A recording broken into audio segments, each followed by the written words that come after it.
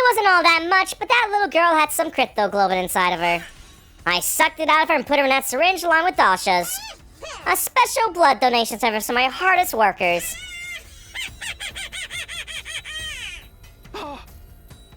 The sponsor's laughter echoed across the school grounds. My heart spun and I nearly collapsed on the spot. That means when we were fighting Dasha, Commune was already... No, you're lying. You have to be lying. Yeah, I don't believe it. You're messing with us. Oh boy. If that's what you think, then take a look. Maybe you'll at least manage to find her body. Commune, where are you? Nozomi was walking on unsteady legs, her expression stunned. Commune, where are you? Answer me, please! After that, we walked every inch of the school in search of Commune. The sponsor was just lying. There was no way she could be dead. That's what we wanted to believe, but... Cool. After night fell, we found a body in the corner of the schoolyard. It was drained of cryptoglobin and completely dissected. But we were sure it was her.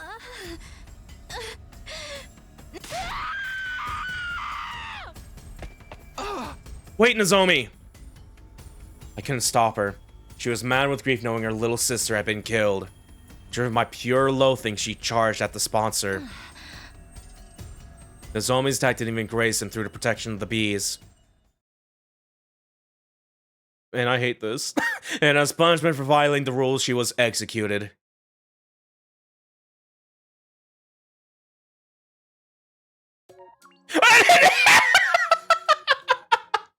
And then she died. Oh my god. Besides that erupt in there, because yeah, there was fucking no way that would just go by that. Because yeah, she was like our only choice of getting out of there. So yeah, killing game route, a cruel end for Commune 85. Alright, that is ending number 10 a little bit. Yeah, so far, like a lot of the routes here in this one particular, or like the split decisions here, have all just been quick like this a little bit. So that's kind of what we can kind of like go through them a little bit here. If nothing else, like the fact that I was able to get that far with like maybe one time this happened where you just got like a bad end like this. Man, I did pretty good. Making all the right choices. Even when I'm shitting my pants a little. Because yeah, Jesus Christ. I know it's just a matter of like reloading the save and like then there you go. But still, it's just like the principle of things. Like, no. You know what I mean? But yeah. All right. A few more to go through here real quick here. Yeah. Oh yeah, this is where the sponsor was gonna give us a bargain where, because yeah, we were having trouble finding invaders for points to the game. The sponsor was giving us a deal where he would give us a location of where a good chunk of them are, because the boss is in that place, and that's our girlfriend right now. We gotta save her. So yeah. We said yes for the sponsor's deal, and a lot of shit happened after that. It thankfully turned out well, but I was genuinely thinking that I might have bat into myself there, and that was, you know, that moment was really fucking, this route was really fucking good. Good lord. Like, that is something I'm probably going to have to rewatch my own time, that playthrough, my experience with that, because, yeah, good lord. Oh. But, yeah.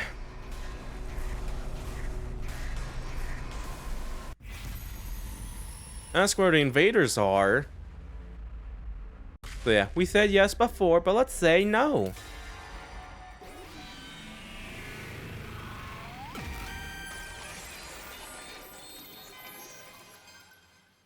Yeah, no. It's definitely like the best ending so far a little bit. Yeah, just on this round in particular. That's not just bad ending so far and stuff like that. But yeah, there still could be a chance for something split off and stuff like that. Because yeah, the slasher route, it has its like own separate little plot thread going on depending on what you do there. Where you're just, instead of going through a slasher horror, you're just fighting zombies now. Like. But yeah, I don't need your help. I'll find more school invaders myself. Stubborn little Takumi. You'd really rather see Tsubasa die than accept my help. I won't let that happen. After firmly turning down sponsors' offer for help, I walked out of the leisure lounge.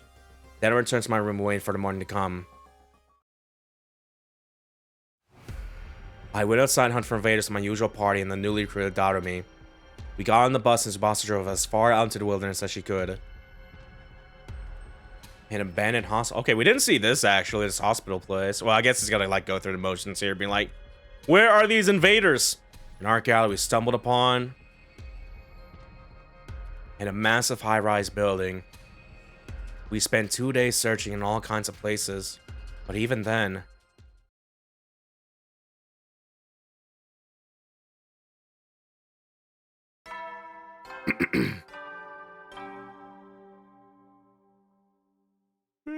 Eddie, you never know when the invaders might... Well then. On the night of day 77, we still hadn't found any invaders, let alone killed them. Damn it, why aren't there any invaders anywhere? The enemy must recall that there are troops still around the vicinity of the school. Probably so that we can't hunt them anymore.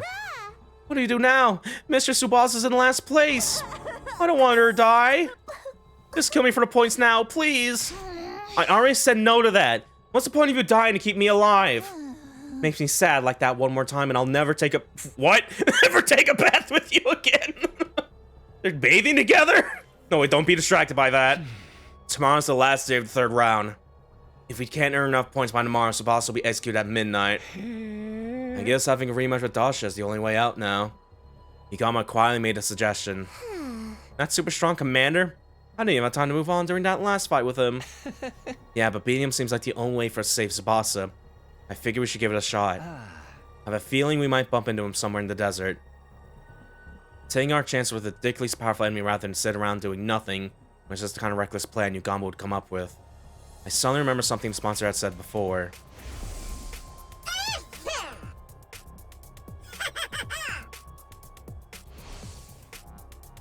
We were in such a tight spot that taking a major risk was the only way to turn things around. How does this sound? We'll head for the desert first thing tomorrow in the morning, find Dasha, and take him down. That's the only way, right? Well, fine. Too bad for you, Dasha. That old man popped me like a balloon before. I need to get my revenge. This bitch always being killed by dragons, by the way. I just realized, because yeah, Dasha's like the dad of like the first guy who fought the first dragon and stuff, which is why they have like the same model. Bitch can't catch a break. Right. Beating will get us this crypto globe for escape pod fuel as well. 2 birds with 1 stone. Dragons hate her. Despite our headstrong proclamations, the grim smiles on our faces betrayed our true feelings. For all our psyching ourselves up deep inside, everyone knew it was virtually impossible for this plan to work. Yeah, because we were supposed to like develop a poison for this, and we really don't have time to do that. Yeah, I'm gonna go and just call it, because yeah, it doesn't look like it's about to do anything. Yeah, in fact, you can even tell, because yeah, the fact that it doesn't like, the fact it kind of like, this doesn't move out of the way, assuming this goes to day 100, it feels like it's about to like end there and stuff like that. In that case, yeah, I'll keep going for a little bit then, because yeah, we should be in close to like another freebie ending here, so. I found myself asleep even as the clock ticked over from midnight into the new day. Is this really going to work? Once morning came, we would be seeking out the powerful warrior Dalsha for battle. Our goal was to earn enough points to pull Tsubasa out of last place. It was the only option we had. Still, we all knew how terrifying strong Dalsha was from our last attack. None of our attacks would even scratch him back then. Isn't there another way? An easier target to earn a large amount of points from. Suddenly, an image surfaced in my head. The faces of Takamaru and his team. Since everyone in Special Defense Team were targets as well, if we kill them, Tsubasa would be safe. I'm not liking this line of thought. No, what am I even thinking? I shook my head vehemently in an attempt to shake that horrifying thought from my head. How could I abandon my scruples like that? Am I really that desperate? Trying to solve this by killing other friends was out of the question. I'd be playing right into the sponsor's hands. Come on, think. What are the other options? Something with a huge success rate that didn't involve harming our allies ensured Tsubasa's survival. I tossed and turned in my bed, thinking the problem over all through the night. There had to be a better way to save Tsubasa from certain execution. Before long, morning had arrived. Wait, that's it! As the morning sun lit up my room, a light bulb lit up in my head. I had found a way to save Tsubasa. Not just that, this method will prevent all future deaths in the game as well. I quickly went about things ready for a newly hatched plan. Once I was done... What's he taking the bus for here?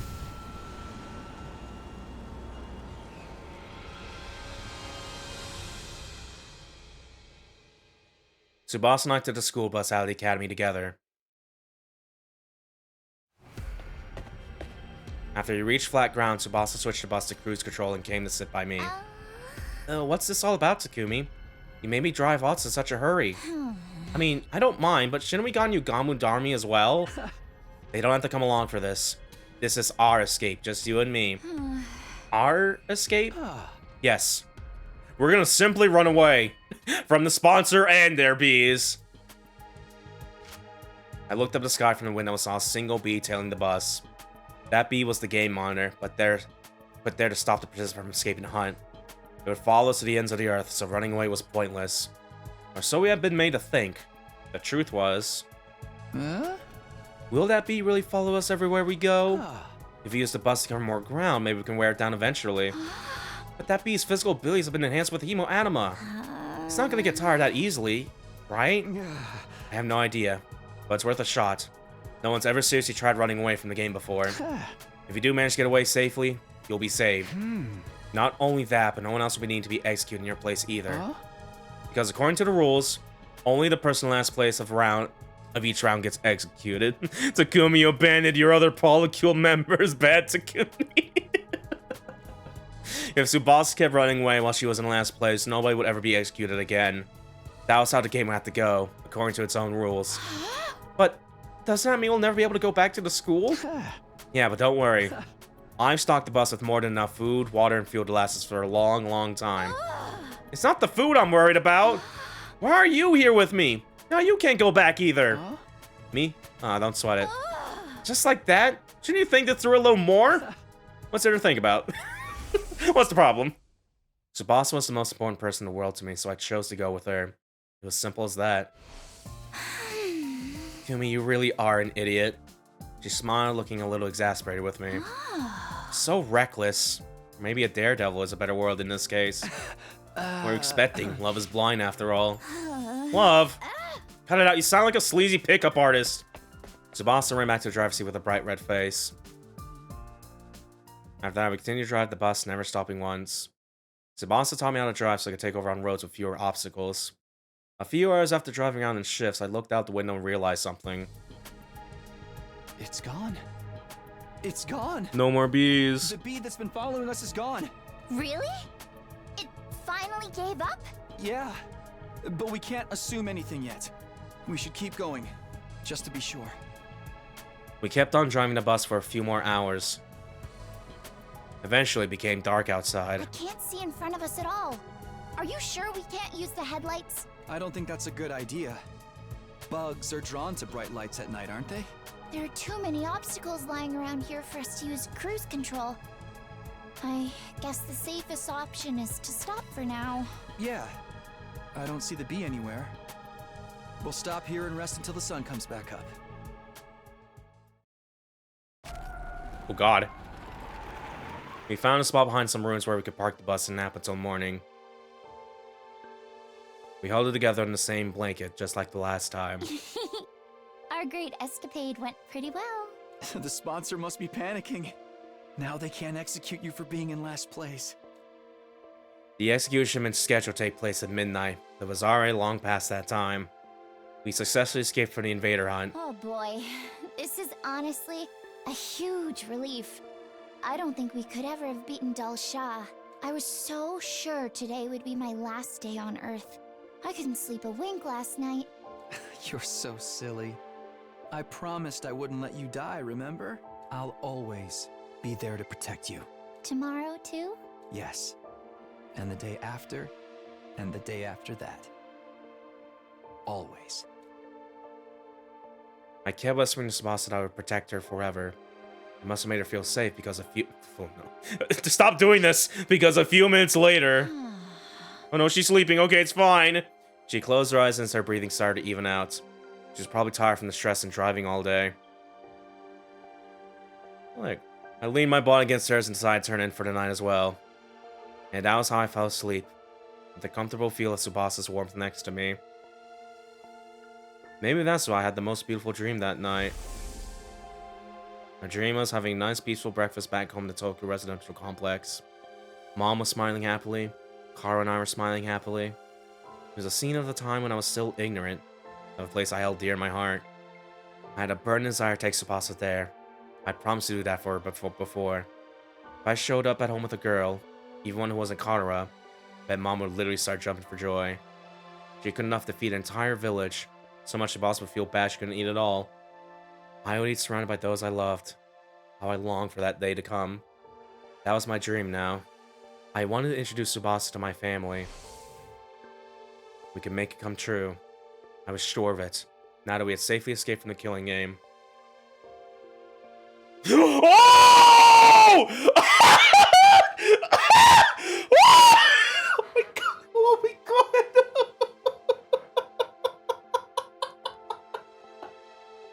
Oh! Jesus Christ!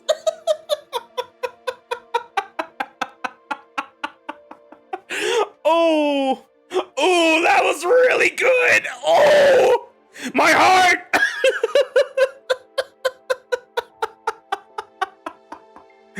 Dude! Oh my god! Holy shit, dude! I no longer had to live in fear that my loved ones might die. Tsubasa and I would always be together. I would always be there to protect her. Today, tomorrow, and forever until the end of time. Holy shit.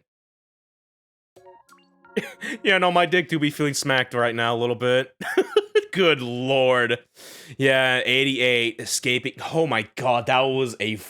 Oh my god, that threw me in a loop. Good lord. Oh my god, my balls hurt. Yeah, that was such a good fake out bad ending, actually. Like, good lord. Oh my god, ending 11.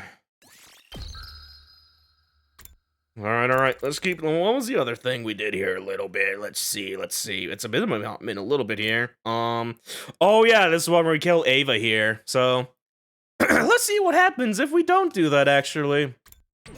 If it's anything, because yeah, so far this has been completely in the middle line a little bit. Even like kind of... Hey, this could probably change, but yeah, even if it goes down here, it still have to stop somewhere in between here, because this is like in the way over here. At least what it feels like a little bit. But yeah, either way, we'll see what happens if we spare Ava.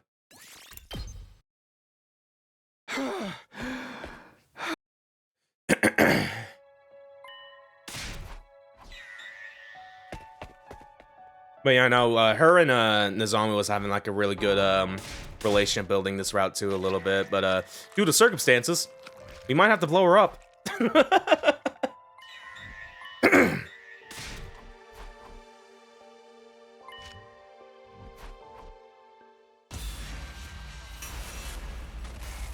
But what if we just did not blow her up, though? What would happen then?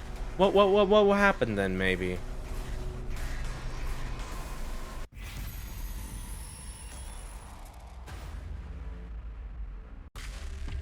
Because yeah, Nozomi might not get points, but what if we just didn't do this?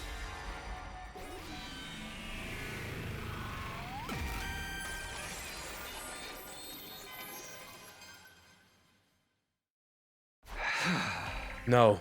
I can't do it. I can't kill you, Ava. You're not thinking clearly, Takumi. If you don't kill me now, Nozomi will die. But I just can't. You're basically an ally to us at this point. Listen to me. You need to do this for Nozomi. You must kill me. Press that button now. You two, what's this killing stuff all about? It's like this, Nozomi. I explained the situation. I told her how Ava was offering to die in order to save her. You can't be serious, Ava. I would never kill you to keep myself alive. Just being able to see you again was good enough for me. I'm ready to die now. Do not speak of death so easily. A kind-hearted child like you deserves to keep on living. I'll say it again. Kill me now. Quick, before it's too late. Ava kept yelling at Nozomi to kill her, but Nozomi wouldn't give in. You have to do it. You have to kill me. Why won't you listen to me? Her loud shouts slowly softened in anguished cries. Please, Nozomi! Nozomi! Please, kill me! Her desperate pleading was suddenly interrupted by another voice. Yo, 3 points. You want to die so much, Ava? You won't mind if I kill you myself, then. It's Takamaru! Didn't think Ava'd be here, too. We get to hunt 2 commanders at once. Lucky us. The squad 4 commanders already dead. Killing Ava 2 will put us in a safe spot for a long time to come. Damn it, I forgot about them. I should have known these point grubbers might find Ava as well. Sorry, Takamaru, but if it's Ava you want, you'll have to get through me first. You bet. I've been wanting to get revenge for what you did anyway. You're not getting away this time, Ava. Takamaru, please, you can't kill Ava. She has a daughter. Do you really want to make that innocent girl an orphan? Nozomi made a last-ditch attempt to appeal to Takamaru's compassion, but to no avail. Come get some, Takumi!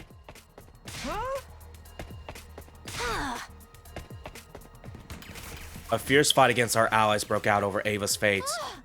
Takumi? Nozomi! Halfway through, Tsubasa and Yugamu spotted us and joined the battle, making it even more tense than before. Oh god. Nozomi! Put her in the fucking gray background real quick. When Nozomi got injured, Ava lost her cool and transformed, throwing everything into greater confusion. You dare hurt my daughter? Duh? You're no mother, just a freaky school invader! We kept fighting each other to the point that we became unable to clearly discern who was on whose side. Finally, in this enemy base far away from the academy, the special defense unit was completely annihilated. Not by the enemy, but by each other.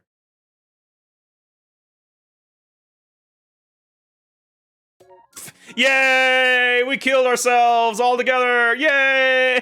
Cartoon finding dust ball, but blood! Yeah, 89, battle for Ava's points.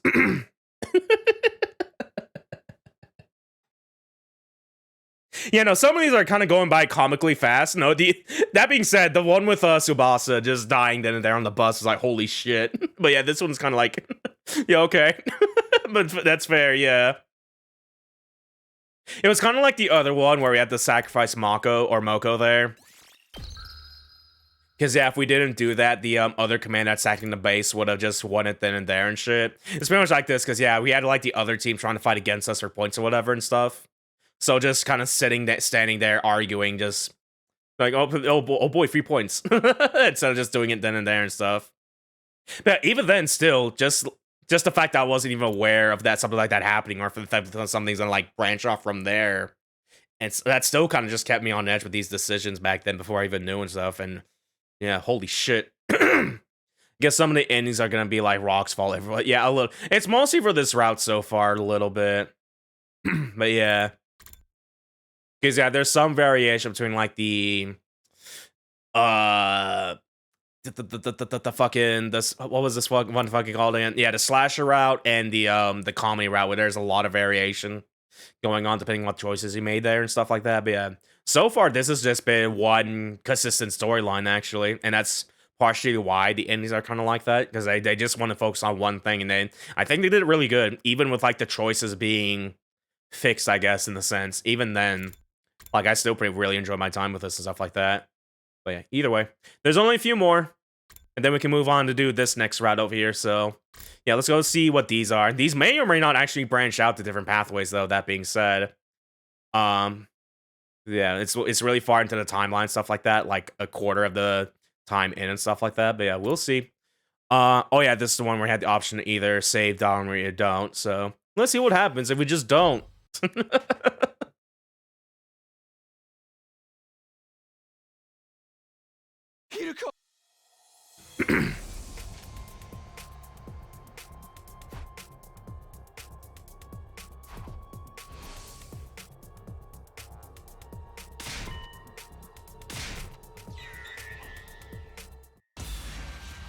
This is the decision game.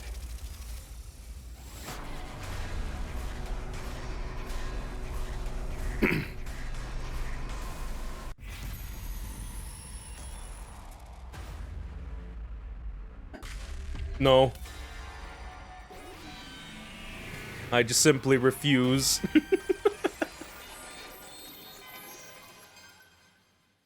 At the very least, the way I do like how it kind of starts out. We're doing like the different, at least for a little bit while we're on this route, because Takumi is like trying to find friendship with Yugamu and Darumi in this case, stuff like that. But eventually, it just starts to trickle off, and we start after making choices where it would be logical to do, but it would just hurt our fifis.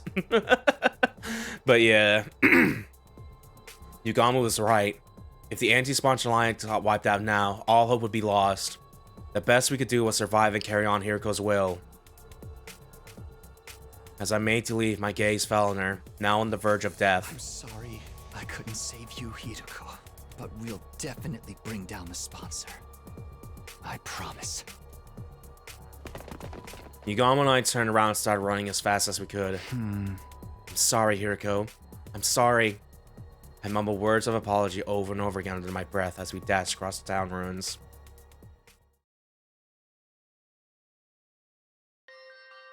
We made it back to the school by the skin of our teeth.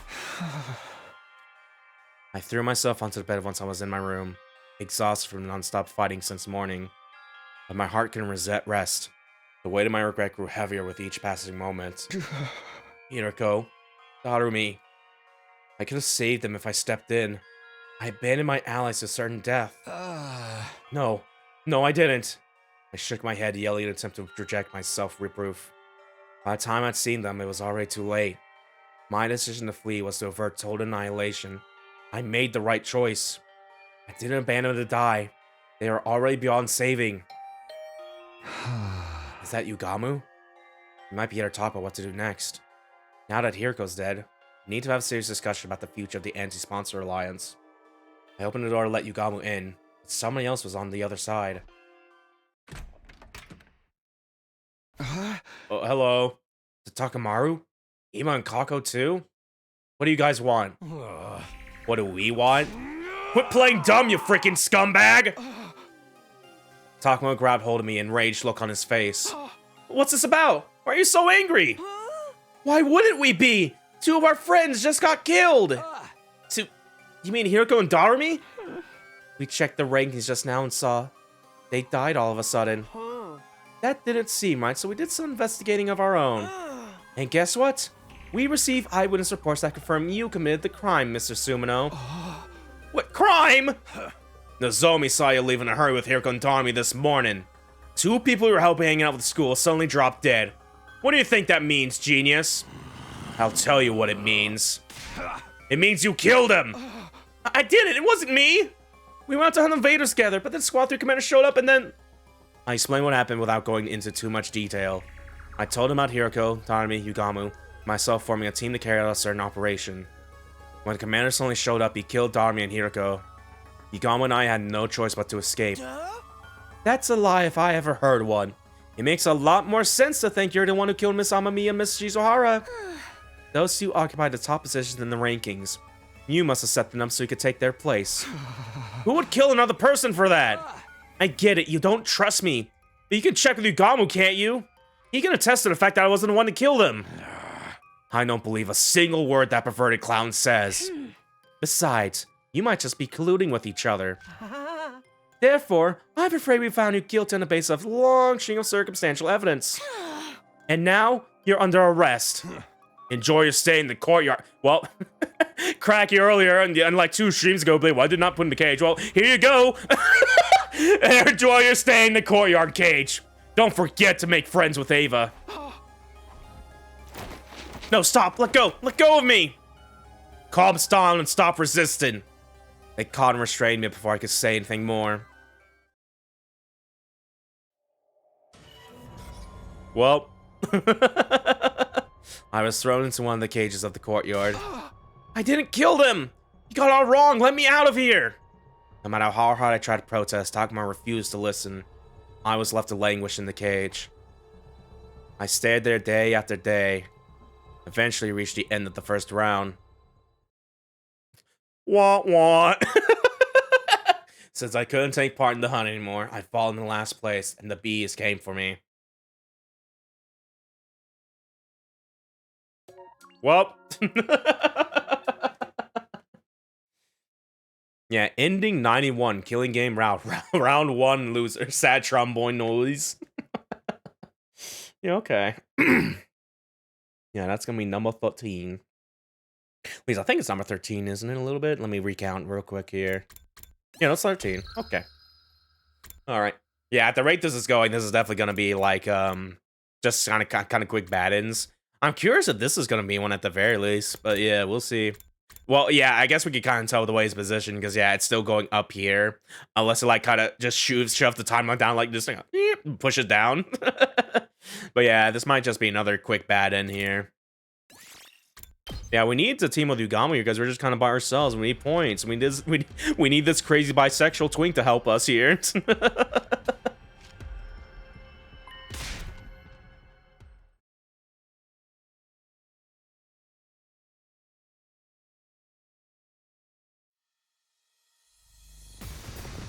Yeah, we should be able to skip this at the very least because we already did it. Our fairy gay mother. Yeah, that. What do you mean I'm doing this? What? No. Alright, we're not gonna find out what that is. Why is that the one time I can't skip a battle, actually? What? Okay. We're just gonna assume, for the sake of the way it's going, it is just gonna be another, like, quick bad-in, maybe. But yeah, either way.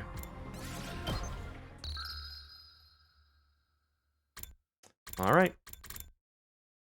If you want to look it up and tell, yeah, you're more than free to do that. Yeah, I don't want to go through battles, even though it'll be quick and stuff like that. I don't want to do that. It should give me a skip prompt, damn it.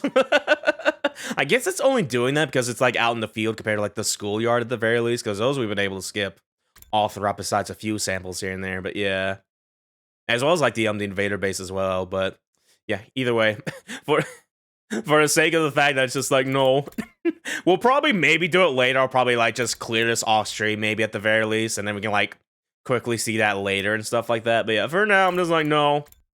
Let's go ahead and do the other big route split here, because yeah, this is all 15A over here. We're now going to be moving on to 15B once we go back here.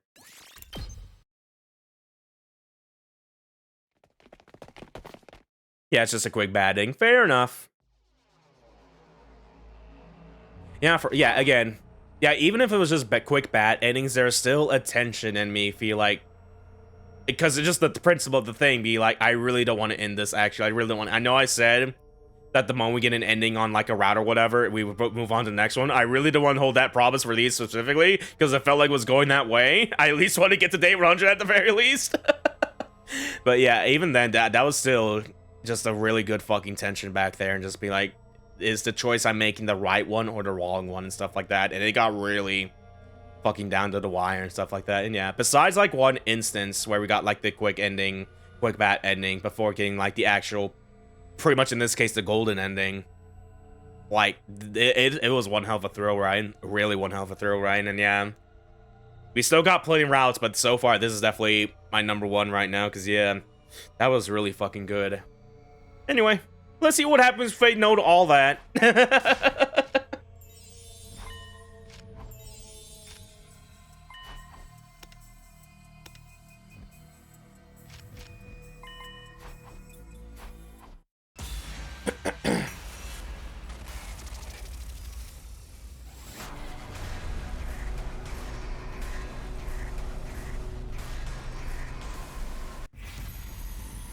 Join the invader hut.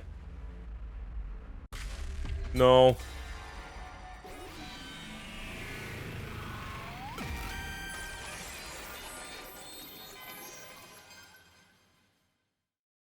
Guys, here's what I think. I'm not going to join this invader hunt thing. Right, of course not. A rational decision. I hope you can all follow my lead in this. I know I will. There's nothing to be afraid of if we all reject it together. Hey, don't speak for everyone just yet. What, you mean you're joining? Of course! I never get a chance to live out my fantasy like this again. Besides, the name Invader Hut makes the game sound like it's gonna be an absolute blast. I'm with Takumi on this one. You'll find me playing that game over my dead body. This invader is just a culprit trying to trick us into believing it'll be fun, but it's clearly stated on the blackboard that this is a killing game. The recording said as much too. I'll follow Takumi's lead as well. It's against my artistic principles to kill for entertainment. This message don't make sense anyway. The sponsor said those not in the game will be eliminated, but we still get eliminated sooner or later if we did join. Don't be stupid. Nobody has to die if we win, right? Right? Darmy, are you even listening to yourself? What? You're taking this I love killing games persona a little too far, aren't you? I'm not. I'm just saying what I really think. Darmy's pigtails swayed as she vaguely shook her head in denial. There was definitely some uncertainty in her eyes. What about you, Hiroko? You haven't said anything yet. Either choice is fine with me. What do you mean? I'm not interested in this game at all. I am, however, interested in finding out the sponsor's identity.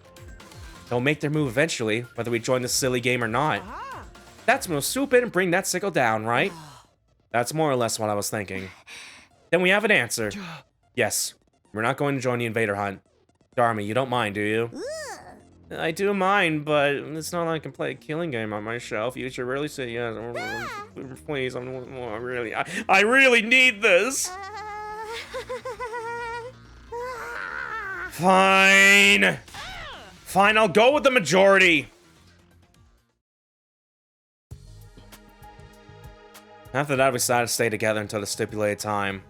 We didn't know what might happen. There was always a possibility the sponsor was actually one of us. Staying together meant we could prevent the sponsor from trying anything.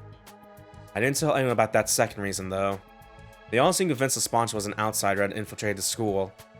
Well, they were acting like they thought that anyway. The sky turned dark as we whiled our time away. Finally, it was 7 p.m. Time mentioned on the voice recorder. That was when I threw the door to the leisure lounge open. Not because I wanted to join the game, of course. I was there to declare, as team leader, that none of us would be joining. I'm super duper tired, so I'm gonna head to bed. I'll catch up with the VOD soon, maybe, haha. Good night. Alright, then good night to you too, Quacky. Thank you for stopping by and all that. Have yourself a good old honk shoein'. I was there to declare as team leader that none of us would be joining. Everyone else stood outside just in case. Turning around, I could see the others trying to peer in through the door, which was slightly ajar. There was nobody inside the room, not even a faint presence. After looking around, I lifted my head to the ceiling and shouted, Hey, are you there? Can you see me? I'm here to tell you none of us will be joining your stupid invader hunt.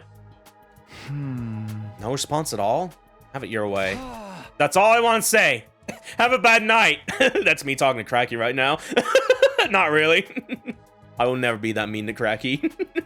After that cold farewell, I turned around and stepped out of the leisure lounge.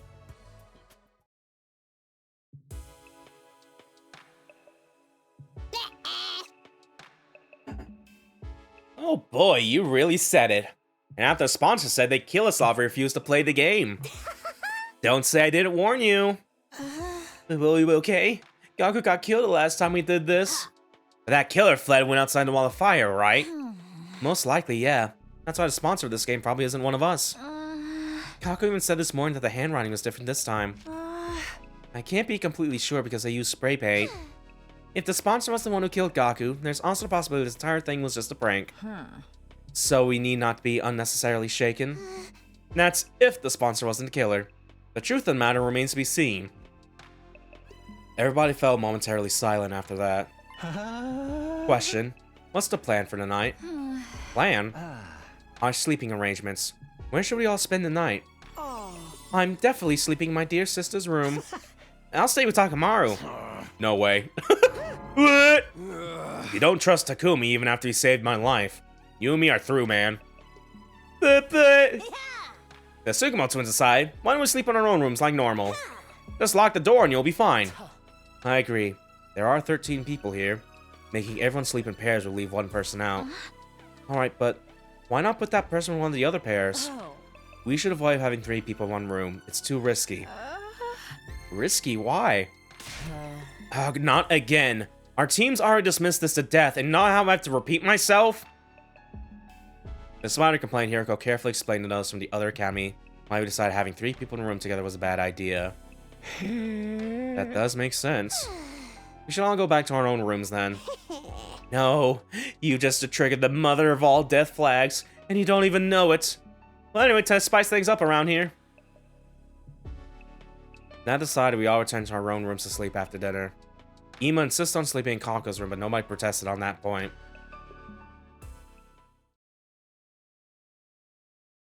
Alright.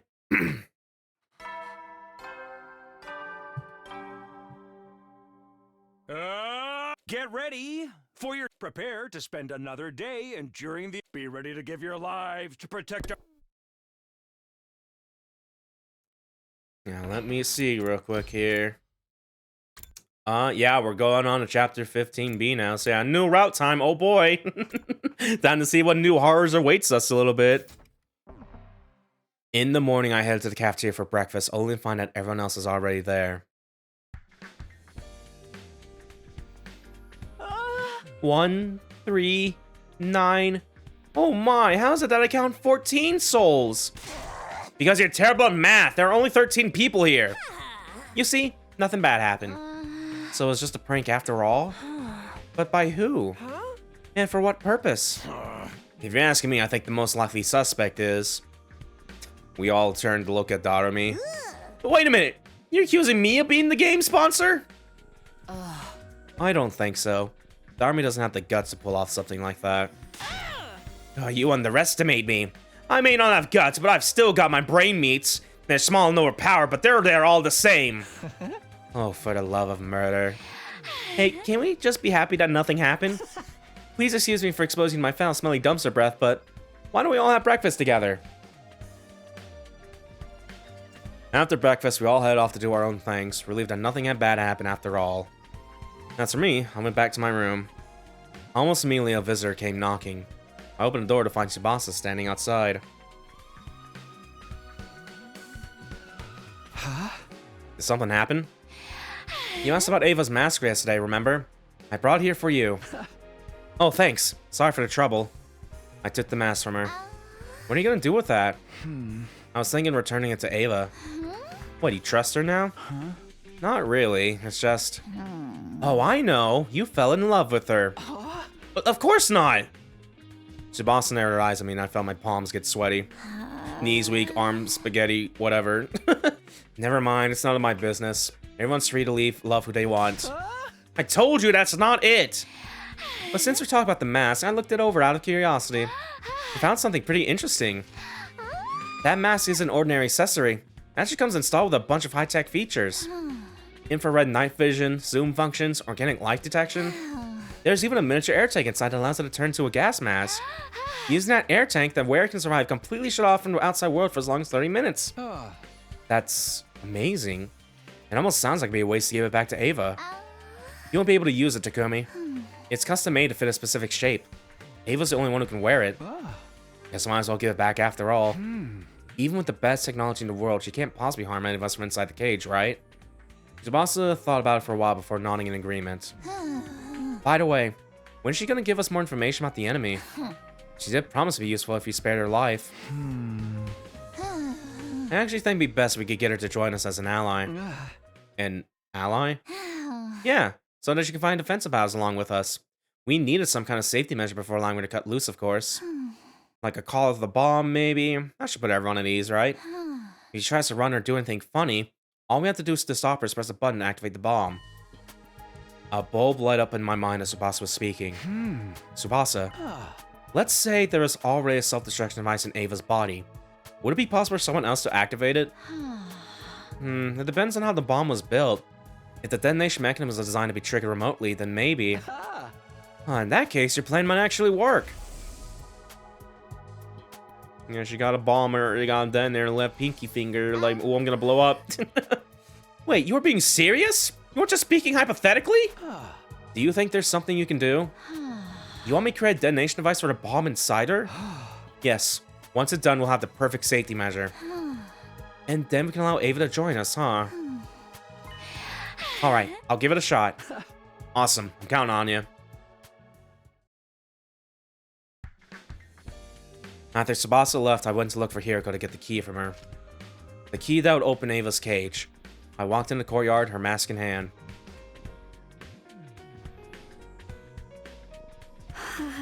Takumi. Here you go, as promised. But that's my mask. It sure is. I opened the cage using the key Hiroko gave me. After handing Ava's mask to her, I closed the door and locked it again. Thank you, Takumi. I don't know what to say. No need. Just keep my promise. Well, I'll be seeing you. I turned around, giving a casual wave as I walked away.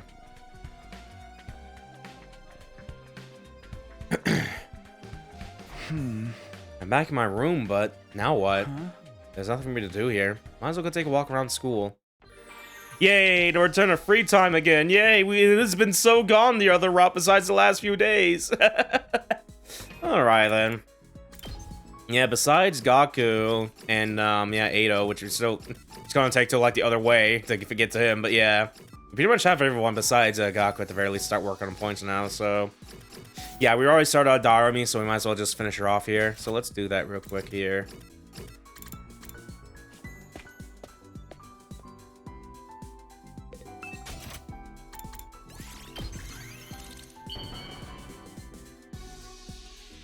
There you go. How do you know me so well? There we go, dab her up. My parents are good-for-nothing loafers, so I have to earn my own living. Doing what? I don't feel like talking about it. Just makes me remember how gross some clients can be. Oh, get your mind out of the gutter. It's not as bad as you think. Just a little bit. Somewhat. Sometimes I have to put on glitter makeup for work, and it's like, yikes! That's why I do my makeup the way I like it on normal days, and wear the clothes I like. I can't get into the right mood otherwise. Just trying to live life is already tough enough. What, do you think I look like a clown? I'm not offended. You think what you want, and I dress how I like. What if Darm had a little red clown nose on her? Besides, everyone needs a clown in their life to make them feel better. Even someone like me has a place in the world. Thank you, Darumi. Alrighty. Yeah, Hiroko was still at 2, so we'll go ahead and move on to her now a little bit.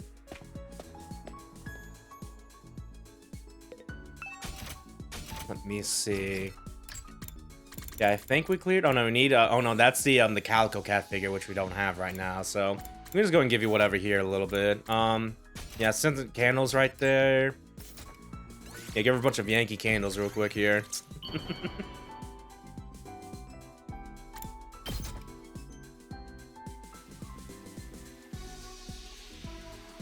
For me? I see. Thank you. This makes me happy. Oh, immediately get the bottom too, hell yeah. All of you fought the invaders for the first time at this school. I, on the other hand, had been fighting them at the Tokyo residential complex before this. They sometimes showed up at the complex. I would disguise myself when I fought them so as not to cause a commotion. Anyway, check out this big diving spacesuit, by the way. Do you think it's cool? I simply put on a mask that had been lying around in my room. People thought that I was some kind of mysterious villain. But since my face was concealed, I could exterminate the invaders with a smile on my face. Recently, the neighborhood kids even began cheering me on when they saw me fighting. What a bother. I can only hope they don't see me as some kind of hero.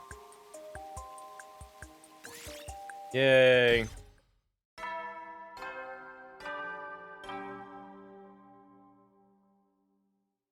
At ease, soldiers.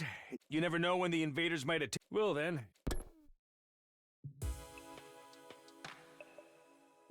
I went to bed after an uneventful day. No, it only seemed uneventful. Something may have been brewing behind the scenes without me noticing. But since I had no way of ascertaining that, I decided to simply go to bed and pray sleep for the night. Okay. I'm sure that doesn't mean anything for later.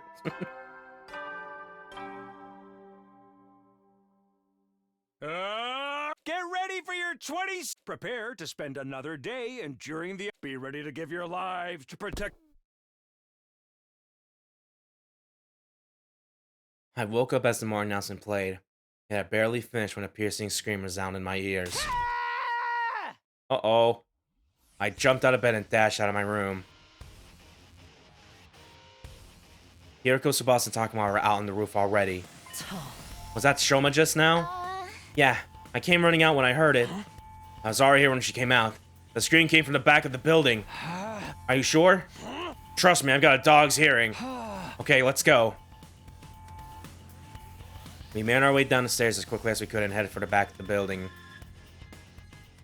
It didn't take long for us to reach our destination where we saw... Oh, Jesus! Oh man, already, huh? Shoma! I rushed over to check his pulse and breathing. Nothing. He's dead. Why do they all gotta die in these routes? No way! By this time, other team members had come running as well. It was Nozomi, Moko, Kyoshika, Yugamu, and Kurara.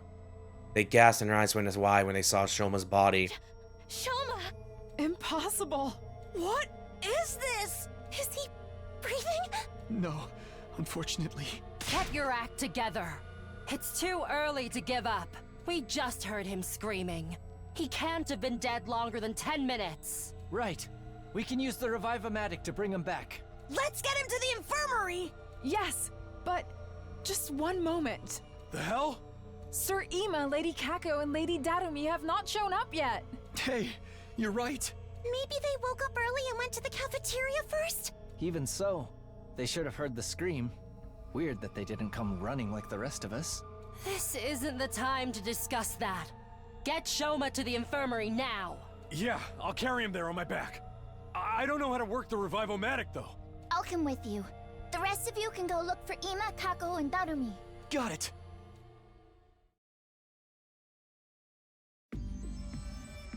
Takamar put Shoma on his back and immediately ran off to the infirmary with Tsubasa. The rest of us then split up to look for Ima, Kako, and Darumi.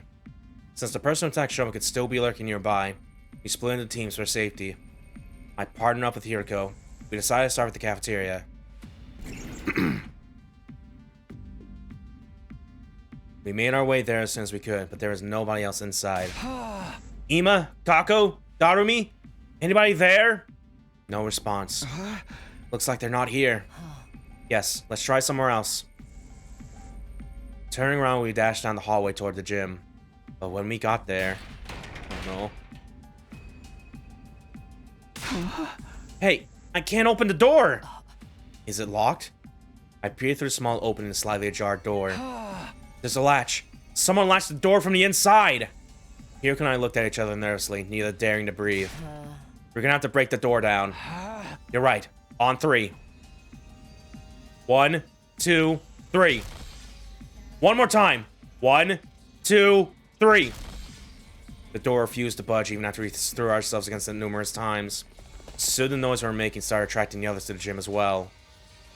We need some help here, guys! What we were trying to do was obvious enough that we didn't have to explain. Everyone nodded, took a couple of steps back, and prepared to charge the door. Ready? Go! The latch broke apart with a cracking sound. We all tumbled into the gym together. And lying on the floor in front of us... Oh... This is... unbelievable. I ran to Kako and put her finger on her neck. There's no pulse. She was deathly cold. Kyoko came from behind me and started examining Kako's body. Once she had finished, she turned to look at the others and silently shook her head. But it's okay. She couldn't have been dead for too long, like Shoma. Hopefully, because this is about to be bad if she doesn't revive, because Ima's over there gonna be like, with a knife. And we should take her to the infirmary now. Yeah. Nozomi ran over to Kako and lifted her up. As she did, something fell out from Kako's right hand. Yeah, that's poison. What's this, a medicine bottle? By the time I noticed, Nozomi had already run out to the gym, carrying Kako's body.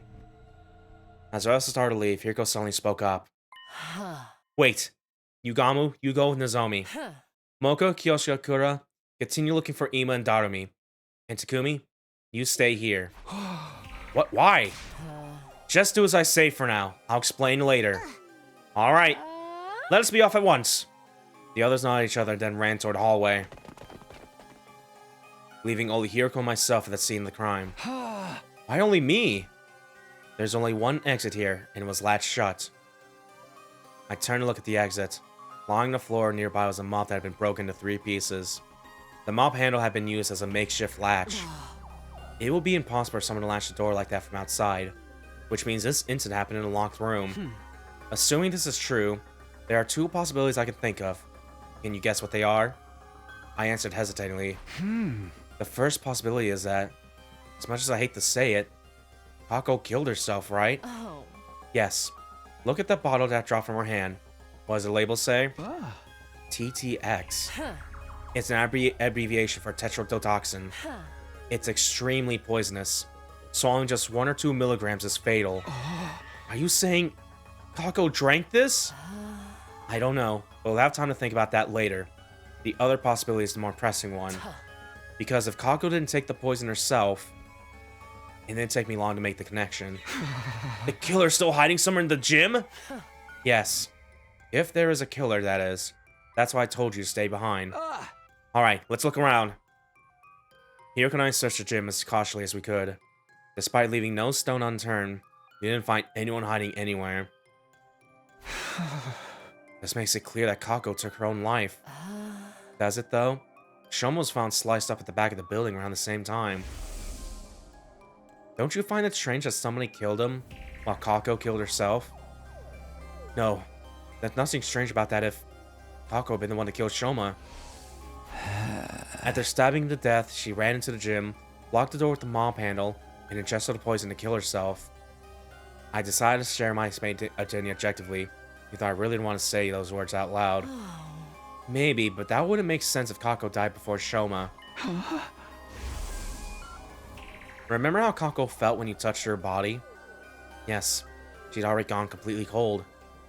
I noticed it too. It's probably been several hours since she died. So Kako killed herself sometime last night, and somebody killed Shoma sometime this morning? Or Kako was also murdered. That's a possibility as well. How's that possible when the door was latched from the inside?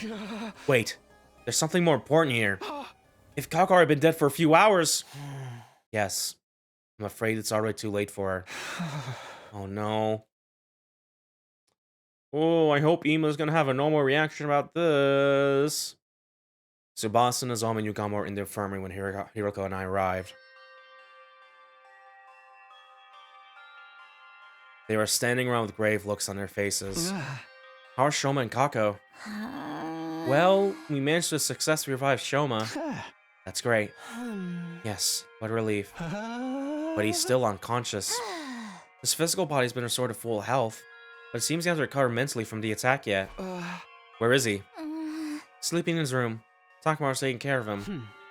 And what about Kako? We did put her body in a revival matic, but alas. Hiroko and I went behind the revival mat to look at the monitor. What was written on the screen made our hearts sink. Cause of death. Respiratory paralysis induced asphyxiation. Estimated time of death. Day 27 between 1 a.m. and 4 a.m. Traces of TTX poison detected in the body. Oral intake of TTX presumed to have led to respiratory paralysis induced asphyxiation. No external injuries found on body.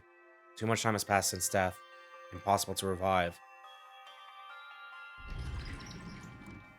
The silence of the room was broken by the door being thrown open and 3 people running in. Darumi, you're safe! Where were you all this time? In the rec room playing slots? You are doing what?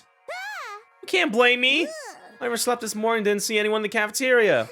I just assumed everyone was off doing their own thing. Yoshika and I found her in the rec room and dragged her here. We've already told her about Shoma and Kako. Still, we didn't yet know if they'd successfully been revived, so here we are. Did it go well? Just then, the 2 other people barged into the room noisily. Oh boy. Miss Osuzuki! told me what happened. I fell asleep in my dear sister's room last night. When I woke up, she was nowhere to be found. I've been looking around for her ever since. I saw him running around the hallways like a headless chicken and brought him here. Where's my dear sister? What has happened to her? I explained the situation to everyone who just arrived. The news that Kako could no longer be revived hit everyone like a ton of bricks. Tears started welling up in Moko and Kyoshika's eyes while Kura was sniffling on their way in her mask. Darima alone shed no tears. She had a vacant look on her face as she stared absently into space. And as for Ima... No! No! No! Dear sister! My dear sister! No! With an anguished cry, the distraught Ima lost control of all reason and started lashing out. We managed to wrestle him to the ground and pin his limbs down even as he struggled violently. Wait here while I go grab the gamma feel. What's that? Powerful anesthetic. We have some in the biolab. Yugamu dashed off as quickly as he could. He came back a while later with the gamma feel, which he then injected into Ima.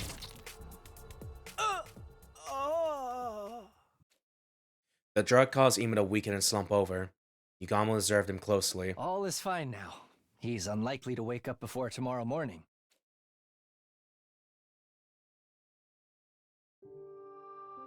We moved the unconscious Ima to his room and assigned Moko to watch over him. After that, we took Kako's body to the morgue. There are now 3 bodies lying on tables in the morgue. Kako's body was the smallest. I kept staring at her. When I closed my eyes, I could still see her innocent smile. I couldn't believe the girl I had thought of like my own little sister was gone now. An indescribable ache spread throughout my chest at that thought. Unable to stand the pain, I forced myself to look away.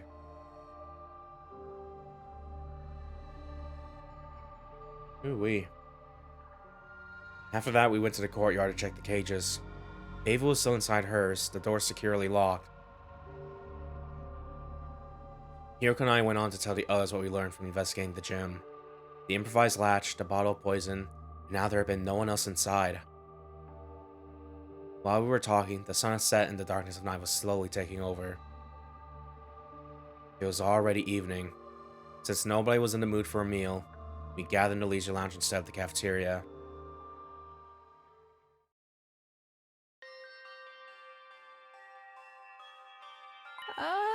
Sir Takamaru? Were you not supposed to be attending to Sir Shoma? Yugamu took over. Shoma's still out cold, but he's physically fine now.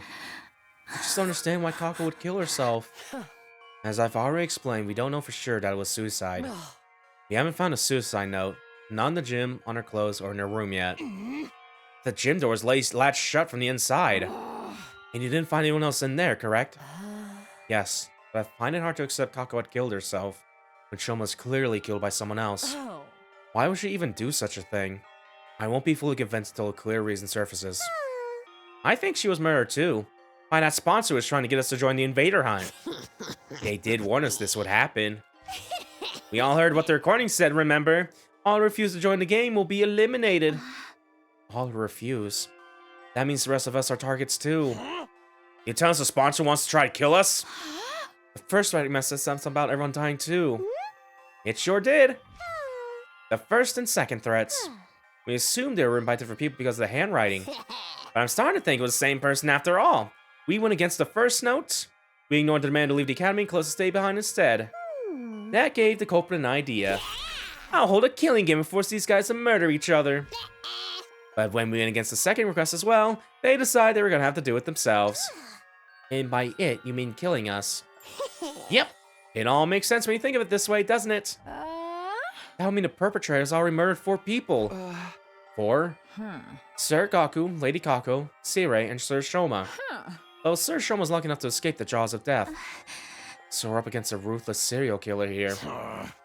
We can't just let someone butcher our friends get away scot-free. But how do we find them? Haven't I mentioned this before? The killer may well be one of us. Everyone tensed up at Hiroko's words and started exchanging suspicious glances. Not everyone is a suspect, though. It would have been impossible for Takumi, Tsubasa, Takamaru, or me to have done this. How can you be so sure? Oh, that's right. The four of us met each other on the rooftop this morning, immediately after hearing Shoma scream. He was stabbed at the back of the building. Even if we could teleport, there's no way we could have appeared on the rooftop right after slicing up that badly. He wasn't thrown down on the rooftop being stabbed either. His body hadn't taken any fall damage. Just a moment. What if all four of you were working together? Yes, it would definitely seem possible from your point of view. That would also mean one in three of our team are killers. I don't think the SD will be worth much then. That line of reason is strong enough to prove you're innocent. Anyway, what were the rest of you doing at that time? I remember those who came after us were Nozomi, Kyoshika, and Kurata. Moko and Yugamo too, though they aren't here right now. Where did you guys come from? I ran from the entrance hall. I simply found myself in the group I was heading to the back of the building. How'd you know to go there? Well, I heard Shoma scream, but I chose to wait in my room first before making a move. Then I overheard you guys talking outside. You said something about the scream coming from the back of the building, remember? So I followed you to the scene of the crime. Nozomi and Darumi said the same thing, but I couldn't tell if they were telling the truth. Whatever the case, there was no denying the perpetrator could have joined up with the group halfway through without anyone realizing. Your suspicions are misplaced, especially when there is much likelier suspect to cast aspersions on. Yes, someone didn't show up at the scene of the crime. Wait, you mean me? You're totally trying to get us all to join that stupid killing game. So we refused to behave after that second threat, you decide to... It wasn't me! I had nothing to do with that threat! I overslept, that's all! We all shot Darumi with deeply suspicious looks. Her dismay and bewilderment were palpable. Beads of sweat rolled down her face, making her makeup run. Hey, can I say something? I think it's counterproductive for us to be doubting each other like this. How are we going to handle future battles if we can't even stay united? Let's calm down and think about things rationally. Under normal circumstances, the probability of the killer being an outsider is a lot higher than the alternative. But would an outsider be able to slip in without triggering the alarm? Well, that's... Maybe it was Ava? Impossible. We checked the cage just now, remember? She was still inside and the gate was properly locked. Not only that, I have the key right here. This is the only key and it can't be duplicated, as Hiriko said. Also, I locked my door last night, so nobody could have stolen the key from me while I was asleep. What if you were working with her?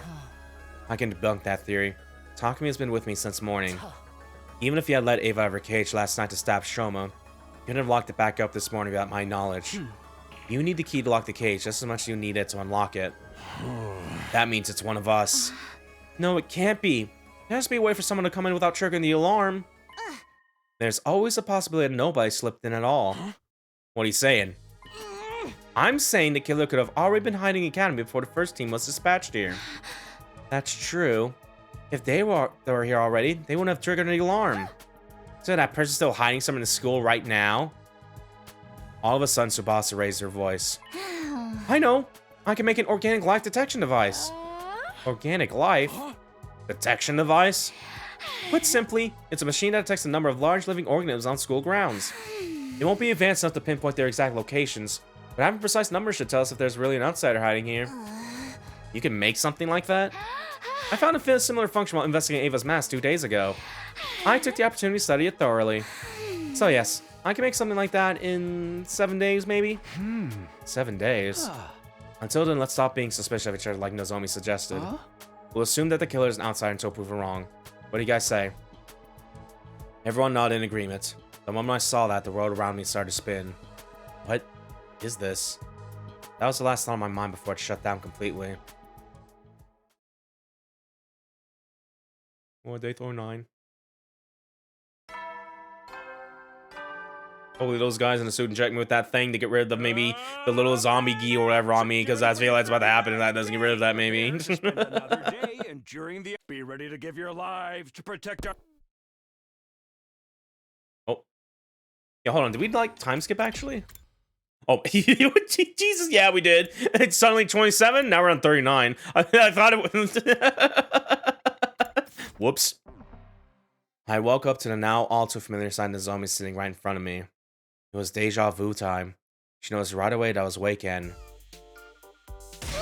Woo! Leapt to her feet with an ear-piercing scream. She scuttled frantically around the room a few times more than the last before finally coming to a stop. And then she just stood there in a daze. I watched the entire scene play out before sitting up. What day is it today? Day 39. Huh? I faint on day 27, so I've been out for 11 days? Yes, we're almost out of emergency feeding drips. Ah. Why did I lose consciousness? I didn't get stabbed on day 27, my old wound didn't reopen. Nozomi regarded me with a somber look on her face as I mumbled to myself. Then she gave me diagnosis. We think you have the fainting disease. Huh? Fainting disease? Also known as psychogenic pseudosyncope. A disease that causes you to suddenly lose consciousness after being exposed to strong psychological shock or stress. Like your mind just blows out. I have a disease like that? Yes. After what happened to Shoma and Kako on day 27. Your mind suffered a heavy blow. Even though you somehow made it to nighttime okay, the moment you felt like you could relax, your mind completely shut down. Just like that. How could you tell I had this disease? This is the third time you faint out of the blue, right? And it always takes you a long time to regain consciousness. This didn't seem like normal behavior, so we decided to scan your brain, using Revival Man's diagnosis function. I don't remember containing disease like that. This is what the machine's analysis said. Trace of treatment found on damaged parts of the brain. Fainting disease likely to develop as after effect. Treatment on damaged parts of my brain? I don't know what exactly happened. At any rate, the damage isn't life-threatening, doesn't affect your cognitive functions or your judgment. So that part's nothing to worry about, at least. Easy for you to say. This means I could fade again if something stressful happens, right? Yes, but I'm sure we'll be alright. As long as we make sure nothing too stressful happens again. So, has anything changed? Changed? Like, have you guys learned anything about the killer while I was out? No, we haven't made any progress in that area. The unknown killer remains at large and we don't have a single clue to follow. No one's been intact since then, so we're still alive at the least. What about Shoma and Ima? Shoma's regaining consciousness already, but he said he doesn't know who stabbed him. You can ask him about it yourself later. And Ima? He's barricaded himself in his room and hasn't said much to us. Just a word or two when we deliver food to him. Needless to say, he didn't find the defensive battle that happened on day 33. Ima, Shoma, and Darmi sat out the battle as usual. Are those three still suspicious of me? Yes, they seem to think you're the most likely suspect. But even if you weren't the one, it had to be someone from the SDU. That's what those three believe.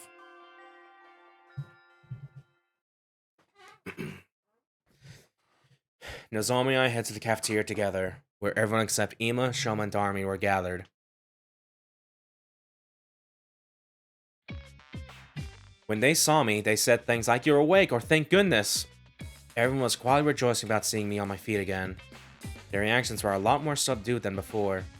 I could hardly blame them. This is the third time I've woken up after losing consciousness for several days. At least, that's what I thought. It turned out they had another reason to be despondent. The dark, gloomy aura that hung over the group indicated there was something more at play here. I finished breakfast and returned to my room. Soon after, Tsubasa came knocking.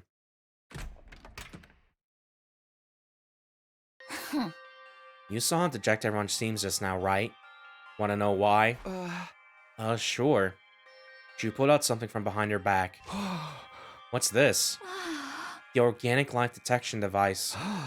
Oh, right, you finished it. 5 days ago, yeah. But now I wish I hadn't. Why not?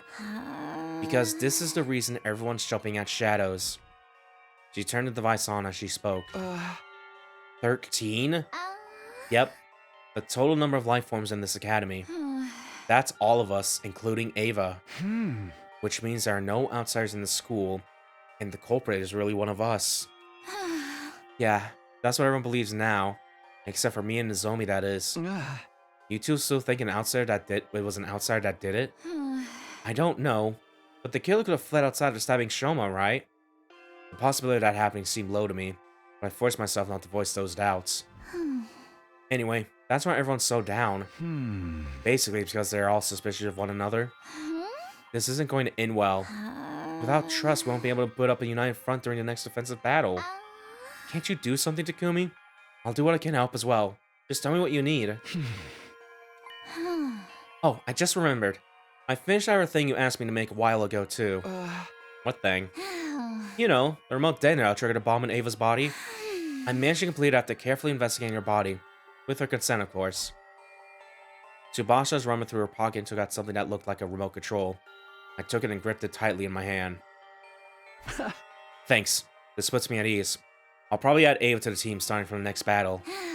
Yeah, that should up out our combat power. The problem is getting the others to trust her. Oh well, I've done my part. The rest is up to you. With that, she left the room. Up to me, huh? How should I do this?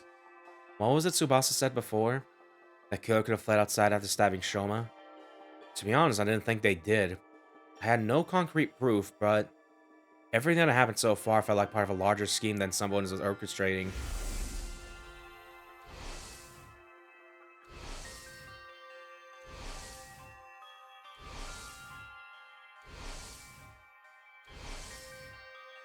At the very least, I wasn't convinced the culprit was going to stop at Shoma's stabbing. In that case, excluding myself, the killer must be one of the other 12 students at this academy. No, wait. Shoma was a victim. If Hiriko, Tsubasa, Takuma, and Ava are also innocent, that leaves just 7 suspects. Garumi, Nozomi, Kyoshika, Yugamu, Moko, Ima, and Kurara. I never really chose to treat any of my friends as suspects. As it turns out, I don't have a choice right now. I won't gain everyone's trust until I identify the real culprit. And if I don't have their trust, the SCD will fall apart and everyone will be annihilated by the invaders. The only way to prevent that from happening is to reveal the identity of the killer.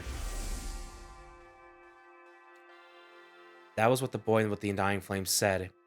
He must have known something like this would happen. At any rate, this was the only way of resolving all this that I could think of. I have to find the culprit no matter what. I clenched my fist and resolved to devote myself to the investigation. Alright, okay, I guess we're now getting to, like, maybe the more murder mystery part of this a little bit, because I thought that was about to be the, like, early before, like, the killing game started here, but yeah, I guess we're gonna, like, do more of that here a little bit. Yeah, either way, we'll do a quick save here a little bit. Okie dokie. Yeah, just gonna try to talk to Ima here. Hey, Ima. I rang the doorbell. No answer. I tried a doorknob, but it was locked. Ima, I know you're inside. Can we talk? Hey! I'm trying to track down the culprit, but I need something to go on. At that, a voice called out from the other side of the door. Ah, you're awake, Mr. Sumino. Unfortunately, there's nothing I can tell you. Come on, there's gotta be something. You see, I'm suspicious of you too. I think you may have been the one who killed my dear sister. What are you talking about? I didn't kill her. In the first place, Kako, she killed herself. Is that what you're trying to say? A preposterous suggestion. There is absolutely no reason for my dear sister to do such a thing. She had no worries, no sorrows. Even if she did develop any, she would have told me about them. My dear sister did not kill herself. I have no doubt she was murdered.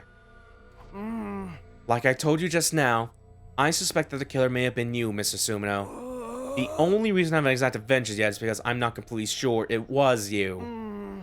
Accidentally killing the wrong person will be playing right into the hands of the real culprit. But I might lose my sense of reason if we continue to speak much longer. Can you please leave now while I'm still in my right mind? I could sense that prolonged conversation would lead nowhere. Ima refused to respond to any further attempts to talk. Okay, that went well. Let's go over here in the leisure lounge. What are you guys doing here? If it isn't serial killer Takumi, you're awake. I'm not a serial killer, so stop calling me that. Anyway, I'm investigating the identity of the culprit right now. Do you mind if I ask a few questions? Well, can you be any more shameless? The criminal's role-playing a detective now? I'm not talking to you, I'm asking Shoma. Oh, you want to know the person who stabbed me? I've told the others a bunch of times already. I didn't get a good look at him. Wait, I thought you were sure Takumi did it. Yes, but it's not like I have any proof, so... Does that mean you didn't see the culprit when you were stabbed? No, I did see someone, but they were wearing a mask. How about a person's height or body structure? I can't be sure. They are dressed in a long black poncho thing. Must have seen some identifiable features. I was attacked the moment I turned around, so I'm afraid not. I screamed immediately before I realized I'd been shoved to the ground. I don't remember anything after that. I fainted after the first 2 or 3 stabs. So, you don't even know if it was a man or a woman? No. Did they say anything? Actually, I did hear something was being stabbed. The person kept saying, die, die. Then should have been able to recognize the voice. The thing is, I didn't. Why not? Their voice had been changed with a voice changer. A voice changer, huh? Okay. Yeah, we did find, like, the voice changer, like, before this route, that route split a little bit, so that's gonna be coming to more of a play. Without a doubt, it's gonna be, like, whoever... Like, I think, like, the first sponsor was gonna be part of, like, the killing game, and because that's not happening here, it's like, I'm gonna kill. Fuck these guys. And yeah, with the knowledge that they may or may not be a zombie as well, with the gummifying the body remains stuff being already mummified and stuff. Yeah, I think that could happen, maybe. But yeah, let's go talk to Ava real quick.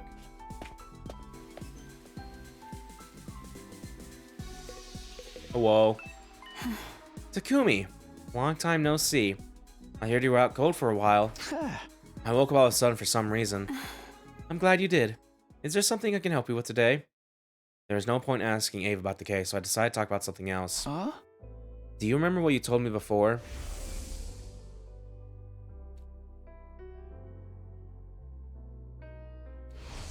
And then you set aside to take your chances with us, right? Yes. I will no longer try to self-destruct in everyone's presence, for the reasons I previously explained. Then, will you fight with us instead? What? Fashionist, the one who betrayed you, is still alive, right? By joining us in battle, you can personally take revenge against her and her underlings. Is that why Tsubasa has to conduct a thorough investigation of my body the other day? So that if I ever tried anything, your team will be able to detonate the bomb inside my body remotely? Using the device she made? Yes, but I just want to make one thing clear. I didn't ask for the advice because I'm suspicious of you. It's just something that needs to be put on the others at ease. Ava thought for a while about what I said. Alright. You saved my life, so if there's anything I can do to help you, I'll do it. Thank you. Unfortunately, you'll still have to wait for a while before I can let you out of here. I need to clear with the others first. Understood. I will wait. Alright, well, she's willing to join a little bit here in this route. Let's let the Hiroko over here in the morgue.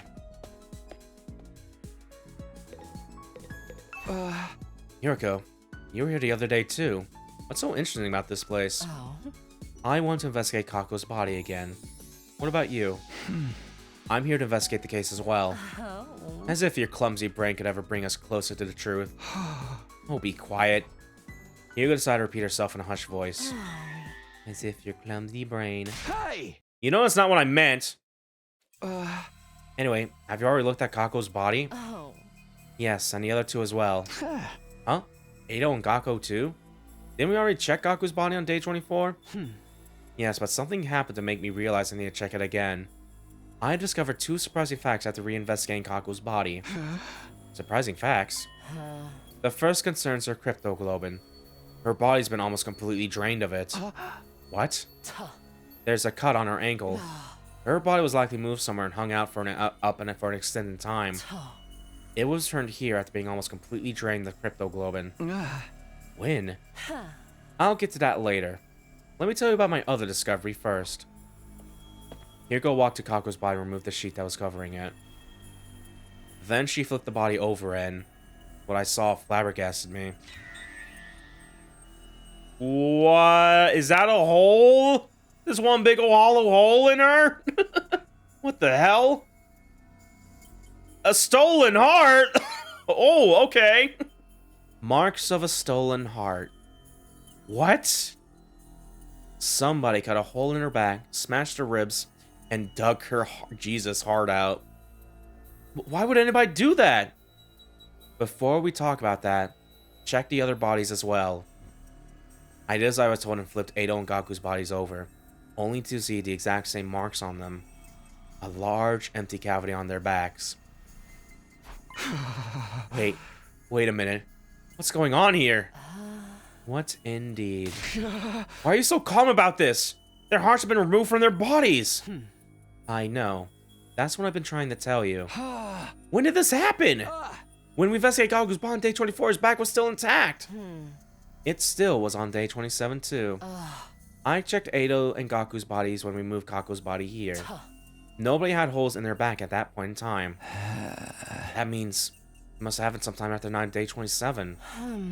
The perpetrator likely did the detour to all three at the same time.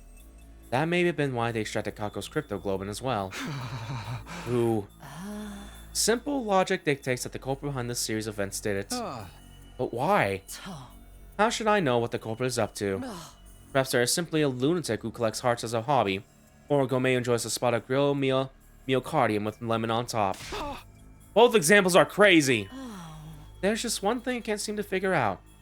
Why were the hearts extracted from the back? Making open the chest would make removing them so much easier. Why go about this way? Neither of us could come up with anything feasible, so we decided to investigate the bodies again. But there was not a single further clue to be found. Okay. Well, we got someone that can steal hearts now. So that's cool. That's fine. I'm gonna talk to Yugamu. Do you want to think that could steal hearts, maybe? You're a little body physician here. Medicine. One of mankind's most eminent inventions for sustaining life. And dealing death. How can I help you today, Takumi? I told Yugamu that I was investigating the case. Does that include Kako's death, too? Yes. The suspicious circumstances of her death bother me as well. My main objective was to solve the attempted murder of Shoma. That didn't mean it was my only concern. Any information that might help solve Kako's case would be more than welcome. There are other cases to think about as well, like serious destruction and Gaku's murder. But I hadn't found any other clues to those cases by my thorough investigation on day 24. So I decided to focus on Shoma's case first, while the trail was still fresh. Is there something bothering you about Kako's case? Yes, there is. Remember her cause of death? She ingested tetrodotoxin, extremely potent poison. When we found her, she was holding a bottle labeled TTX slightly in her right hand. That bottle was originally from this biolab. So the poison was taken from here? That would appear to be the case. Whether by Kako, who then killed herself with it, or by someone else who used it to kill Kako. Is this room open to everyone? Sure is. There's no lock on the door and the cabinets are unsecured too. Anyone could have taken anything at any time. Somebody also stole some gamma fuel, plus syringes and needles to administer it. Gamma fuel. The substance used to knock Ima out on day 27? The very same. But if it's still here, it has been stolen, right? There are multiple bottles here. Several are missing. It didn't happen recently either. I first noticed the missing bottles on day 27. When I came here to get the supplies needed to help with Ima, I saw that there was already some missing. Why would the killer do that? We don't know for sure if the killer was the one who stole them. The thing is, at the proper dilution, this substance can numb the body's pain and emotional receptors without causing loss of consciousness. Perhaps that's what the thief wanted to use it for. Okay. Let's go over here in the cafeteria.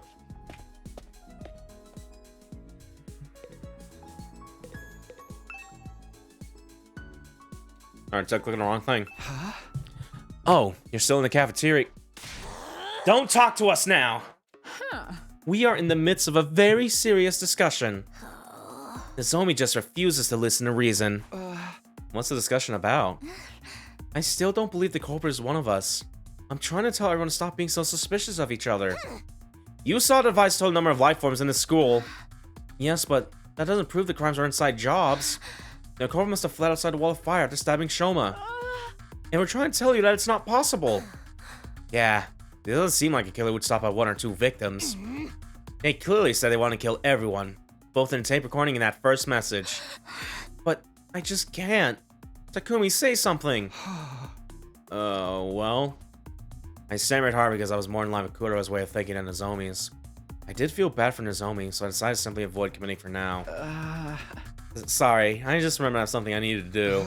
Gotta go, bye. Wait, Takumi! Hey, come back here, please! Nice. I ignored Nozomi's plea and quickly bolted out of the room into the hallway. I went to the gym last. When I stepped inside, I saw that Tsubasa and Takamaru were already there. Tsubasa, Takamaru. Perfect timing. I need to ask you guys about something. What is it? Remember the voice change you showed me in the garage the other day? Is it still there? Shoma told you about the Kobe using a voice changer, huh? Yeah, he did. You guessed right, Takumi. The device has gone missing. I knew it. The culprit stole it, huh? I think so. When did you realize it was gone? On day 28, the day Shoma regained consciousness. I went to the garage to check after hearing his story and... the voice changer was already gone? Yeah, without anyone realizing. She showed us the voice changer on the afternoon on day 24. So it must have been stolen between that time and the morning of day 27, before Shoma got stabbed. What are you two doing here, though? I did a lot of thinking myself while you were out, and I just don't believe Kako killed herself. Me too. At first, suicide seemed like the only possibility based on the situation. After listening to Hiroko, though, I started to realize how unnatural the whole thing seemed. But if she was killed, how'd the culprit get away? That's what we need to figure out. And so, here we are. Maybe there's a secret tunnel or something that we completely missed, you know? We're all here to do the same thing, then. You mean... Yes. Kako died under such mysterious circumstances I can't stop thinking about it. Let's check the place out together. Yeah, and we can trust each other since all three of us here are safers. Safers? Those are like me safe removed from the list of suspects. Safers. That's true. And thus we began to investigate the gym. We went around knocking on the walls and floors to check for hidden doors. Some time passed while talking about shout outs from the stage. I guess now we're going to find a secret room over here. Hey, come over here! I found something crazy! He was standing at the corner of the stage. Tsubasa and I hurried over. Yeah, here we go. What in the world? No way! There really was a hidden tunnel! Or should I say, a hidden ladder? I checked this place before, but I found nothing. What did you do? Told you I got dog's hearing. I knocked on the floor and knew right away there was an empty space underneath. Then I groped around the surface and what do you know? A rotatable handle came flipping out. Grabbed the handle, pulled it, and there you have it. Let's go see what's down there. Yeah.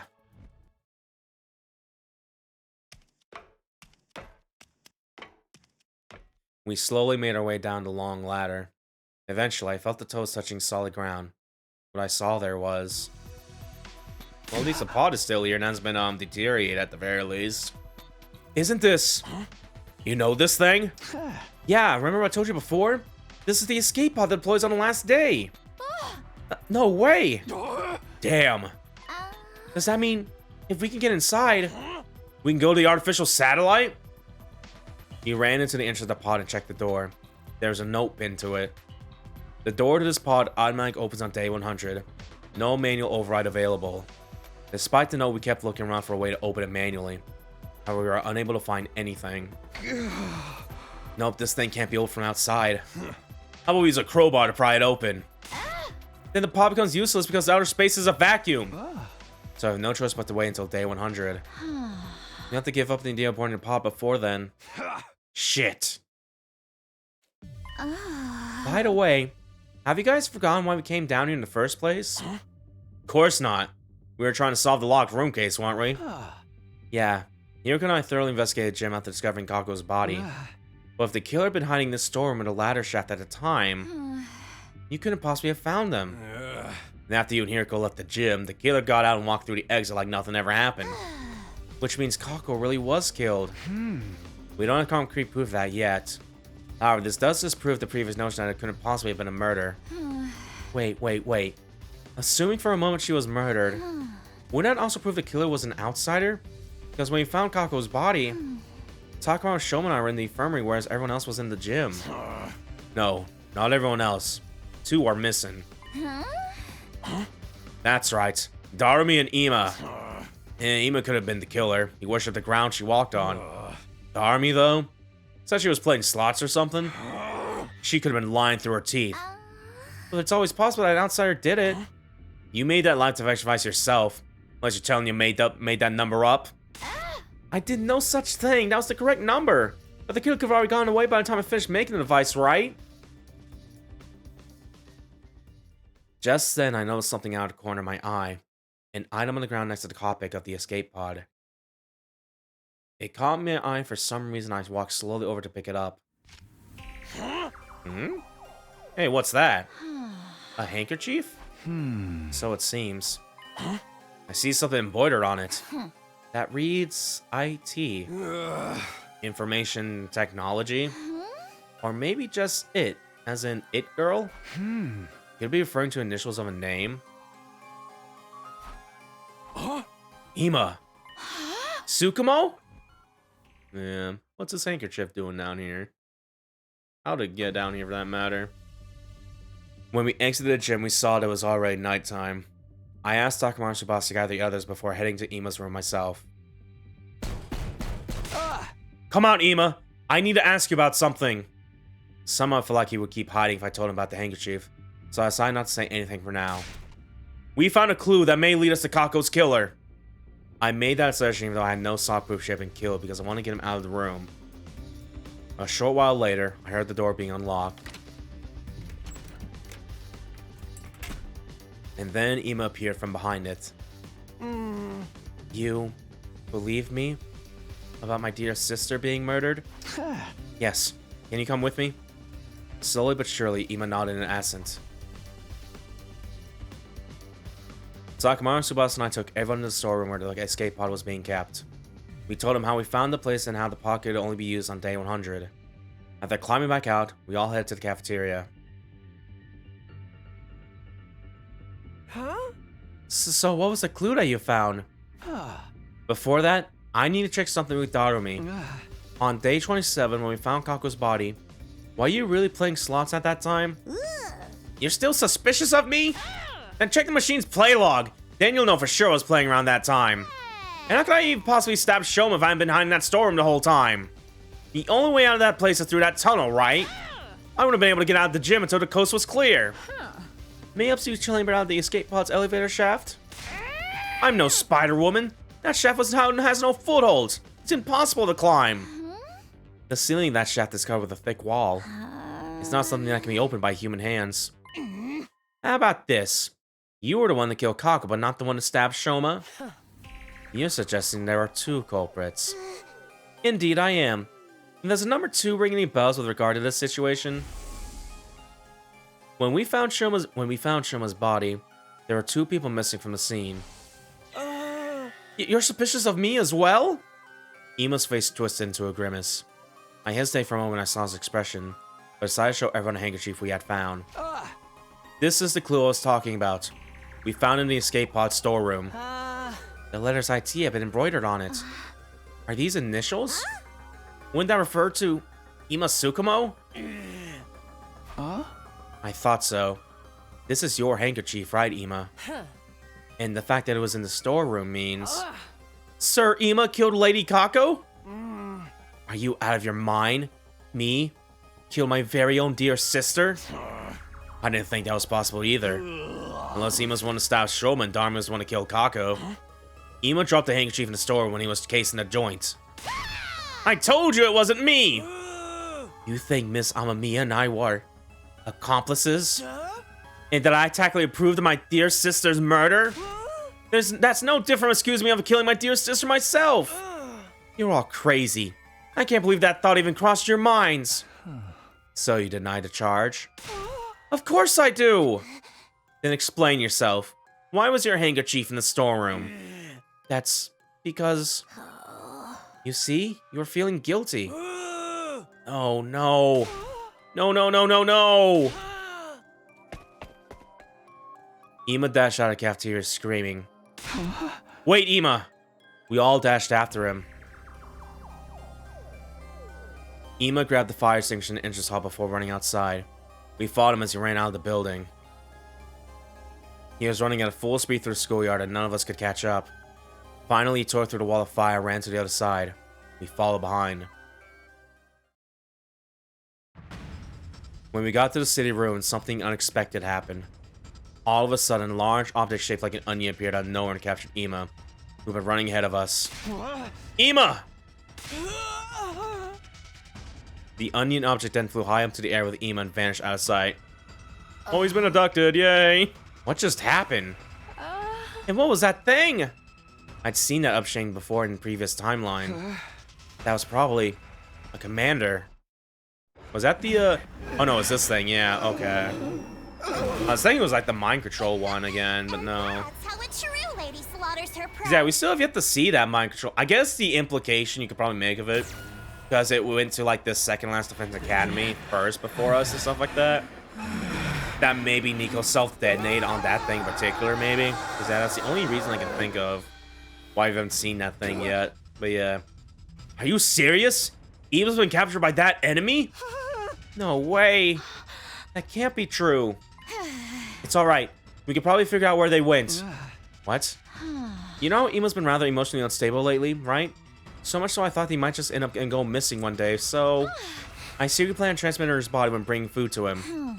We should be able to see where they took him from the war room. You clever girl, you. Okay, let's all head back for now. We traced the transmitter and quickly figured out exactly where Ema had been taken. It was the enemy relay station we had visited in the previous timeline. We immediately started making a plan to get Ema back. After some discussion, we decided to split into two teams. The rescue team, me, Hiriko, Takamaru, Tsubasa, and Kurara.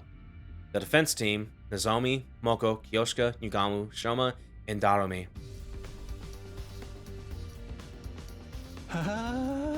Must we rescue him even though he may very well be the killer? It's not set in stone yet.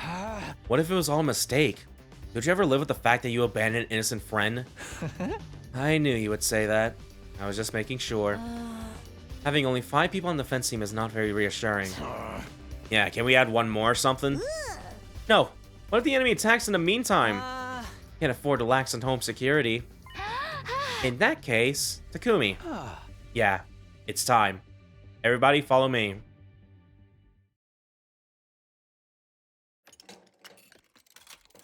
Oh boy, she just get to be on the playable field now.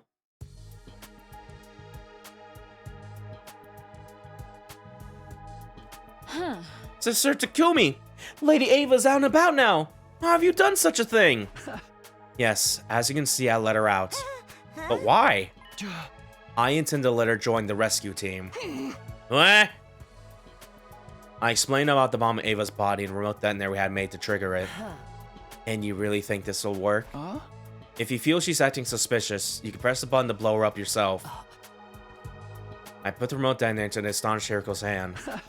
Now do you feel reassured? Hiriko fell silent at my words. After a few moments she said, have it your way. Thank you for having me on the team. I look forward to being useful to you. Alright then, we'll be right back. With Ema. Good luck. Stay safe. The rescue team set off for the enemy relay station, where Ema was being held captive. There's like a non-zero chance where Ema's about to get absorbed by the worm again. And we had the stuff in Sari's body with the way this is going, because yeah, this kind of happened last time a little bit. By the time we got close to the relay station, the sun was just starting to rise. We got off the bus and climbed up a small hill to serve the relay station. Yeah, we're back here again.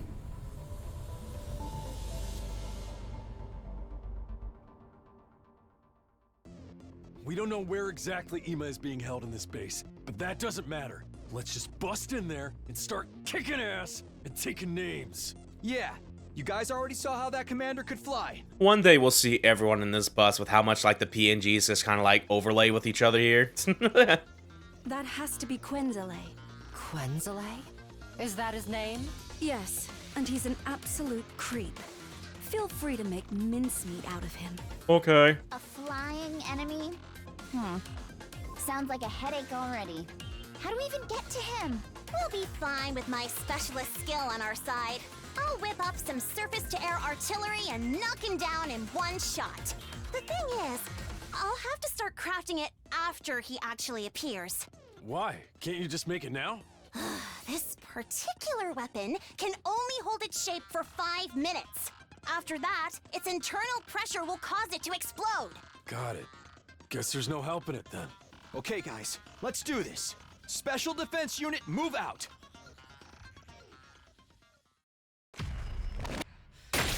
I at least want to see if Ava puts on the artificial suit real quick.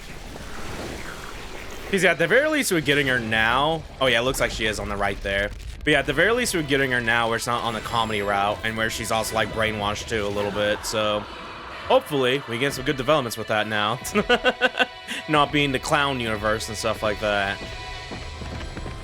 I'm still gonna be skipping fights though, because I already seen her in gameplay and stuff like that, but yeah. Either way. If we can get her to like maybe the last 10 days or whatever, and she's with us there, then we can maybe do a fight with her just cuz. But yeah. She may or may not have like different dialogue here too, maybe. In like the battles or whatever. So she's not brainwashed and shit. But yeah. Either way. Skip.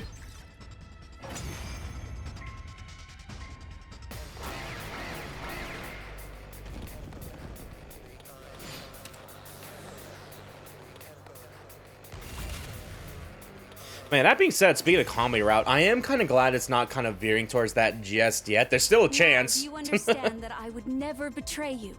But yeah, I've definitely been really appreciating that this is like more setting up for like a murder mystery a little bit. Because yeah, I do like the comedy route, but it's just such blue balling being like, we get Ava on the side for the first time. And just like, no, it's just all gags. It'll be fun to go through more on like my own or whatever. We do like that bonus stream, just going over like the endings as fast as possible at the very least. But yeah. I shall reserve judgment until this entire battle is over. Where's the commander? That Quenzele guy? He should be here any time now. Aha. Speak of the devil. Oh, whoa. I am the paragon of repulsion, Quenzele. I'll be sure to make it agonizingly painful when I kill you. Go ahead, scramble for your ugly lives. You won't escape from me!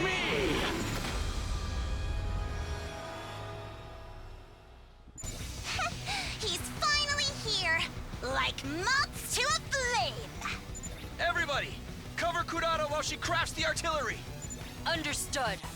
Got it!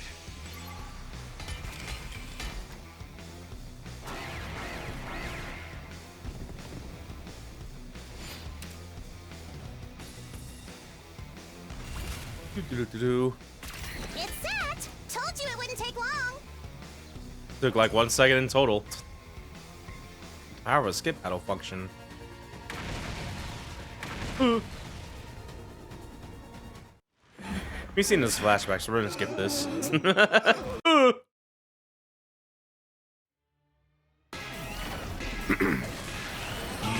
Wretches!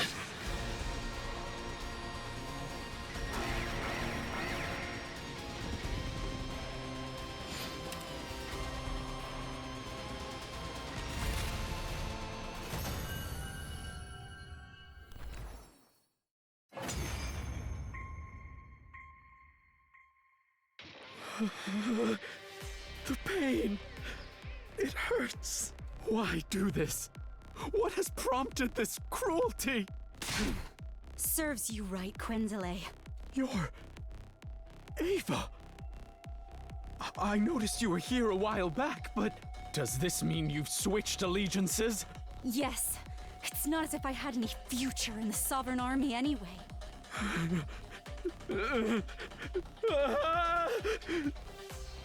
Suddenly, Quinzel broke off and stared at something behind us. Overlord Veshness! What? What?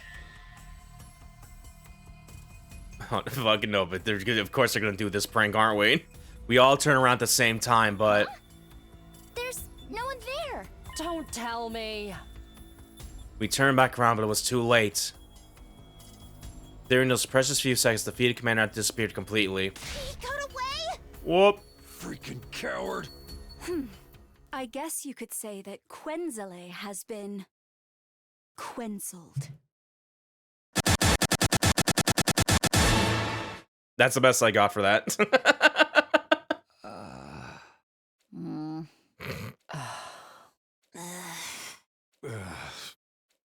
Just immediately absorbs her then and there.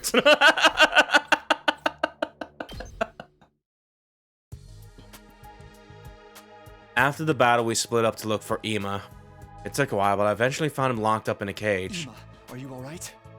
Hold on. I'll get you out now. Mr. Samino! I swung my sword down the lock and it broke apart with a loud noise. I opened the door and quickly got Ima outside, but then... I saw something flashing out of the corner of my eye right next to the cage. The next moment...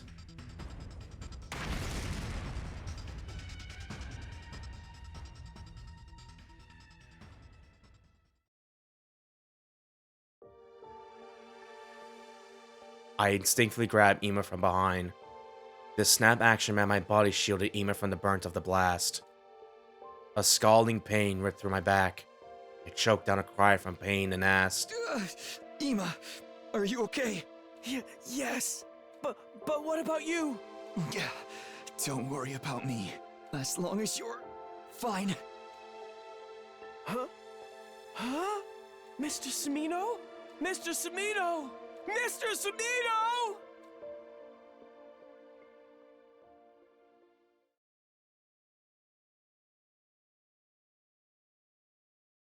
We are going through this timeline really fast though, a little bit, I noticed. Oh yeah, yeah, we just fucking took the back of that explosion, good lord, ow. Get ready for your 50th day of active. You're stepped in blood so far. In honor of the occasion, if you're hearing this recording, it means your commander is no longer with you. It's actually a little bit different, isn't it?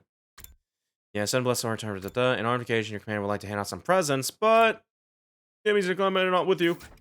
So, no presents for anyone today! Yay! Too bad, so sad. Try not to be mad. I woke up to the unexpected sight of the zombie sitting right in front of me. This time, she wasn't shocked at all. Instead, she looked at me with a gentle softness in her eyes. Morning. You're awake now?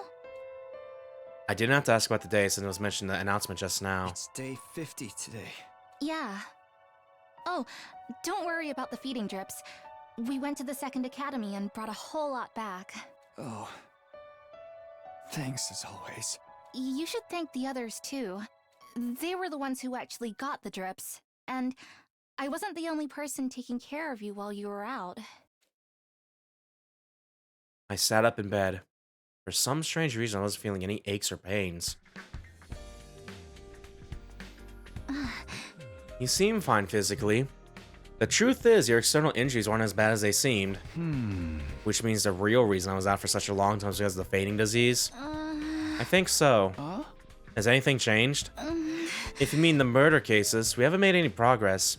Ima and Darmi are still denying that they were working together. Tsubasa and I don't believe they did anything wrong either, but the others... Oh, something else has changed though. Ima's been taking part in the defensive battles. What? You shielded him back at the enemy relay station, remember?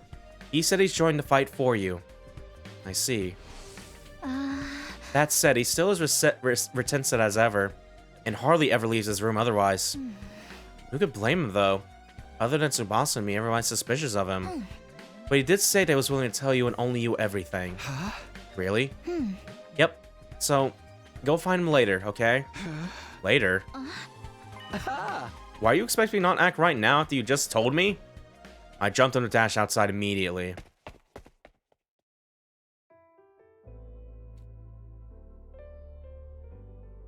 Back in the sisters. Mr. Sumino, first of all, thank you for saving me that day. From the bottom of my heart, I thank you. Don't mention it, really. What I really want to hear from you is some answers. Ima nodded firmly. I was gonna tell you everything after you woke up anyway. Not only because I owe you a debt of gratitude, but also because I'm now sure you couldn't have been the killer. Because a real killer would never risk his own life to save me like that. It is my deepest desire to find the person who killed my dear sister. And then smash their face in with a hammer over and over again until there's nothing left of it. Yet I am but a detective assistant. I do not deal well with deductions. So I decided to entrust this earnest wish of mine to you. I have the utmost confidence that you have what it takes to bring the truth to light. I intend to do just that, as soon as I get some answers from you. Now, first of all, why didn't you kill Darumi? What? You think the killer is one of us, don't you? Yeah. Yes. When Kako's body was found, you and Darumi were the only ones not in the gym. Unless you were the killer? But that can't be right. Of course not! If so, from your perspective, only one other person could have been hiding in the storeroom at that point in time. None other than Darumi. Yeah, you didn't go smash her head in with a hammer until there was nothing left. Why not? Mr. Suman, I see what you're getting at. And you're right. It was because I knew it was possible someone else would have been my dear sister's killer. Because there's a hidden exit in that storeroom, right? He nodded slowly in response to my question.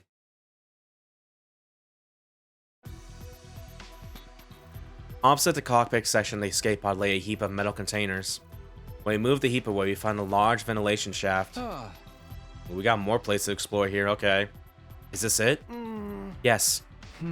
It's big enough even for Takuma or Moko to pass through. You are quite right. Have you ever gone inside before?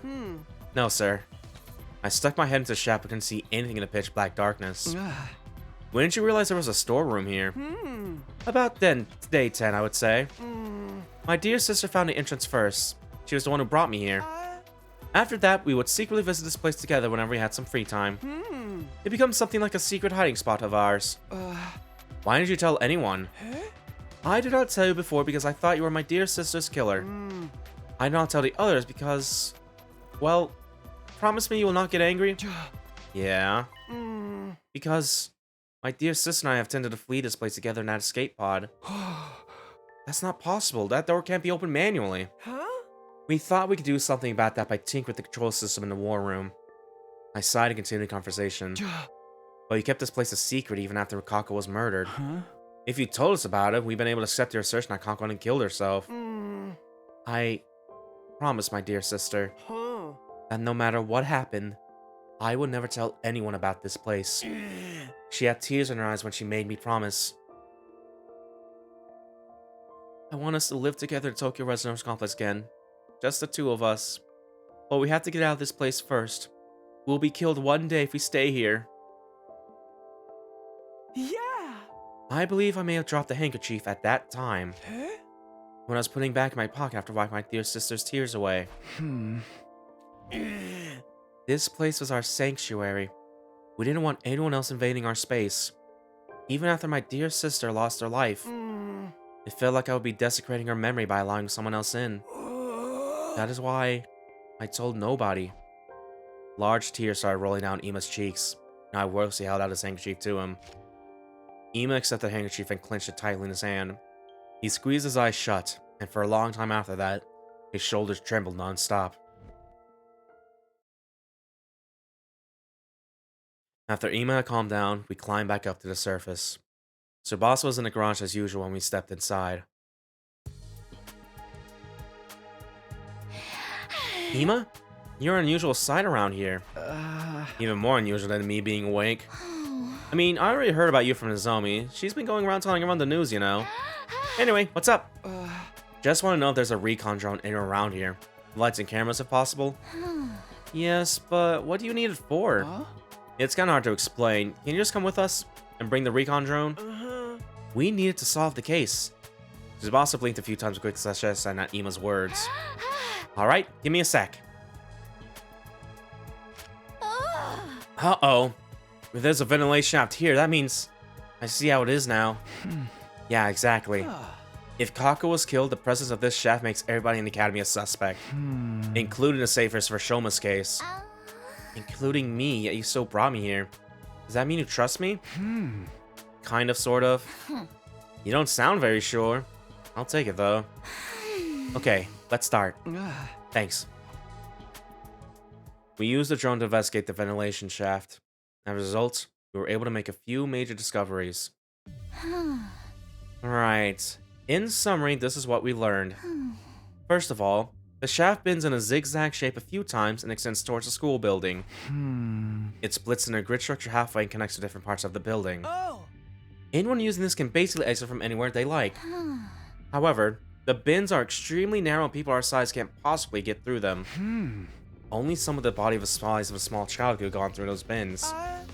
I'm more concerned about what we found halfway. Yeah, me too. This thing, right? This thing that got caught in protrusion in the interior wall. Thankfully, you were able to retrieve it because I had the foresight to touch a robotic arm to the drone. It's a piece of cloth, right? A square green piece of cloth about 1 inch long. I looked at Ima, then Tsubasa. They looked back at me with wide, questioning eyes. It was apparent I realized the grave implication behind this. Maybe a certain incident blinded them to the existence of that possibility. I put the piece of cloth in my pocket, looked them both in the eye, and said, Tell everyone to gather at the gym at 7 p.m. tonight. Huh? This is quite sudden. Please, just do it. They turned to look at each other. I don't mind. What will you be doing until then? Well, you'll see. I had enough proof to make my case, but I wanted just one more piece of key evidence. So I went to the back of the school, to the place where Shoma had been stabbed. I spent a few hours thoroughly investigating every nook and cranny. Before long, the sun had set and my shadow started growing longer. Because at that time I had found something. A faint trace of blood on a corner of a rock. It was maybe 30 feet away from where Shoma had been stabbed. I didn't think blood from this injury could have sprayed that far, which meant...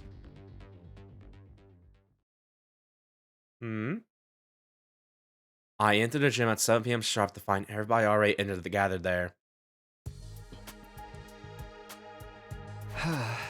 Ava, you're here too?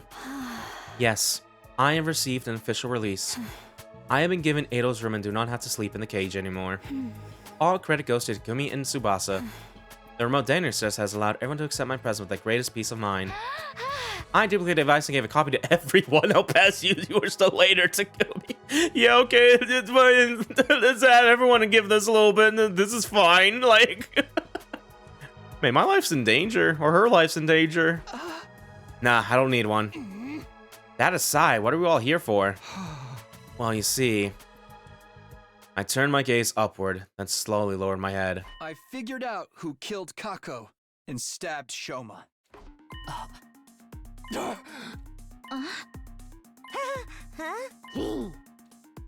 Everyone's so shocked.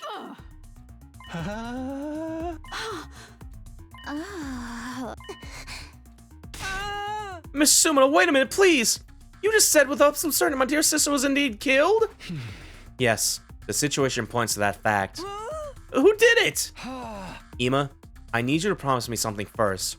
Promise you won't lay a finger on the killer when you realize who they are. I won't tell you the truth unless you promise me that. I saw him gritting his teeth with a scowl on his face. Still he nodded firmly and said, Fine, I promise that I won't lay a finger on that accursed scum. Good. All right. Much as I wish I didn't have to do this, here goes.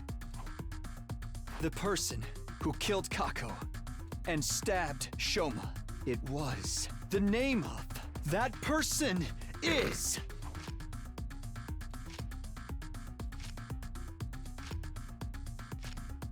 And going over all the evidence right now a little bit. Who could have did it? Oh god, and the person who killed Kako and stabbed Shoma is... Oh god! Don't make me do this!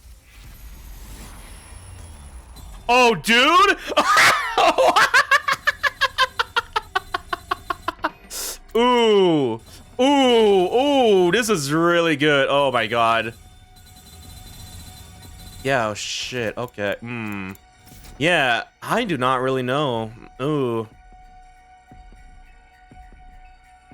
I love Takumi just standing out here fucking like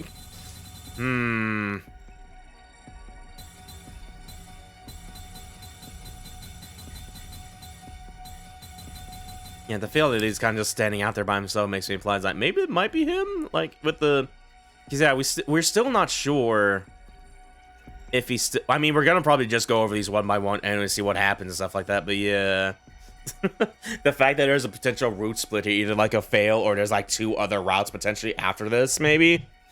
But yeah,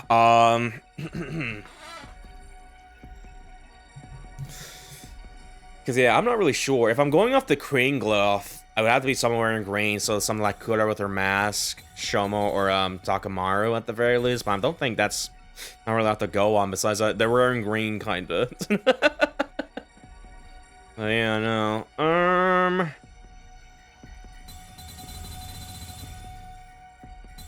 gonna say myself. Is Takumi the one behind this? Sure. That's so good that they at least expand on that. What if instead of 2 options, you had like 13? Like, no. The real killer is... Hey! It was me, Takumi Sumino.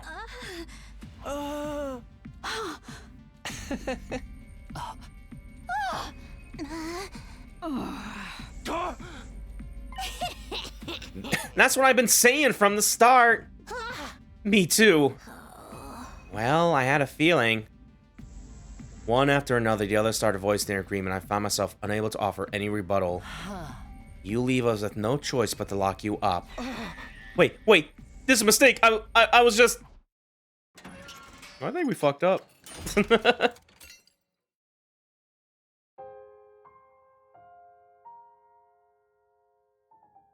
In the end, I was detained by the others and locked inside a cage in the courtyard.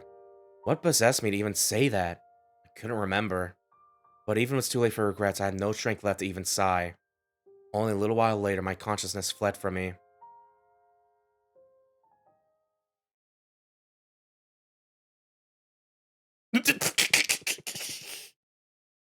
I had no idea how long I was unconscious. When I next opened my eyes, I saw that the cage had been unlocked. Unsure of what that meant, I pushed the door open nervously and stepped outside. Yeah, at the very least, though, even if you did get it wrong, we'll probably just do this scenario again and stuff like that, but yeah. It was eerily silent all around. There were no signs of life anywhere. Wondering where everyone had gone, I decided to walk around the campus and search for them. I went to the garage on the ground floor first. I opened the door and I stepped inside, where I found... Uh-oh. Whoa! I hadn't even needed to check. She was clearly already gone. I went closer and touched her arm anyway. It was scaly and dry to the touch. It had been quite a while since she had passed. I checked her back and saw a large, gaping hole there. Her heart had been removed through her back. Why would someone do this? I put that disturbing thought aside and quickly continued searching for the others. My next destination was the library. As soon as I entered, I saw... Yoshika! I checked her body. She wasn't breathing and had no pulse. Judging how cold she felt, I knew she had died a while back as well. I flipped her body around gingerly. Her back was still intact. Her heart had been stolen. I decided to search all the classrooms thoroughly. Then I checked the first floor, second floor, and third floor. I even checked the roof. But there was nobody to be found. My last destination was the gym. The moment I opened the door, I could hardly believe my eyes. What happened here? Cool. Okay, so... yeah, they're doing something similar in, like, the slasher route where, due to, like, circumstances, they all try to sleep together in, like, the gym and stuff. Yeah, it looks similar to that little thing we did in the slasher round stuff. But yeah, we kind of fucked up. I checked everybody's bodies. They were all cold to the touch, just like with Darumi and Kyoshika. No, wait. Maybe... Clinging to a ray of hope, I moved everybody to the infirmary. But... whoa. Okay, no. Too much time has passed since death, impossible to revive. It was all the monitor would display. I thought I heard the sound of my heart breaking when those words flashed across the screen for the 6th time. I felt nothing. Not even sadness or despair. I simply turned over their dead bodies mechanically and motionlessly. Hiriko, Tsubasa, and Ima's hearts had been dug out from their backs. Kudera, Moko, and Yugamu's backs remained intact. But I was no longer capable of reasoning this through. My mental faculties had been taken over by a thick, impenetrable fog. I left the building and walked around the back. What greeted me there was a familiar sight. Shoma. The sight of a dead body that had been divested of its heart. I wonder where my own heart had gone. I could no longer feel it beating, like it had stopped. It felt like time had stopped. Like the world had stopped. Everything had stopped. But time had not stopped, as proven by the gradual darkening of my surroundings. I wandered around the academy with no purpose until I finally stumbled upon the 10th dead body. To be more precise,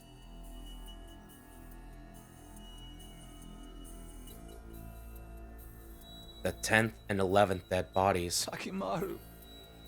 Ava. I checked Takamaru's back. His heart had been taken, ripped out of his body. Ava's back was untouched. No other part of her body had been cut either. I stood rooted in this spot in the days for quite some time. Then a passing, soundless breeze blew past. The breeze jolted me to my senses and the gears in my head started turning again. 11? I was put in the cage on day 50. How many survivors were there at that time? Including myself, there were... Yeah, there was at least one more. The very next moment, a great amount of blood suddenly starts spurting out from my neck. I understood for the first time in that moment that I was still alive. At that time, at the same time, I realized I would be dead in 2 seconds. I had no way of telling if that prediction of mine would come true or not, because by then, my existence had already been erased in the world. Oh, I messed up. Whoops. Well, at least we got an ending.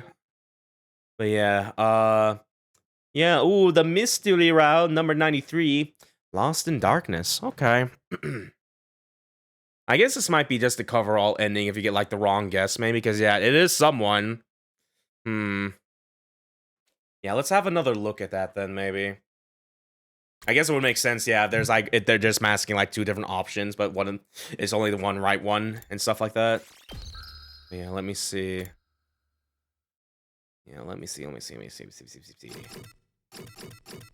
Going too far back, actually. Yeah, right around here. Yeah, so it implies this could be, like, maybe a second option up here, because there's space for that. Unless I can, like, do that from, like, the other route here. But yeah, either way, we'll try to do this again, because we gotta solve the mystery of the mystery route here. So let's try that again. I'm gonna try to, like, reread this again here, and see if something comes up, maybe. Because I still kind of don't really have a clue, besides just mass guessing, hoping for the best here.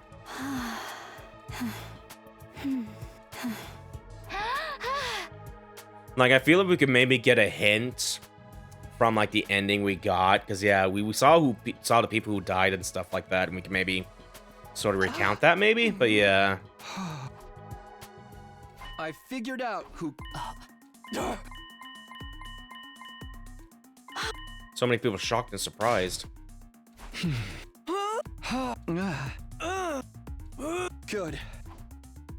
The person and that person. Poison. That. The handkerchief. Ventilation shaft. This thing. The gamma fleal. Blood.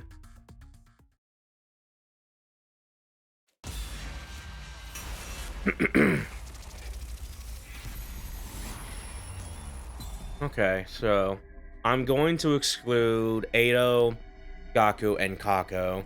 And I mean, it could still be Ado, maybe, because he is a timeline traveler now a little bit. So maybe he could still be behind this, but if we're going off the people I vaguely remember seeing from the ending, we know it's probably not Darumi. We know it's not Shoma.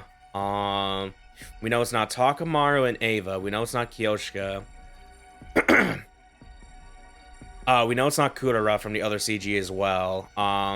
The others I remember vaguely were maybe Moko, Ima, Hirako. I think so.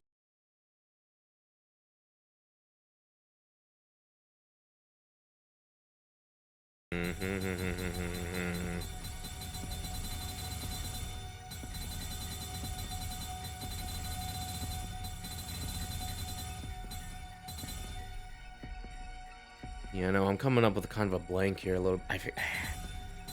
I would only probably say Yugamu because of like the poison stuff and stuff like that, but no, because he mentioned that it was missing and someone else took it out at the very least.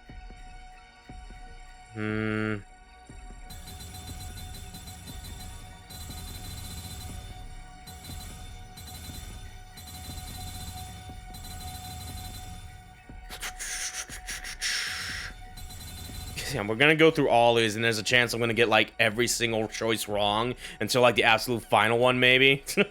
But either way,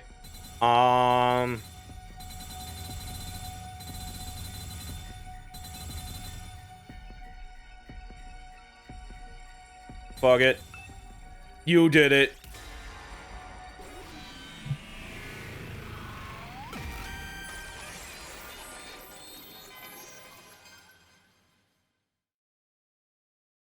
Well, let's see if this maybe does like the same thing here.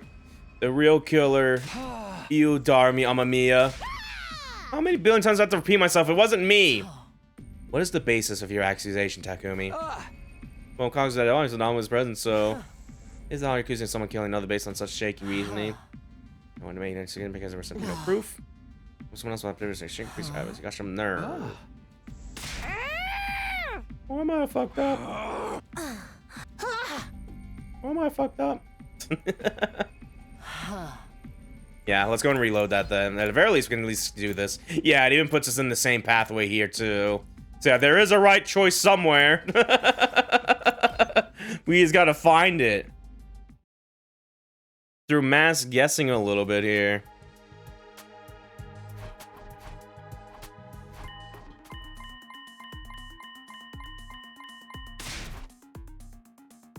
Good. The person and the name that.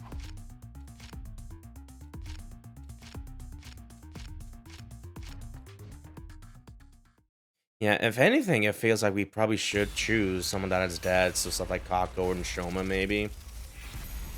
Yeah, or even like, not Shoma or Gaku. Well, no. It wouldn't make sense for Gaku, because he was already dead and dusted. There's still a chance for Edo to do some fuckery here, maybe. But yeah,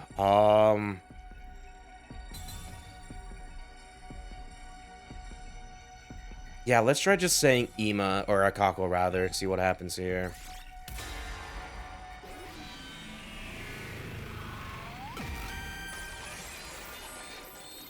We're trying to find the one who did this really badly. Huh? Huh?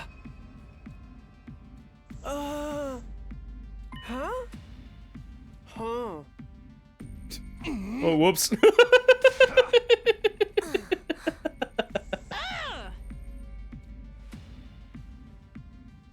Okay, want, not that one, I think. You know, yeah, at the very least, we like load this check at the very least, if it just to quickly do that, whatever. If I had the time to maybe look through like the rest of the timeline here and stuff like that, I could probably like better ascertain on what to fucking do here. But because right now I'm still just kind of like, man, I don't know. I thought the game would tell me.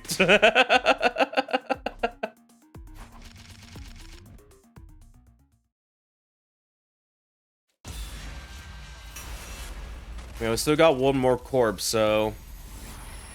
And there's still a chance, maybe. What if we just say it was Edo?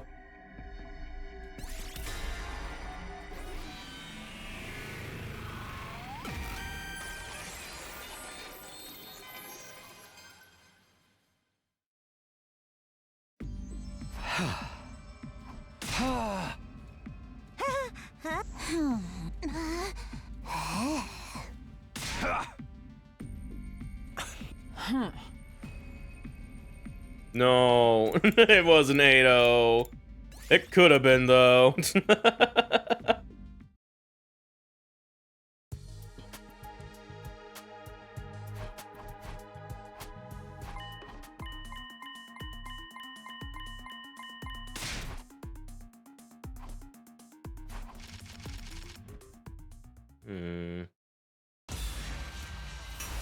It's mostly just me trying to figure out what the motive was, if they even tried to go for those two. Because, yeah, that's still a thing I'm just uncertain about right now. And that's kind of like made me go, man, I don't know. But, yeah, I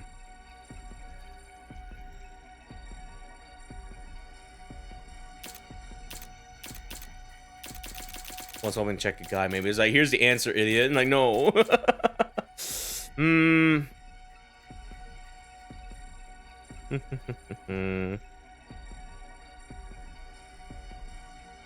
What if it was Gaku, though, hypothetically, maybe? It's probably not gonna be Gaku.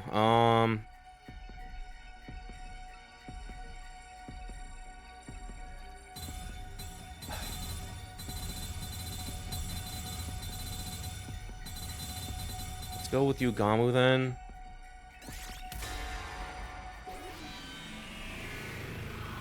Yeah, at this point, I'm just gonna probably be in like wild mass guessing mode a little bit, because yeah, I got really no clue a little bit.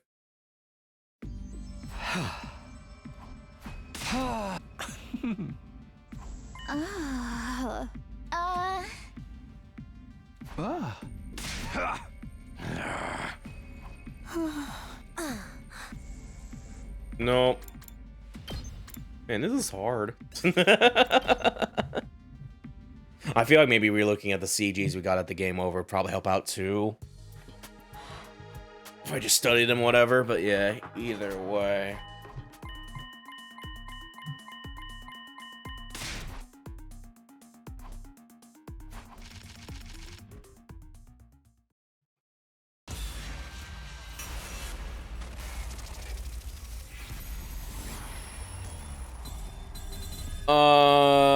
Hiroko.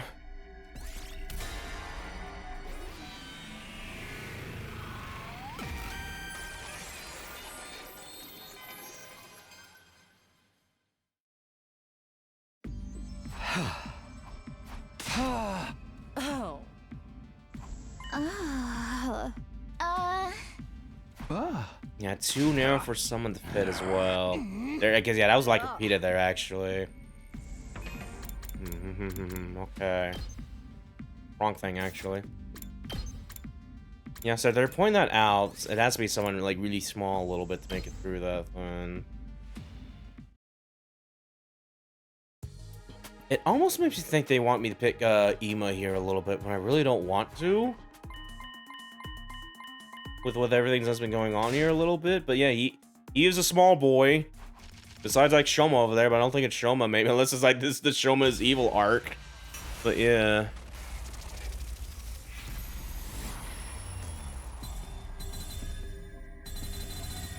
We'll try Ima.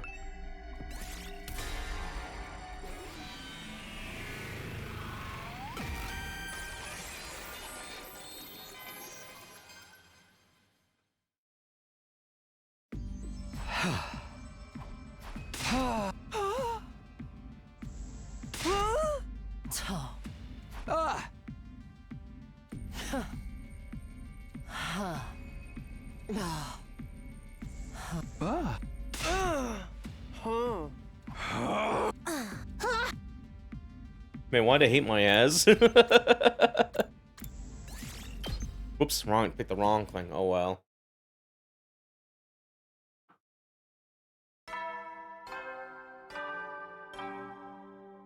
Let me just zip with this real quick here. Just go and do this real quick.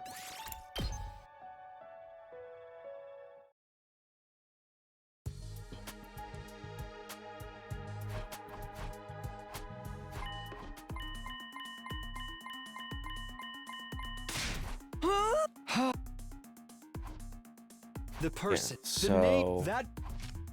Yeah, we need to keep in mind that the person could fit in narrowly and stuff like that.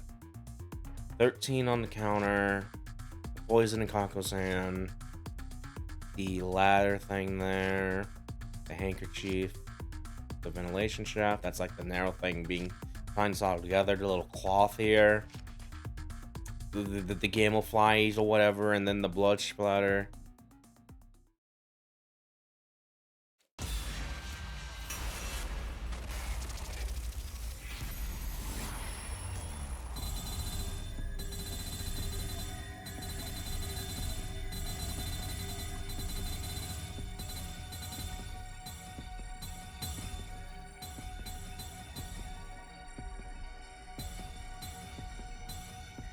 I'm tempting to almost say Nozomi a little bit. Just mostly on the basis I don't think it could be her, maybe, but only just up because of that. It's like, maybe it could be her, if it's because it's the least suspicious or whatever, or stuff like that. But yeah, she would at least know where, like, because yeah, she's been in a biolab before and stuff like that, and other timelines and shit. I feel like she would at least know about, like, the poison and, like, the other stuff, like the glimmified and shit. I'm gonna say it's you.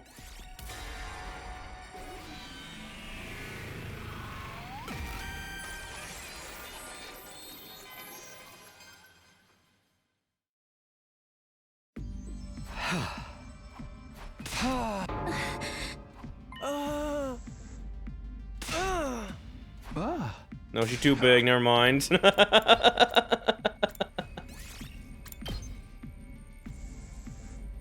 At the very least, we're slowly trekking down the list a little bit. They're surely the killer is someone here.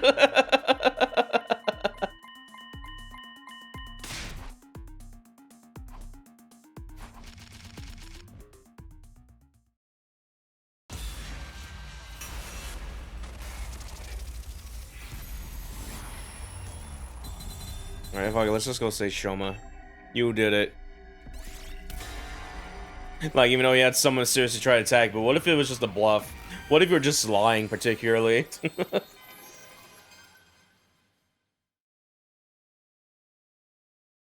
The real killer. Hold up. Hold up, this is his voice now. I think we got it. You! Shoma Gensaki! What are you talking about, Takumi? Have you forgotten that I was a victim too? I was stabbed! Stop running your mouth! And just watch as I expose every last detail of your criminal wrongdoings from start to finish. Yeah, I guess, yeah, I had a feeling, because, yeah, he was, I guess it was, like, the green patch there, but I felt like that would have been too obvious, or just, you know. But, yeah, that would make sense. I'm just more baffled about what the motive is for this in particular, because that's the only thing I'm not really kind of going, at a little bit. But, yeah, let's see this. Oh, dude. Okay, begin persuasion! I'll tell you what happened in chronological order. Let's start with Kako. Her estimated time of death is between 1 and 4 a.m. on day 27. You met up with her on before that, on day 26. To tell her to come to the gym during that period of time. So she showed up at the gym as asked, where you made up some reason for her to swallow that thing. That thing? What thing? I don't know what you're talking about. I'm talking about TTX. Tetrodotoxin. It's extremely poisonous. Ingesting just 1 and 2 milligrams is fatal. That's how you poison Kako to death. Ooh, he's slipping and getting mad right now. After poisoning Kako, you put the bottle of TTX into her right hand. Then you block the gym door using a mop as a latch. Think you can make her death seem like suicide with all that nonsense. Yeah, at the very least, because, yeah, if he knew, because we know about, like, the... Yeah, because he screamed earlier. He would at least know about the revival mag. If he killed himself then and there, he would be revived stuff and, like, put him out of, the, like, the suspect list. Because, yeah, that would make sense, actually. Once that was done, you climbed down the ladder at the corner of the stage at the escape pod storeroom. You already knew that shaft was there, because you'd seen Imaka go into the trapdoor before. You did your homework and went down to check on the storeroom as well, before carrying out your plan. That's why you also knew about the ventilation shaft. And you used that vent to return to the school building. That's the main reason causing me to single you out as a culprit. The main reason? Anyone could have used the ventilation shaft to get back into the school.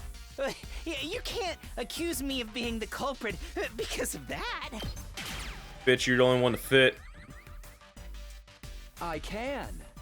Because of how the shaft bends in a zigzag shape and extends towards the school building. The bins are extremely narrow. Only some of the body of the size of a small child could have gone through those bins. In other words, the only one who could have gone through those narrow bins is you, Shoma. You can't say that for sure. A girl who's fast enough could have passed through as well, right? No, it's physically impossible. Anyway, there is something left behind the ventilation shaft. That's what's going to serve as irrefutable proof of your guilt. Irrefutable proof? Let's see this proof. What is it? Here it is. This square piece of inch-wide green cloth. Out of all of us, only Kurura, Takamaru, and Shoma wear something green on them. But Kurura's tomato mask isn't made of cloth, so this scraps can't be hers. The shade of green in Takamaru's jacket is less vibrant than the scrap, too. Shoma, turn around. Why? Just do it. I just checked. Part of Shoma's backpack has been torn. The torn part perfectly matches this cloth scrap. Indeed. I too witnessed and have concluded that they are a perfect match. You couldn't pass through the narrow heads of that shaft while still wearing your backpack. But you couldn't leave it in the shaft either. So you tied the shoulder straps to your feet and pulled it along as you climbed up. That's how the backpack got cut up on a sharp edge protruding out the inner wall of the shaft. This cloth scrap got torn off because of that. Oh, no, no. This is fake evidence planted by the real culprit. Someone's trying to frame me. If that was the case, why would that someone stab you? That one act would completely divert all suspicion away from you.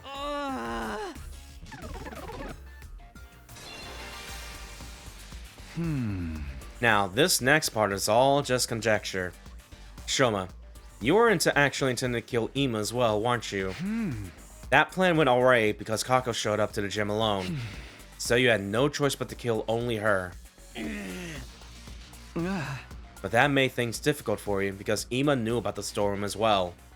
What's more, he also knew about the ventilation shaft.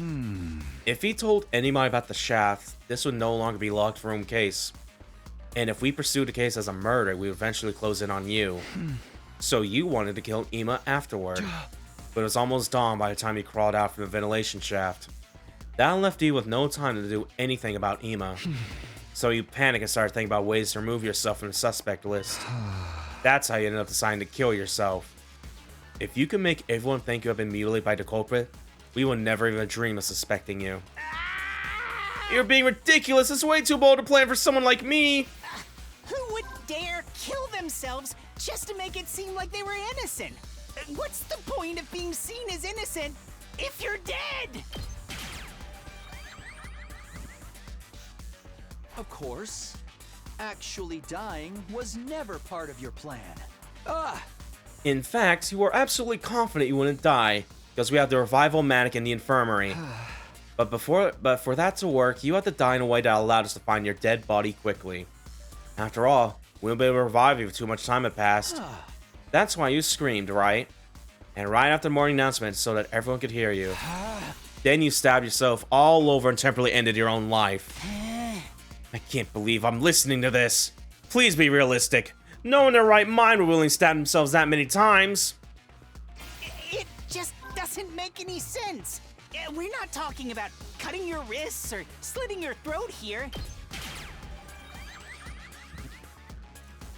No, it is possible.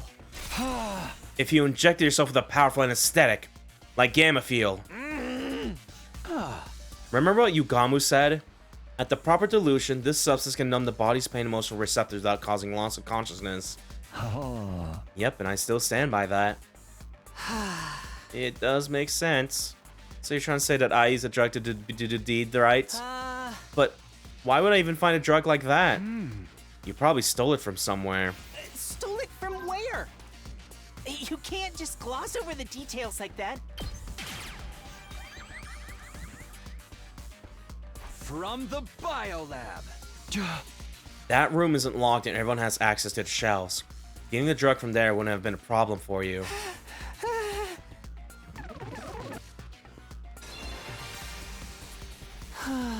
Alright. Assuming that I didn't inject myself with that anesthetic. How did I get rid of the hypodermic needle afterwards?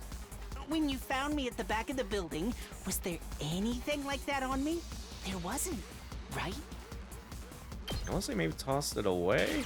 Yeah, okay. Because I like the blood splatter over there. You must have tossed it somewhere far away when you were done with it. What about the knife? Where did the knife I used to stab myself disappear to? You tossed that far away as well, just like you did with the syringe. Anyone find those things at the scene? No. But nobody searched the area nearby on day 27, the day of the incident. You could have collected those items the next day on day 28 after you woke up. But still, you're just guessing at this point. You got no real proof. No proof that I threw the knife away after stabbing myself. I do have proof. It's not with me right now, but I did find something. There is something some 30 feet away from where we found you. What was it? What did you find? Yeah, the blood stain. I saw blood stains.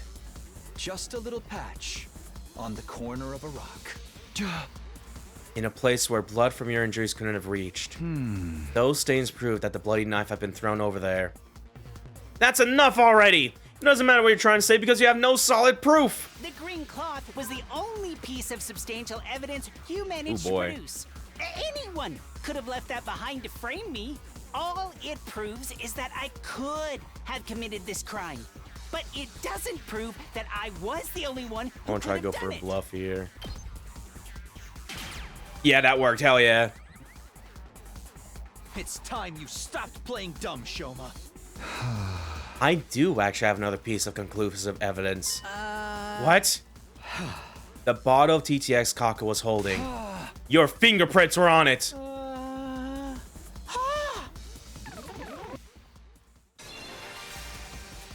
That can't be. It can't be. It just can't. It can't. My fingerprints can't be on that bottle. I was wearing gloves when I. You fell for it. No. That was just a slip of the tongue.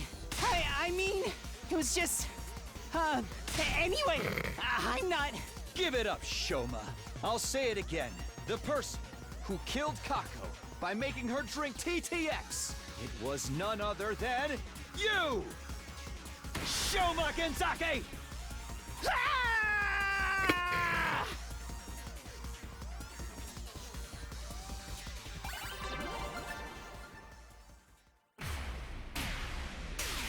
Owned.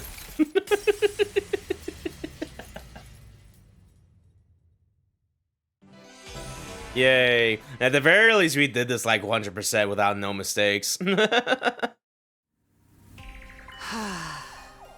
Takumi, you got a few things wrong, but for the most part, you were correct. It was me. I killed Kako.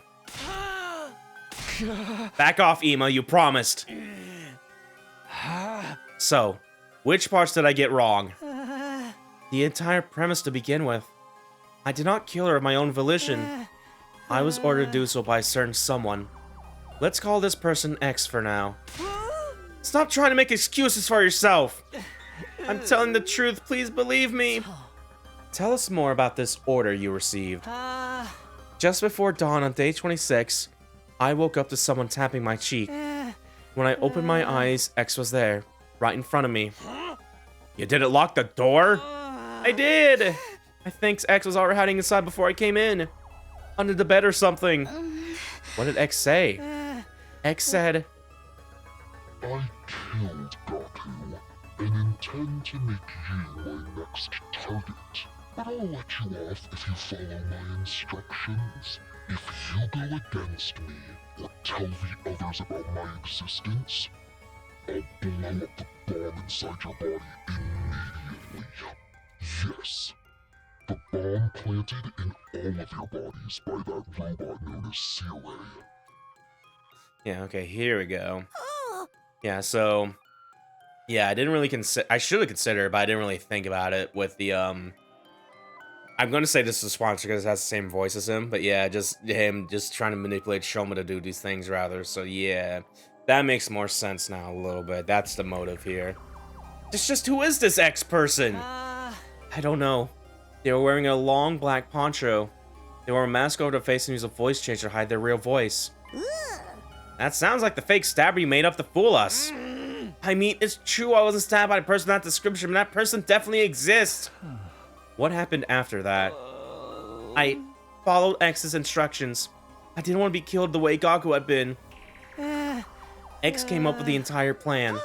They told me about the ladder shaft, escape pod hanger, and ventilation shaft. The tetrodotoxin, it was X who obtained the bottle of TTX-2.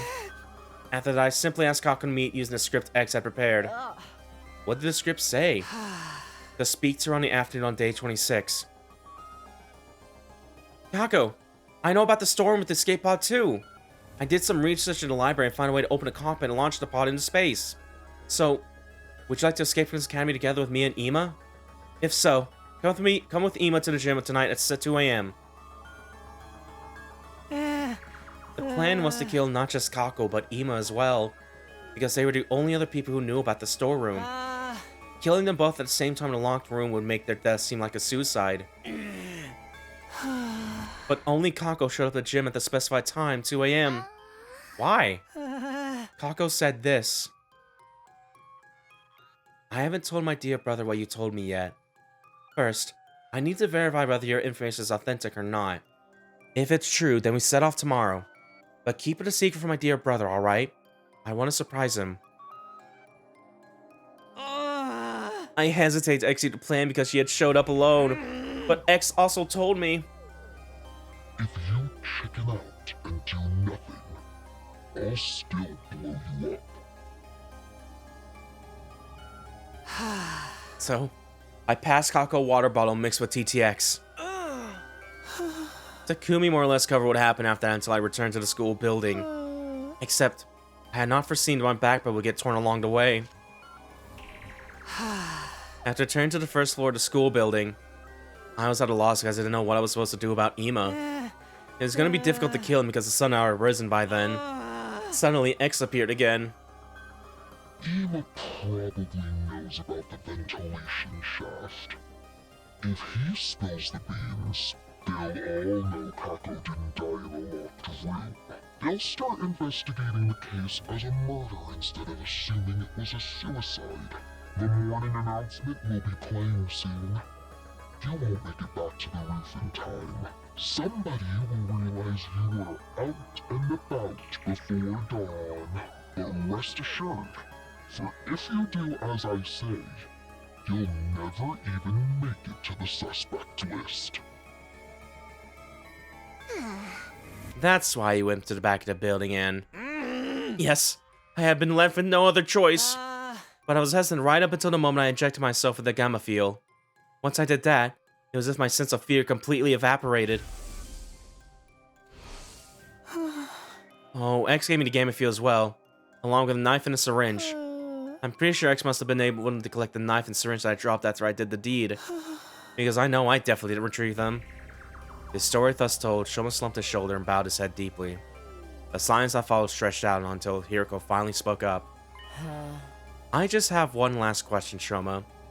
Do the words back or heart ring any bells? Back or heart? No, I have no idea. Thank you.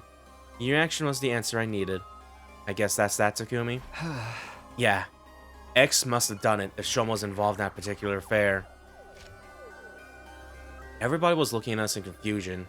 Probably because nobody knew that someone had stolen the hearts from the dead bodies. Then Shoma started trimming like a leaf as he suddenly remembered something. Oh no, that's it, I'm gone for. I told you about X! The bomb inside is gonna blow up now!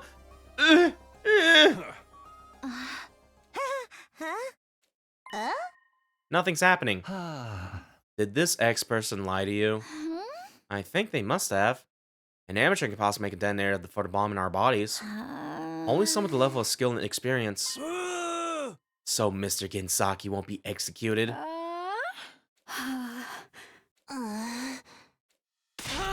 Then I'll do it myself! I'll kill you! I'll tear you limb from limb!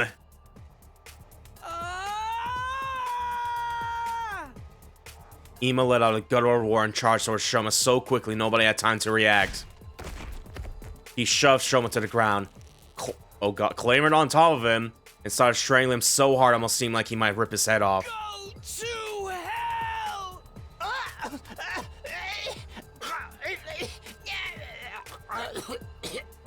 Ima, no! I ran over in panic and pulled Ima off.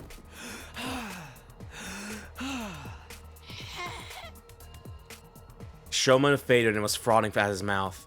Yugamo darted over and conducted a quick check. He's fine. Just passed out. Damn it! Damn it! Dear sister! My dear sister! My dear sister! After that heartbreaking outburst, Ima simply collapsed on the spot. Nozomi and Tsubasa rushed over and started comforting him.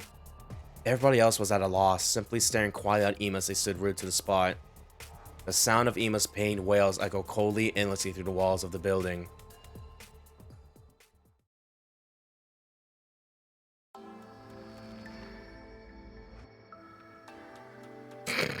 Put him in the gay baby jail. We moved the unconscious Shoma to the cage in the courtyard and made sure it was properly locked. Once that was done, I shoved the key deep inside my pocket. Everyone returned to their rooms without saying another word. I soon found myself completely alone. Looking up at the night sky, I thought about what had happened. Kako's case had been solved, but that didn't mean it was all over. Someone out there killed Gaku and instructed Shoma to kill Kako. This was likely the same person who had been stealing hearts from the bodies in the morgue. X. The real mastermind behind this entire string of events. I had to find out who this person was by hook or by crook. And I would, no matter what I did. I clenched my fist tightly. I will let nothing shake me from this firm resolve. Day 51.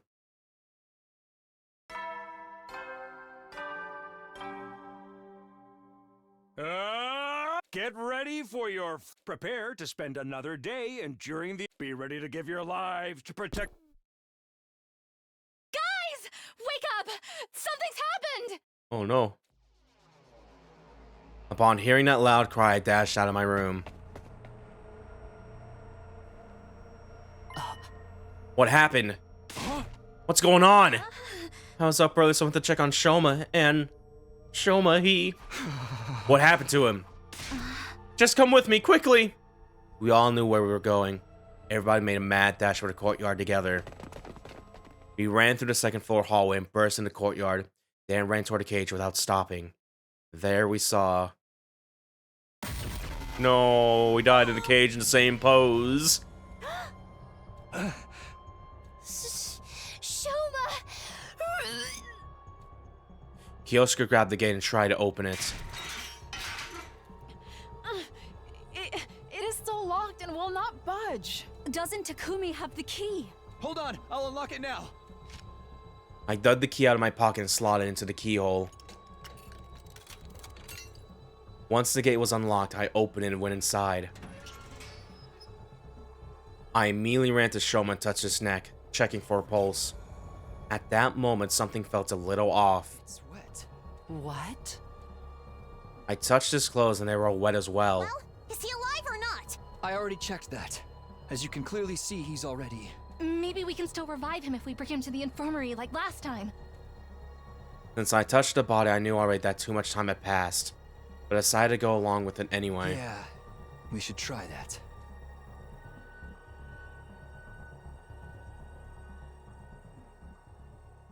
Cause of death, hemorrhagic shock. Estimated time of death, day 51, between 2 and 5 a.m. Multiple stab wounds on the chest and abdomen. The murder weapon is likely a sharp blade about 8 inches long. Too much time has passed since death. Insufficient cryptoglobin present in body. Impossible to revive. After everyone had a chance to view the monitor, the mood in the room became heavier. The hell's going on? How'd the killer get the Shoma when the cage was locked? Takumi, did you lock your door last night? Yes, I did, so nobody could have stolen the key from while I was sleeping. And I know I'm repeating myself, but the key is unique. It cannot be copied. Well, that narrows down the list of possible suspects to just Takumi, right? Don't you ever get tired of mice repeating the same thing? Are we overlooking the other possibility? That he stabbed himself like before? This time in a way that would be impossible for us to revive him. I can't think of any other reason we wound up dead in a locked cage in the middle of the night. Well then, who supplied him with the knife? It had to be X, right? If it was X, they would have passed him some gamma fuel in a syringe. Yeah, ain't no one strong to keep mutilating herself like that without being drugged to hell out of their mind. He could have used one of the bars that had been stolen previously. Excuse me. Bless me. I'll do a quick stretch here. I need to turn on my lamp as well. It's getting dark again. Yeah. There we go. We moved Shoma's remains to the morgue. There were now 4 bodies lying on the table there. At Ima's request, we made sure that Kako and Shoma's bodies were not placed next to each other. Ima walked to Shoma's dead body and stared at it for a long time. Then he said, "You got what you deserved."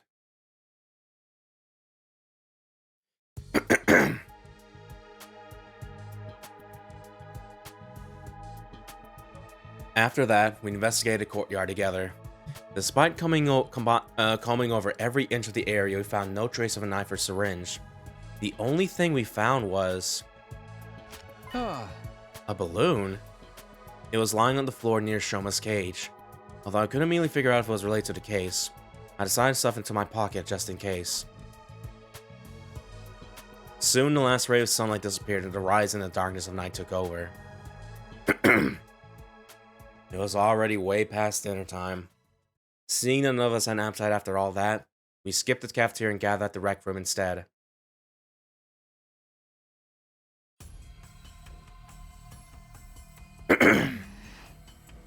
This makes it 3 people who have lost their lives because of X. We don't know for sure if X had anything to do with Shoma's case yet. Of course they did! We'd all be in serious trouble if it wasn't X. Because that would mean there are 2 killers of X's caliber running around free. So, who do you think X might be?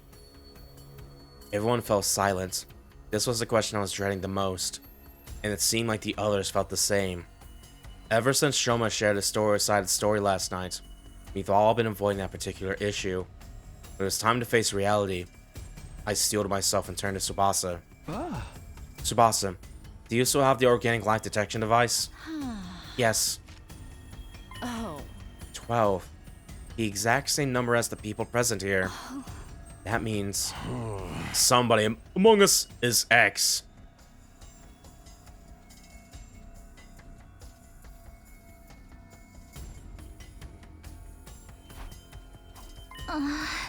No, wait! It could have been someone who came in at midnight and left the school before the sun came up. Sadly, that's not possible. This device only comes with a history log.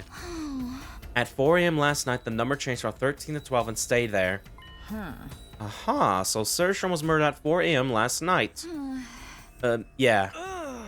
Miss Magador, we're discussing something more important here. The number reduced by 1 when Shoma lost his life, but after that, it neither went up nor down. Proving that nobody came to the school or left it, right? Yes. Thing is, we're all screwed if we don't do something. X trying to kill us all in that message, and they're doing just that. The more we put this off, the more people will be dropping dead one by one. Well, I agree with the part about doing something, at least. Hey, Takumi, you're the leader. Come up with something. Maybe... How about you making compulsory to move around in groups of at least 3 during the day? Didn't someone mention before that 3 is a risky number? That was because your 2 other teammates could be working together. But the situation has changed. According to Shoma, X is just 1 person. That's right. So a group of 3 should be fine. What about night? Feels like that's the main thing. So far, all of them are taken out at night. Then we should...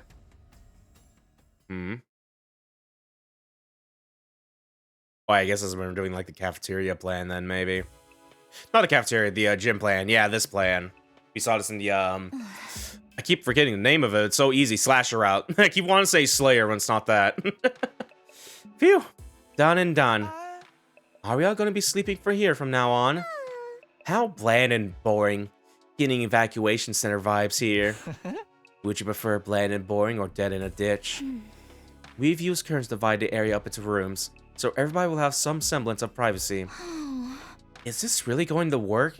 What if the killer strikes while we're all asleep? In fact, that's why we avoid sleeping once upon till now, right? Yes, and that's why I'm taking having a sentry system. 3 people will be on watch at all times. We'll also rotate 1 person out every hour. And if anything happens, just shout. That's reassuring. That'll give you a good night's rest. My skin will thank me.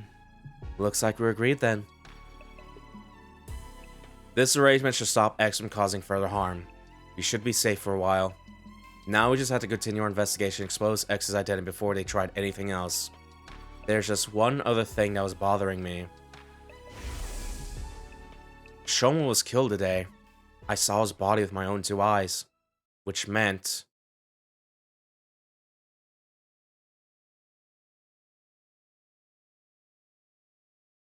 Whoa!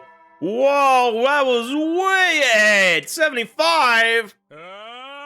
Get ready for your 70. Prepare to spend another day enduring. Be ready to give your lives to protect our. Yeah, if we can, we could probably get an ending really quick here too. Looks like, especially at the end of this route, maybe. Yeah, I want to double check this. You know, we got so far, dude. Like 25 more days, even. Yeah, okay. I woke up to the sound of the morning announcement. The first thought that crossed my mind at the time was, Not again. Along with a sense of resignation. Looking up at the unfamiliar ceiling, it took me a few seconds to realize I was in the gym. I stood up from my makeshift bed, pulled open the curtain divider, and stepped outside. Is he aware it's been 25 days? Takumi! He awakens! Well, I guess not, because everyone's having this reaction. I ain't one to sweat the small stuff, but you gave us a real scare this time. You were out for 23 whole days! Is that a new record? Oh, for the love of murder. I turned slowly to look at everyone, then said, Everyone's safe. Thanks to your last words.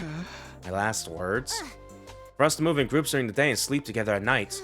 Remember? Those were the instructions you gave us on day 51? We've been able to survive all this time because of them. X hasn't had an opportunity to strike. That also means X is still... Yes, we still don't know who they are. If we did, we'd have thrown them in the cage and tossed away the key already. Now that I got a better look at them, I saw signs of fatigue on everyone's faces. X is among us. I'll be killed if I walk around with only one other person. They've all had to spend the last 23 days under the crushing weight of such thoughts. It's no wonder their mental fatigue was starting to show physically. Oh, right.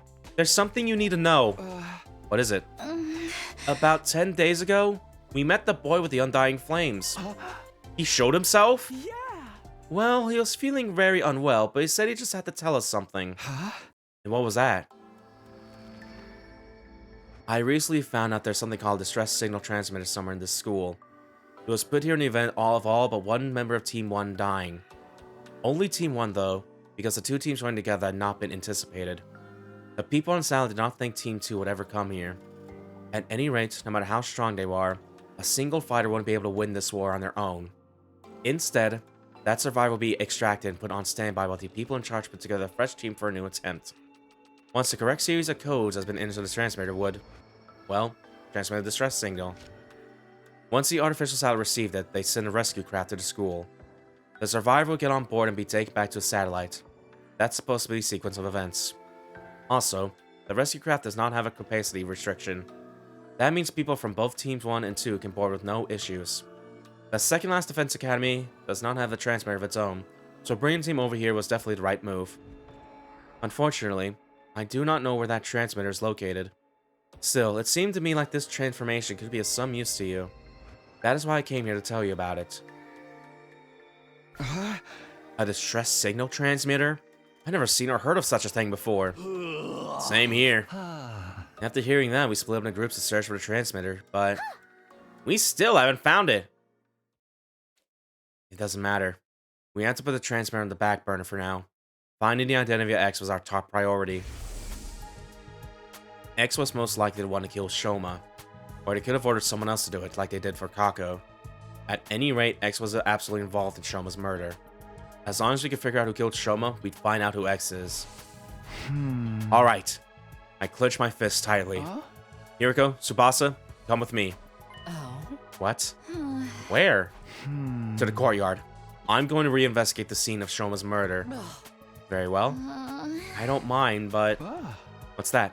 Can we have breakfast first? I'm starving.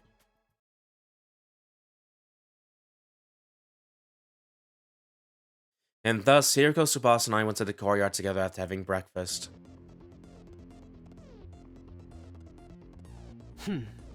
Why did you ask us to come along? I can't go against my own last words now, can I? Part of moving together groups during the day. But why choose us? No reason in particular. I just felt like it. Felt like it. One of us could very well be X. That'll be a 2-on fight. What if X tries to avoid evidence during this investigation? I'm not worried. They've already done that while I was unconscious if it was that important. Yes, that is true. Then what are you investigating? One question before I answer that. Nobody had an alibi for 4 AM on day 51, right? When Shoma was killed? Yes, we were all sleeping in our rooms. Well, Ava was in Adel's room actually, but you know what I mean. What about the murder weapon or any other clues? So far we haven't found anything. In that case... The fastest way to identify X is to see who could have possibly killed Shoma under those circumstances. The killer likely used a special method to kill Shoma while he was locked in the cage. Figuring out what that method was could break this case wide open. Who could have done that was thus the best line of investigation to pursue. How exactly are we going to do that? This place is so big that I have no idea where to even start. We need some sort of clue first. There is a clue. Shoma's body was wet when we first found her, remember? I think finding out why may very well be the key to solving this case. I walked over to the courtyard fountain. There was a valve with a handle to the side, probably for adjusting the amount of water being sprouted. I opened it completely, and then a frightening amount of water gushed out all at once, making the fountain look like an erupting geyser or open dam. A giant column of water shot up into the sky and came down again like a downpour of rain. I quickly turned the handle to close the valve. Soon the water slowed considerably and went back to its normal flow. Phew, that was close. What exactly were you trying to do? I'm glad I was standing over here. I'll be all wet by now if I'd been any closer. Next, I checked the central drain. It was more like a tunnel than a drain. The water flowed deep into the tunnel. There's a large handle here as well. It turned the handle and a wall came down from the top of the tunnel, completely sealing up the drain. After checking it, I returned the handle to its original position. I briefly saw Hiriko and Tsubasa staring at me in confusion as I proceeded to my next destination, the cage where Shoma had been lailed. We already checked every last inch of that cage. There are no hidden tunnels underneath and the bars are as strong as can be. No scratches on the lock either, and no trace that anything had been tampered with. The hinges of that gate are also untouched. As I was listening to them, my eyes wandered to the top of the cage. Officially, this cage is an animal pen. I think it was supposed to be modeled after a bird cage or something. You see that ring suspended from the top there? Yes, what about it? I didn't answer, instead lowering my glance at the bottom of the cage, where something caught my eye. The cage isn't secured to the floor. It's just a bottomless cage placed on top of the base. But the cage is possible to move manually. It literally weighs a ton. How do you know that? There was a blueprint of the courtyard on the war room's computer that had some information about it. I see, so it weighs 1 ton. Hey, that reminds me. Did you know this courtyard was originally created as a biotope for space development research? Biotope? And I'll try to keep the explanation as brief as possible. It's said that before world death, Earth was full of different kinds of terrain, like arid regions and rainforests. And each of these regions were inhabited by living things unique to that area, including plants, microorganisms, and vertebrates. For research purposes, this place has originally been created as a perfect replica of the ecosystems those creatures have been living in. That's why there are blasts of hot air to simulate a desert environment. You can also withstand atmospheric pressures many times Earth's range. But wouldn't that amount of pressure cause the windows to break? What are you talking about? Those things over there aren't windows, they're all display screens, including the ceiling. Look carefully and see the light flickering every once in a while. There's no way the sky could be visible from here. We are inside the school after all. You might be right, but what about the X's on both sides connected to the hallways? Atmospheric pressure can escape from those X's when it gets too high, right? Those places were closed in the beginning, covered by partition walls, don't you remember? Alright, they opened up after Siri released them. In other words, as long as the walls on those exits and drains are down, the courtyard is a completely sealed space. A completely sealed space. Are you done here? Shall we return to the gym? Not yet. There's just one more thing. This. A balloon? The one we found during our investigation on day 51. Why do you think it was found so close to the cage? I have no idea. I can hardly imagine it being someone's personal belonging. The more likely possibility is that someone made it using the Gift-O-Matic. Gift-O-Matic? We'll definitely be able to find a clue if we go there. We made our way to the rec room. Investigating Gift-O-Matic resulted in a few discoveries. So in summary, the official name of this is the Sturdy Rubber Balloon. It was made using a very durable material. The description of the box mentioned it doesn't break easily. The balloon has a capacity of 10 liters. It should be quite big when blown up.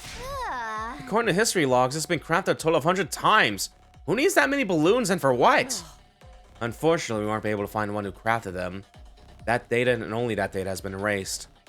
After reviewing our finds, I put the balloon back into my pocket.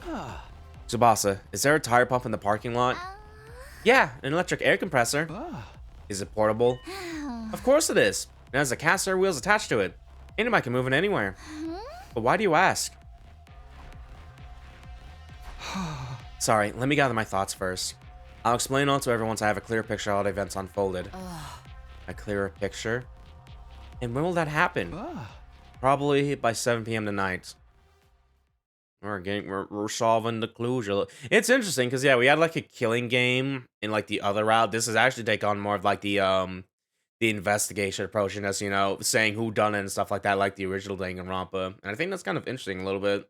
How they kind of layer those out differently and stuff like that. But yeah.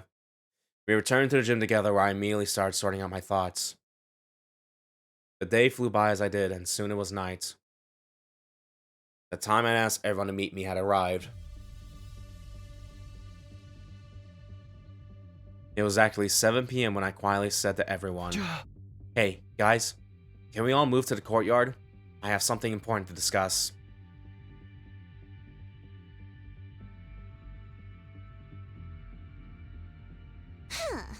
What is this important thing we have to come all the way here to discuss? Well, you see, I turned my gaze upward, then slowly lowered my head. I figured out who killed Shoma.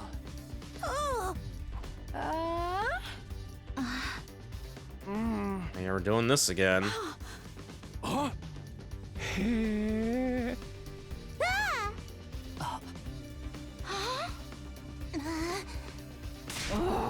Who did it?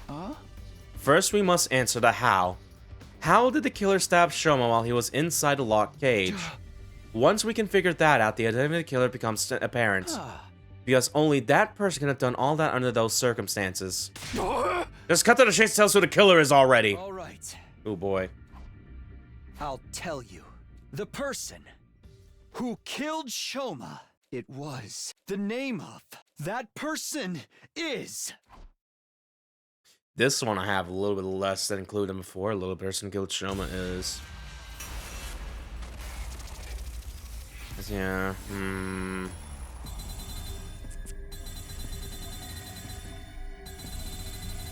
Yeah, well, we know we can't be me. Just standing off to the side. We could get another ending picking us again a little bit, but yeah. With the way this is going, we do have to figure out who actually did it here. Yeah, I'm still just kind of going, I don't know, man. Like, because, yeah. I do something I can weigh the cage up, turn the valves or whatever. If someone was able to, like, slash him, like, inside or maybe even outside, because, yeah, I think a part of me was thinking it was maybe Yugamu, who, like, stretched out his arms enough to, like, slash him inside the cage, maybe at the very least, but it wouldn't explain some other stuff, like the balloons or whatever, why he would need that or whatever. I guess maybe fucking Darmy just throwing knives and threw him there and stuff like that. I don't know. Yeah, 1, 2, 3, 4, 5, 6, 7, 8, 9, 10, 11, 12.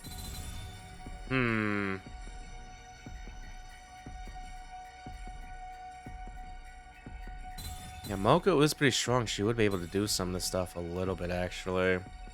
Just going out straight alone. She's a Westler girl.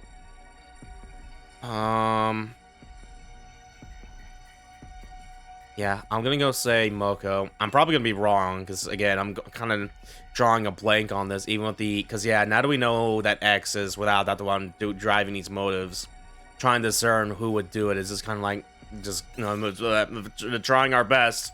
But, yeah, I'm gonna say Moko.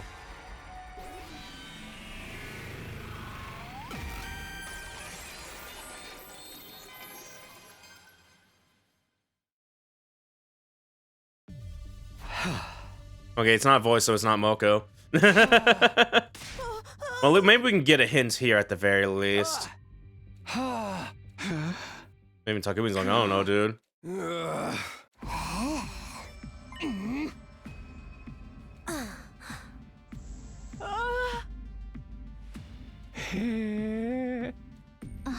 just skipping through this a little bit.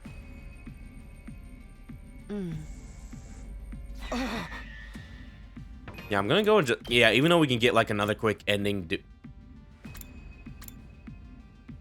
Oh. I didn't realize it could spoil this, actually. Whoops. But no, this is interesting. There's actually 2 options here. Like, excuse me? Okay. Yeah, did the other one have that? I think it was just only 2, wasn't it? Yeah, no. Oh, interesting. Okay.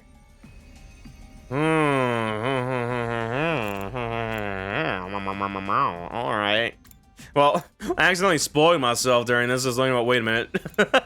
Well, I guess if you're struggling too much, you can at least check that at the very least. That's your hint there. But yeah,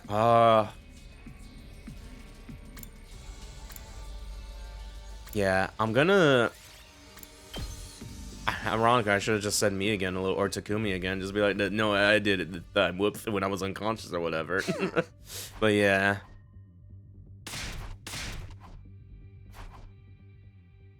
But that's interesting that there's 2 of them there a little bit.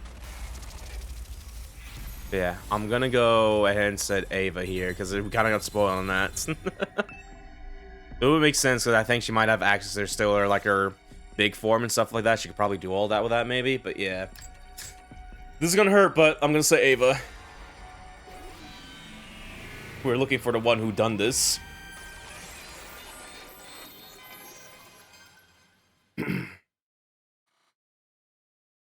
The real killer. You! Ava! What are you saying, Takumi? I came to the school on day 21. I couldn't have written the first threatening note or killed Gaku.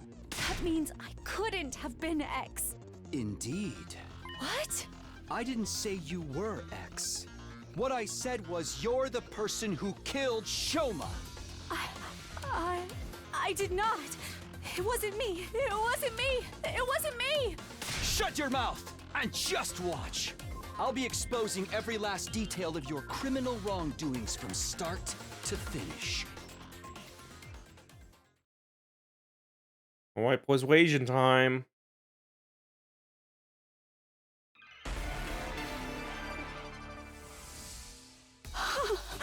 Well, what makes you think I'm the killer? Before getting that part, we'll have to explain how the murder even took place to begin with. Shoma's dead body was found in that cage. He had been stabbed multiple times. That means you had to figure out a way to get inside the cage. But the door was locked. And you're the only one with the key, Takumi. Yes, I did have the key. So you couldn't have used it. You used another way to get inside. Another way? The key lies in the design of that cage. The design? What are you talking about? Yeah, the bottom that's secured. The bottom part of the cage isn't secured in place. It's just a heavy iron cage mounted on a base. I don't understand. That cage isn't secured in place. What of it? The cage could simply be lifted up. So you went inside from the bottom. What nonsense is this, Takumi? How is it possible for anyone to lift up such a heavy metal structure? Very true. That cage weighs about a ton. It's not something anyone can move with their bare hands. Wait, aren't you contradicting yourself right now? You claimed I lifted it up, but now you're saying it's too heavy to be lifted? Is there even any way to do that?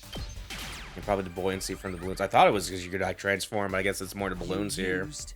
Buoyancy. Yeah, I guess using like under the cage and stuff like that, getting those balloons under there and just like pumping up with water. And then that lifts up the cage there a little bit. But buoyancy? That's right. You made the courtyard a watertight space by closing off the drains. And then you flooded the entire place. Oh no, that's how. That's a fountain there, right? You open its valve fully, release an enormous amount of water through the nozzles, turning into something like an erupting geyser open dam. You left the fountain valve wide open for a while to fill the space with water. You know, that's how, okay.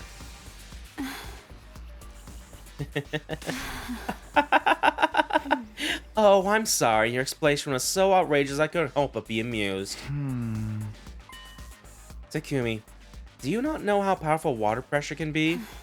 Even if we assume water was released into the environment after covering up my openings, some would still leak out, because those walls would be under constant pressure from the force of water. No, that wouldn't happen. That's not how that's how this place was designed. Because the courtyard was originally constructed for a certain special purpose. Special purpose? What special purpose? Race of gigantic humans. Now you're just talking nonsense. This place was a biotope to be used for space development research. It was designed to be able to withstand atmospheric pressures many times Earth's range. That's what Tsubasa said. Yeah, that's right. And that's why it's impossible for water pressure to cause any leaks. After a while, the place became filled with water. Considering the water flow of that fountain, it probably took about 3 hours for water to rise to the top of the cage. Shoma was killed at 4 a.m. Counting back from the time brings us to 1 a.m. for the approximate time the water started accumulating. Even if you are right, that entire cage is made of iron. It literally weighs a ton. You said so yourself. It wouldn't shift around simply from being submerged in water. Buoyancy doesn't work that way. Nuh-uh, bitch. Rubber balloon. Sturdy rubber balloon. By using sturdy rubber balloons. Rubber balloons? Ones that can be filled up with air up to a capacity of about 10 liters. You inflate 100 of these balloons and put them into the cage. To be more precise, you put the deflated balloons in the cage first before inflating them. Archimedes' principle states that unwatered upward buoyant force is equal to the weight of displaced water. 100 balloons that holds 10 liters each equals 1,000 kilograms. In other words, the effect is 1 ton of upward force. That cancels out the weight of the cage and reduces it to near zero. You barely need to use a single finger to lift it then. You were easily able to lift the cage with just the slightest effort. Okay, also they did use the water balloons here. 110-liter rubber balloons? That's just not... It would be impossible to inflate so many balloons in such a short time. How could anyone have done that? More than likely, you used a certain tool. A certain tool? Well, Yeast. what tool was it then? Tire pump. The bicycle tire pump in the parking lot. It's an electric air compressor. Its mounted on wheels can be easily moved here. Using that will make it a literal breeze to fill up all those balloons.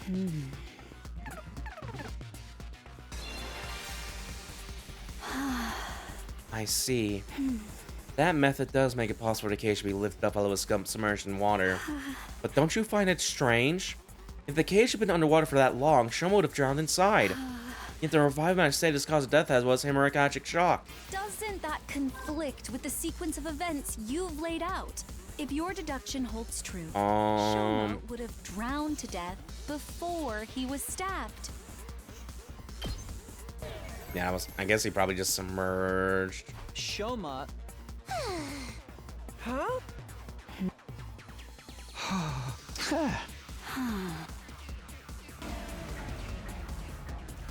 Yeah, maybe he could have held his breath, but I don't think that's the answer here. Yeah, there we go. The cage wasn't completely submerged. The water only has to stop just below the topmost part of the cage for it to work. Discharging water equal to the volume of the cage itself created the buoyant force needed. Shoma kept his head above the water's surface and breathed through his mouth, gaping and gasping for air the whole time. You took this opportunity to lift up the cage while underwater, slip inside, and stab him multiple times. What happened to the water in the courtyard after that? You opened the drainage wall, so drain it away. Then the courtyard should have still been wet when we discovered Shoma's body. But was it wet? No, not at all. Projection mapping? No. It's either, I guess nobody noticed, maybe. Just like you said.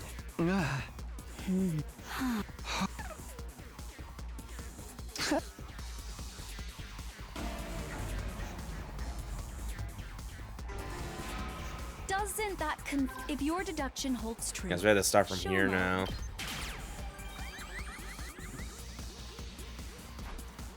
Then the courtyard should have still been wet when we discovered. What if it was Shoma's hot air? body. I'm gonna just say nobody noticed. Okay, no, it's a hard air. Unless I just have to say no, there's like a fourth answer. But either way.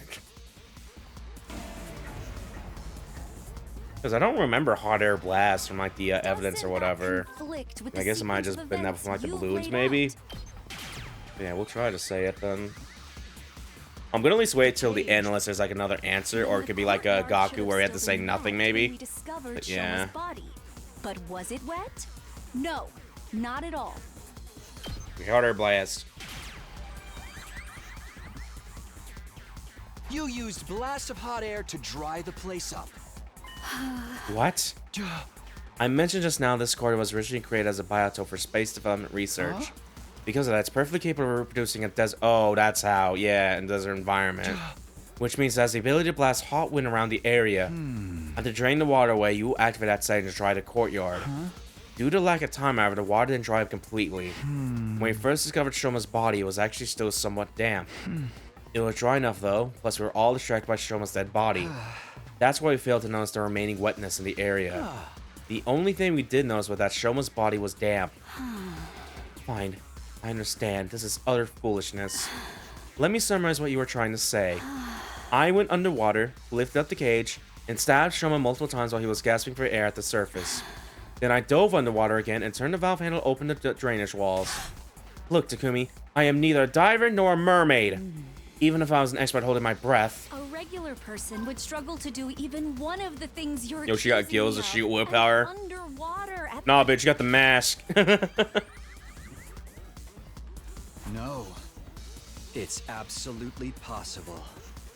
So fuck that the mask comes into play here, actually, a little bit, yeah. You used your mask, Ava. Tsubasa told me about it. There's a miniature air tank in your mask. It allows you to use it as a sealed gas mask. You can breathe for up to 30 minutes using it like that. Yeah, I did say that. I never thought it would work underwater, though. Alright, we're in the clear. Yes, I remember now. My mask did have a function like that, but someone stole it from me. That person must be the real killer. Yes, that has to be it. I know I am right. You've been cornered and you know it, Ava. Just admit that you're the one behind this. Your mask was unique. It's custom made to fit a specific shape. According to Tsubasa, you're the only one who can wear it. You were right, Ava. This isn't a crime that a regular person could have committed. Only a diver, mermaid, or someone with that particular mask could have done it. Ergo, the person who could wear that particular mask is the culprit. And only one person in this world can put on that mask. That person is standing right in front of me. It's none other than you, Ava! You're the only one who could have killed Shoma! No! No! No! No!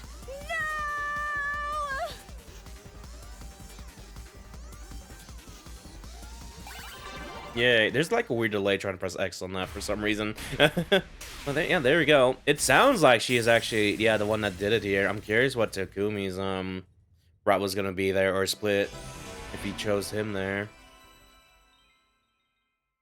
Guess another unique bad-in maybe at the very least, but yeah, we'll see. We're getting pretty close to the end of this, so we could probably do this on stream here, so... Takumi, you're right. I killed Shoma. The method and flow of events were as you'd have deduced. I have nothing to add. But, have I really done something wrong? I too have been threatened by X. I had no choice. When did you meet X? A short while before 1 AM on day 51. Just before the murder, I heard a knock on my door. And you opened it? Yes. Why? The thought that it might be X inside the door did flash through my mind briefly. But I am not part of the SDU and I wasn't even here when you saw the threatening note. I just assumed I could not have been on X's radar. Well, what did X say? I have the remote detonator that will trigger the bomb inside your body. Yay. Here it is. In case you think I'm lying. I'm going to give you some instructions now. But you don't have much time. Follow my orders quickly, or else. Should you go against me, or tell the others about my existence, I will detonate the bomb in your body immediately. Wait, what's going on? How did X get their hands on the detonator? Maybe they stole it from one of us? No. X said they obtained it through the proper channels. From Tsubasa herself. No!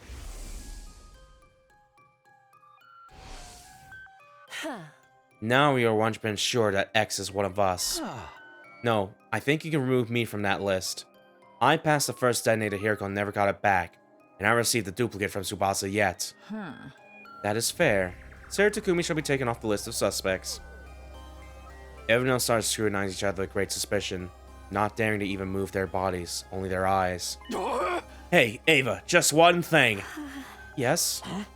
X said he'd blow up if you told the others about him, right? Yes. And that's what you're doing now. You feeling okay? Why hasn't X blown you up yet, indeed? I believe they could if they wanted to. The device is small enough to fit into the palm of someone's hand. It could be hidden in the sleeve, on the chest, or around the waist and no one would notice. It would be easy to simply press the button at the opportune moment. But X cannot do that for one particular reason. And what's that? Takumi, do you remember what I told you about the bomb mechanism before? Yes, I remember.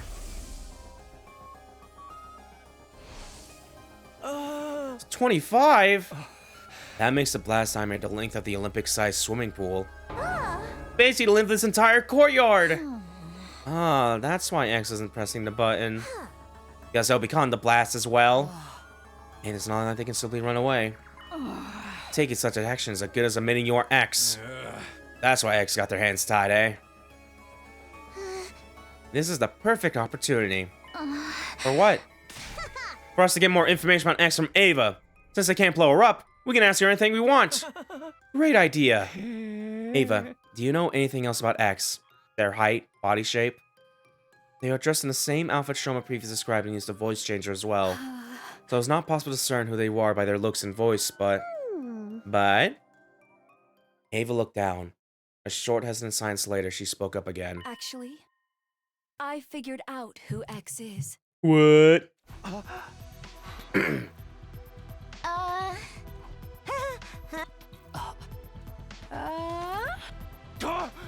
How'd you figure that out? By their mannerisms. Their mannerisms? You know how some people subconsciously touch their chin or play with their hair when thinking about something? These sorts of mannerisms. They tried really hard to hide it, of course, but I still managed to pick up on them. So... who was X? All right, I will tell you. X is. The real identity of X is. Suddenly, a sense of dread washed over me. My mind started working overtime as I went through all possibilities. Maybe X would really press the button now. Everyone thinks X won't do it because that would mean blowing itself up as well. Well, if their identity was revealed, it would be the end for them anyway. They might prefer to die with everyone in the blast or being caught and imprisoned. But in that case, why were they pressing the button now before Ava could reveal their identity? Were they backing on the possibility that Ava might say the wrong name? If she did, X could just sit back and watch the show without doing anything. And if she really did say X's real name, they could always press that button at that time.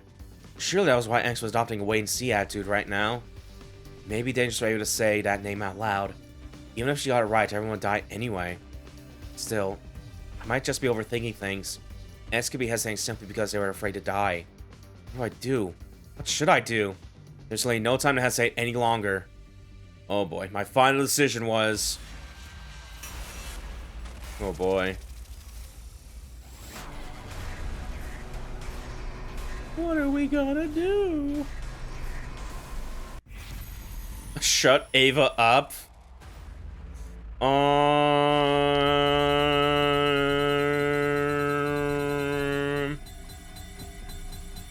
I'm kind of leaning towards no a little bit.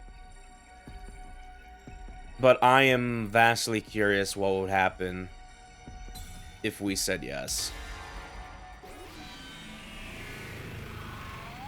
What if we just prolong this just a little longer? Ava, stop! Don't say anything. Hey, what are you up to now? Wherefore have you stopped her? I explained my reasoning to the others. I get it. You are afraid X may try to take us all down with them. At that, all of a sudden we heard... What?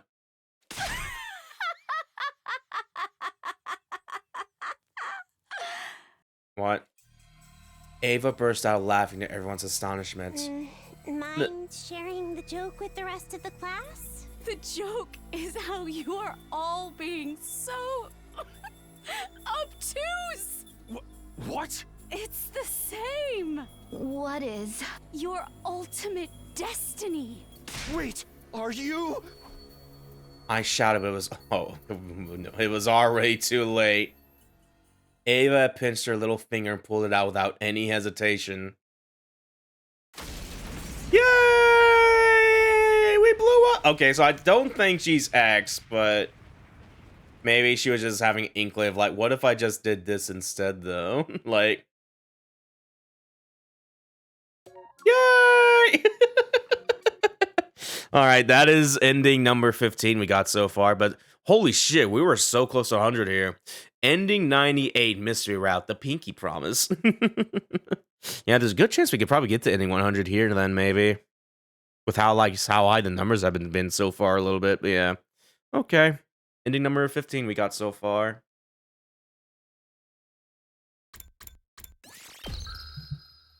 But yeah, we haven't reached the final day yet, so we gotta keep... Okay, so... Yeah, alright then. Yeah, let's keep going this way then. Let's tell them to shut the fuck up.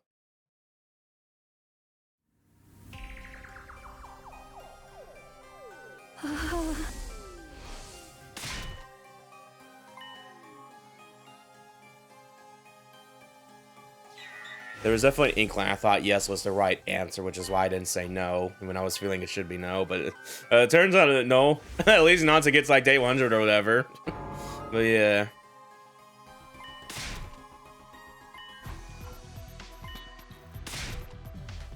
Okay, let's hear from her mouth then.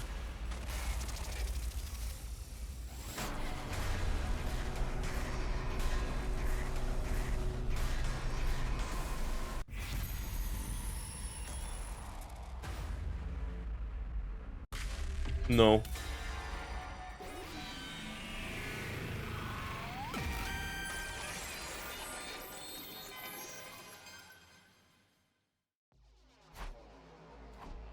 I decided to let Ava finish her sentence without interruption. However, she stayed silent after I refused to say another word. What is the matter, Lady Ava? X got your tongue? Or, do you actually not know who X is? What? Then why'd you pretend like you knew? At Emma's question, Ava suddenly... She smirked and let out a chuckle, looking as if she was mocking us. When I saw her expression, the truth dawned on me. Of course. You're afraid, right? You're afraid to die. Even if you forced to do so by X, you are still the one to kill Shoma. That is an unforgivable act. Then you thought to yourself, I'm gonna be thrown to the cage again. This time, they're never gonna let me out. Why should I stay then? I'll blow myself up and take everyone in the SDU with me. But you are afraid to face death. Maybe not the other... You never had that courage to begin with. So you decided to leave it in the hands of X, right? The act of pressing the button to activate the bomb. Oh, that's why you lied about knowing X's identity. Wait, that means you're going along with all this time was just an act? When you said you ate Veshness, was that a lie too? Also, you could gain our trust and gather intel while hiding in plain sight? Ava said nothing in response. Her lips didn't move for a second. But something else did. Her hands.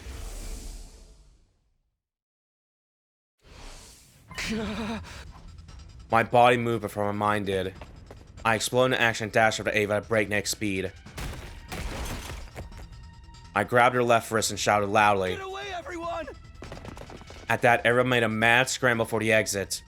Right after that, Ava grabbed my shoulder and forced me to face her. As I did, I saw a raised foot and... I found myself being kicked away. I landed near the exit where there were 5 other people. They had just reached the gate and were not yet outside. The other 5 have rushed to the exit as the other side and were about the same distance away as well. I quickly stood up and looked at Ava's direction. She pinched her little finger and said... Is this the courage you said I didn't have? Okay, no, she's gonna do it. She pulled in her little finger without a trace of hesitation. Yay! Do we survive, though? Let's see.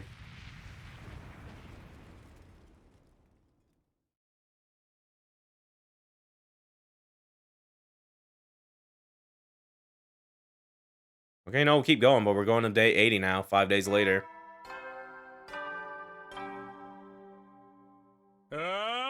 Wow! We have just 20, just a bit longer until It's day 80. I was already so used to waking up and finding out that I missed a bunch of days. I was more surprised by the fact I was somehow still alive. Come to think about it, I seem to recall someone pulling me back with great force just before the explosion. That could be why I survived. I wonder who saved me. I didn't see who it was, but I remember the lavender fragrance. I can think about that later. Is everyone okay? I stood up from the makeshift bed, pulled open the current divider, and stepped outside. And then... What do you mean Tsubasa and Moko are gone? Exactly what I meant. They were both missing when I woke up. You were the last three on the last watch last night, right? Yes, but halfway through my shift, I felt a pain on my neck, like something had pricked me. Someone must have jabbed me with that stolen instead because I blacked out immediately. And when you wake up, they were both gone. That's what I've been trying to say. It was at this point that everybody finally noticed I was awake. Sir Takumi, I see you decided to rejoin us in the land of the living. 5 days, no see. Pretty fast, all things considered. Yeah. Hey, shouldn't we be looking for Tsubasa and Moko? Yes. The 9 of us here will split into groups of 3. After some discussion, we decided on the following groups. Group 1, me, Nozomi, Darumi. Group 2, Takamaru, Kudara, and Kyoshika. Group 3, Hiroko, Yugamu, Ima. Let's go find them! And thus we embarked on a search for Tsubasa and Moko. We visited every place in the school to see if we could find any traces of them. However, they're nowhere to be found! It's already been an hour since we started looking. Suddenly we heard a strange voice coming from the schoolyard. Bad news! Team Takumi Takamaru, can you hear me? If so, come to the parking lot right now. We gave each other knowing glances before rushing toward the stairway together. Takamaru's team was already at the parking lot by the time we arrived. There were a few trees near the parking lot. Hiroko and Takamaru's teams were staring agape at something near the top of them. Dread started pulling the pit of my stomach. I turned slowly and cautiously to look in the direction of their stairs. What I saw was... Ooh! No. No! How? It was clear they are both dead. Blood drained from the face. I felt sick to the bone. Now 5 of my friends are dead. I didn't know how my heart wasn't breaking apart. Somehow I held myself together and said, "Help me lower them to the ground and move them to the infirmary."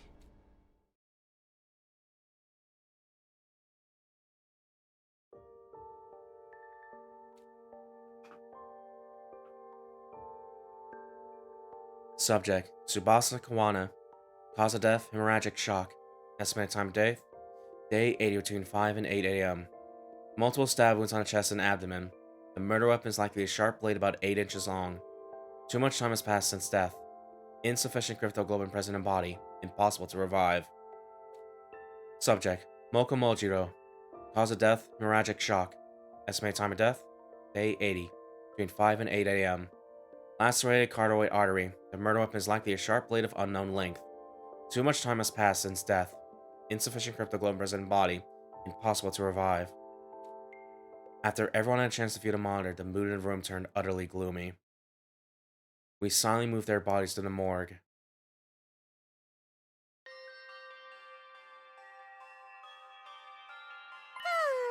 Hey, do you mind if I mention something? Huh? Go on. It's something I noticed about Tsubasa's back. She got her heart stolen like the others? Wait, how did you know about the hearts being stolen? I decided it was not something worth hiding and told him about it. Alright. I don't think the cases are related. Neither of them had their backs cut open. No one's want to tell us about Tsubasa's back. I noticed it when the hem of her blouse hitched up while we were moving her body just now. Dami walked over to Tsubasa's body and removed the sheet that was covering it. She turned over the body and pulled the blouse up so that we could all see the strange thing on her back. Huh. 2? Think so. Could be a Z or an N as well. I don't know. The mark is small enough to be completely covered by a hand. Not located in the center, but more toward the left side of the spine. This is indeed curious. The purple discovery makes it look like a bruise. Oh! What could this number mean? Nobody had an answer to that. We checked Moko's back as well, but there are no markings at all, let alone one that looked like a number. After that, we turned them both back around, closed our eyes, put our hands together to pay our respects. Moko, Moko, Moko. Nozomi clung onto Moko's body and wept bitterly. Her anguish, chokes, and sobs reverberate throughout the hushed morgue.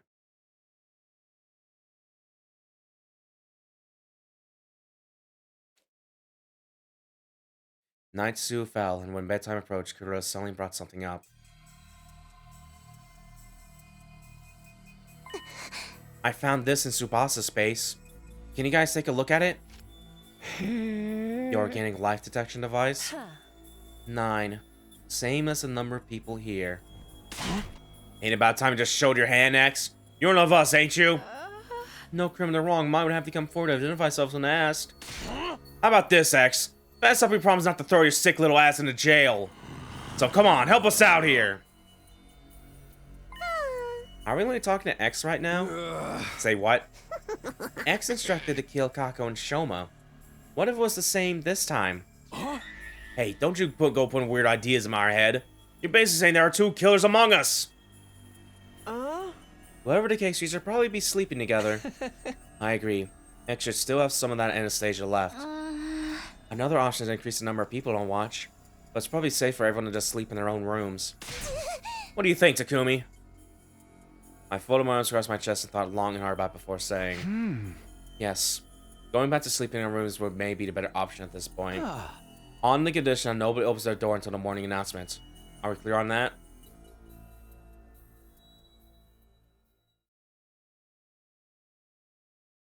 Day 1.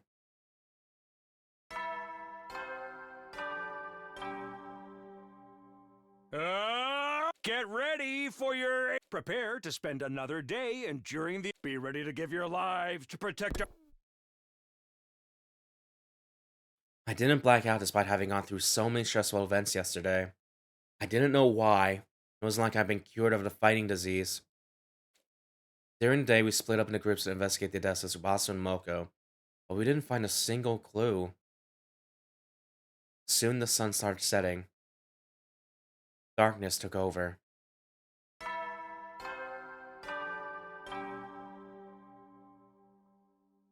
Headies. You never know when the invaders might... Well then... It happened right after the bedtime announcement had played. The sound of the doorbell sent a chill up my spine. Was it X? Were they here to get me?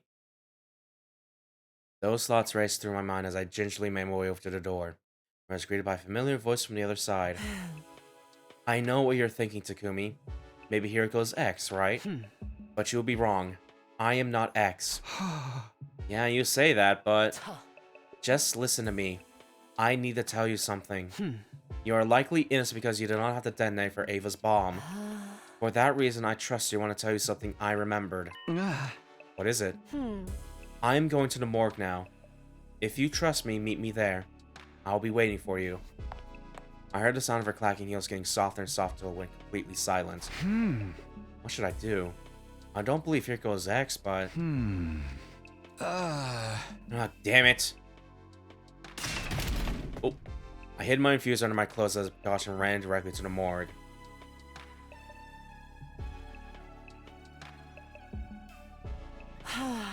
I have never met an idiot as stupendously naive as you.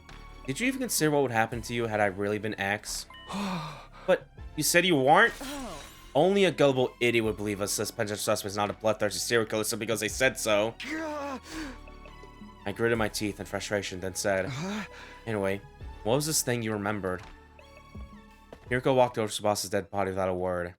She stopped in front of the body and removed the sheet. She turned the body over, lifting the blouse up. It's that strange number we saw yesterday. What about it?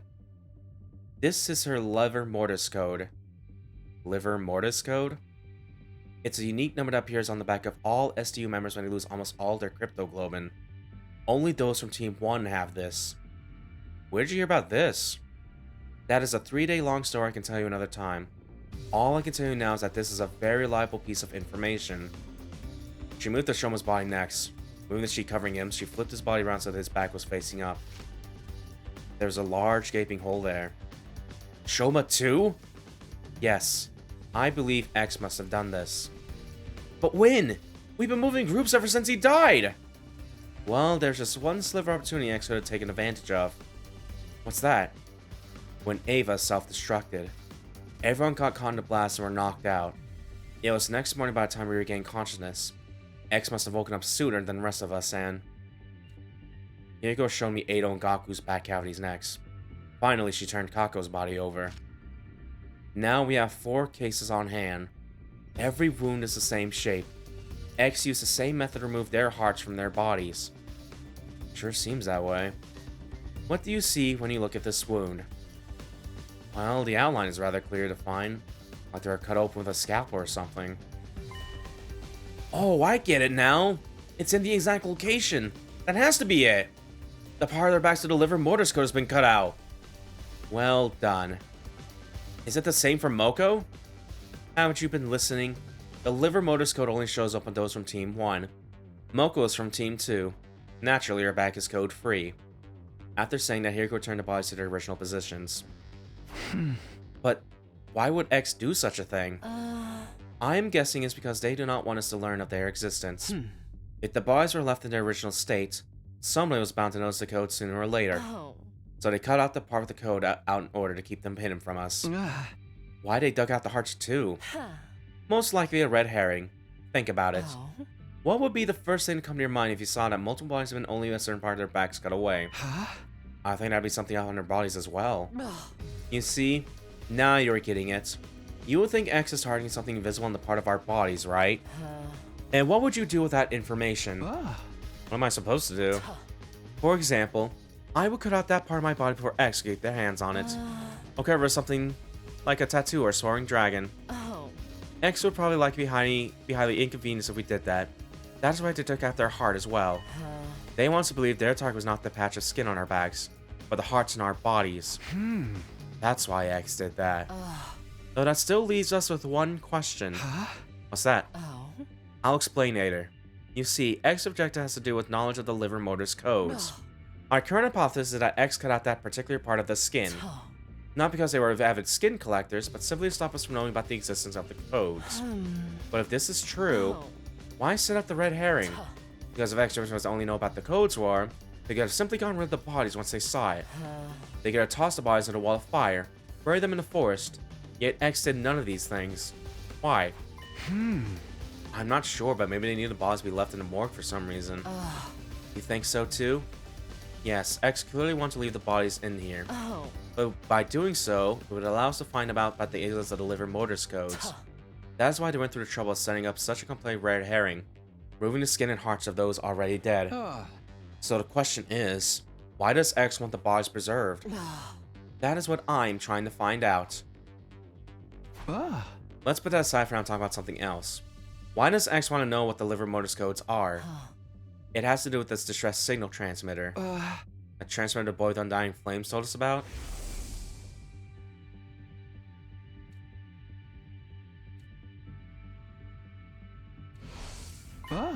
Oh, I know.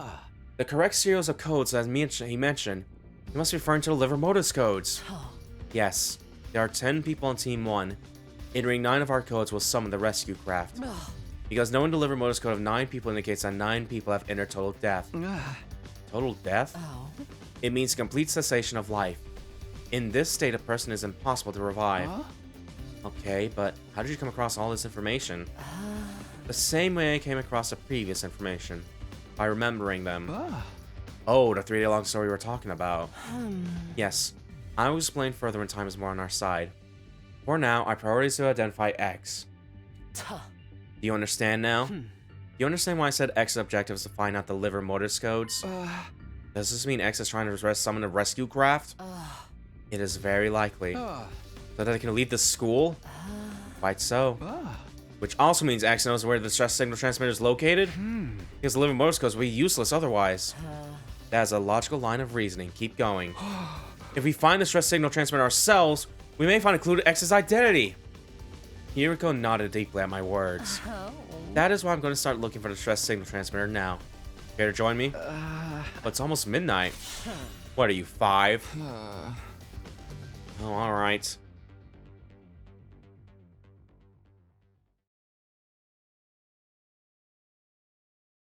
Day 2. Hiroko and I ran around the school line in search of the distress signal transmitter.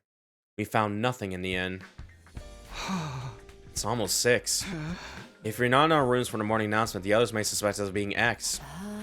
Yes, we should call it a day for now, and just as Hiroko is about to finish her sentence. Hello. Kurara! Shh, hide yourself. What in the world? You made the rule that we should never go alone anywhere alone, remember? So why is Kurara running around by herself then? Oh, now that you mention it. We peered out from around the corner of the hallway to see where Kurara was going. She quickly vanished in the direction of the staircase. The sound of footsteps on the floor above us slowly became softer and softer until we heard the roof door closing. Then there was silence. Kurara went upstairs. I mean, we were on the ground floor. But she just came from that staircase. Why would she just come down the stairs just to go up again? Maybe she didn't come down the stairs. Are you saying... We started investigating the area around the staircase, groping around wall surface to see if we could find anything. And then...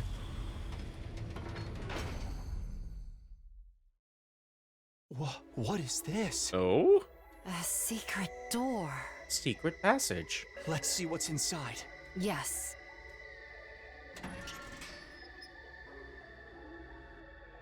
Behind the door was a staircase leading down into pitch darkness. Kurara didn't come downstairs. She came up from here. So, at the end of this staircase... Yes. There's something to be discovered for sure. Let's go see.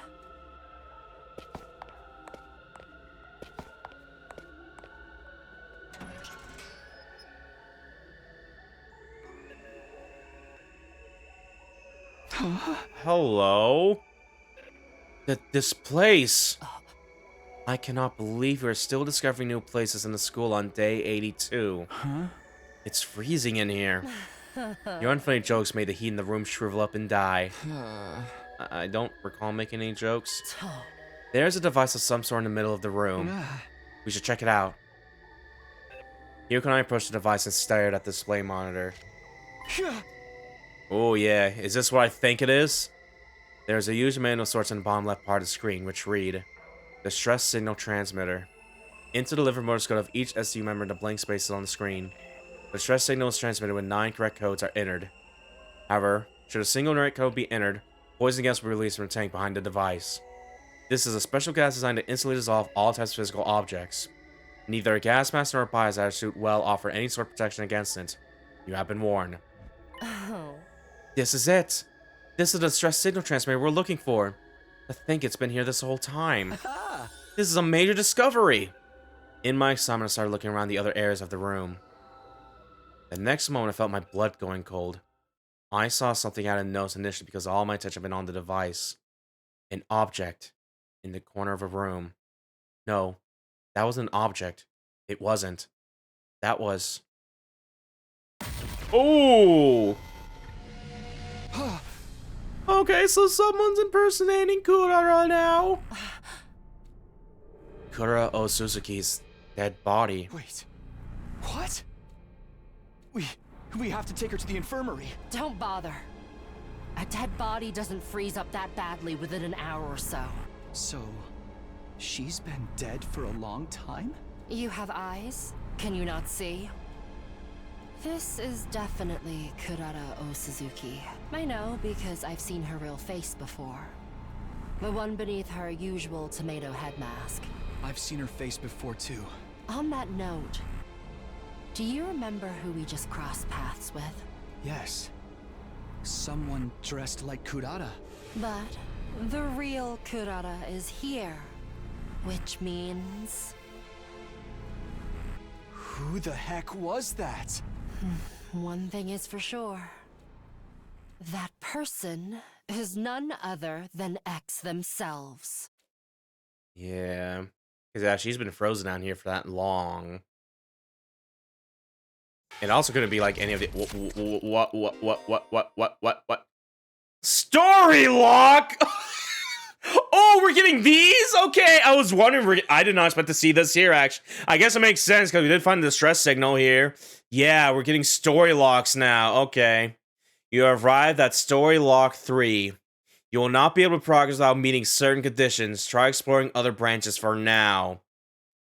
Unlock conditions, reach story lock 2. Okay. Ooh. Ooh, yeah. Oh, boy. Okay, for a brief second, I wasn't really kind of feeling this route a little bit. I was liking it, like the whole murder mystery aspect of it. But yeah, because there's just that, and it's kind of like mostly on its own here without kind of like the central plot like this was going. But yeah. Ooh, we got our first freaking lock. Let's go. All right, so yeah. We are currently on hold right now. We cannot progress any further here. So yeah. That being said, let me see. Yeah, we still have this here if we chose Takumi. So let's see what happens if we set ourselves here. Whether this leads to another like sort of bad end, or if this leads to another branching pathway here. Because I'm very curious. But yeah, if she's been frozen that long, the Kura that's with us right now, that's definitely X. I'm assuming so anyway, because it wouldn't make sense for someone else for like trying to take the motive or whatever. Because someone would just be missing by now and stuff like that. And it's like, wait a minute. But yeah, let's see what happens when we say ourselves here. But yeah, no, that was just like, whoa, hold on. There's a lock there. But yeah, I'm curious on how the other route's gonna go, because yeah, we've been on this side. Because, yeah, I imagine that killing, sparing 8 on whatever transpires there is going to lead us toward this sort of, like, golden true ending or whatever. But, yeah. Now that we know that there's story locks, it's definitely going to be behind one of those. And we have to go find that shit, so. Yeah, alright. Yeah, I'm going to say Takumi did this. We're looking for the one who did this. Again.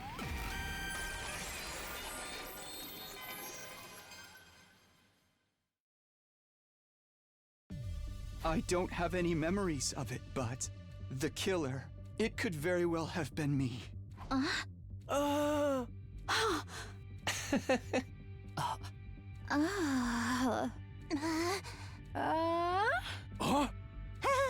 Especially, yeah, because they also had the voice change as well. They can change your voice to whatever and stuff like that. Yeah, like I've been saying all this time, right? But how could you not have any memories? It's simple. I just don't remember. Then you cannot be the killer. But I don't believe any of you here could have done something so cruel. Also, I'm the only one who could have gone inside since the key was with me. There are other reasons too. Nothing happened while I was unconscious, right? That would make sense if I was the culprit. The cause of my fainting disease may have played a part as well. Trace of the treatment found on damaged parts of the brain. Fainting disease likely to develop as an after effect. If those damaged parts have actually yet to heal properly, I could have gone up subconscious that night and did all those things without being aware of it, right? That's what I'm saying. It was probably me, maybe. Then you leave us no choice but to lock you up in a cell. Are you okay with that, Takumi? No. Huh? You're still trying to put up a fight even after you were confessed? I wasn't confessing. I was just saying it's a possibility. But you're so confident you knew who the killer was. You're being utterly incoherent. Anyway, hold him down, everyone. Okay. Stop. Stay away from me. I said, stay away. I screamed and started running. You bastard, stop right there. I burst out of the room into the hallway and just kept running. Some time passed. I was finally able to throw off all my pursuers after running around the school haphazardly. I'll be in danger if I stick around here. I should leave the school for a while and get my head together. I headed to the entrance wall and grabbed the fire extinguisher before sneaking outside. Before long, I arrived at the wall of fire, but someone had been lying in ambush there.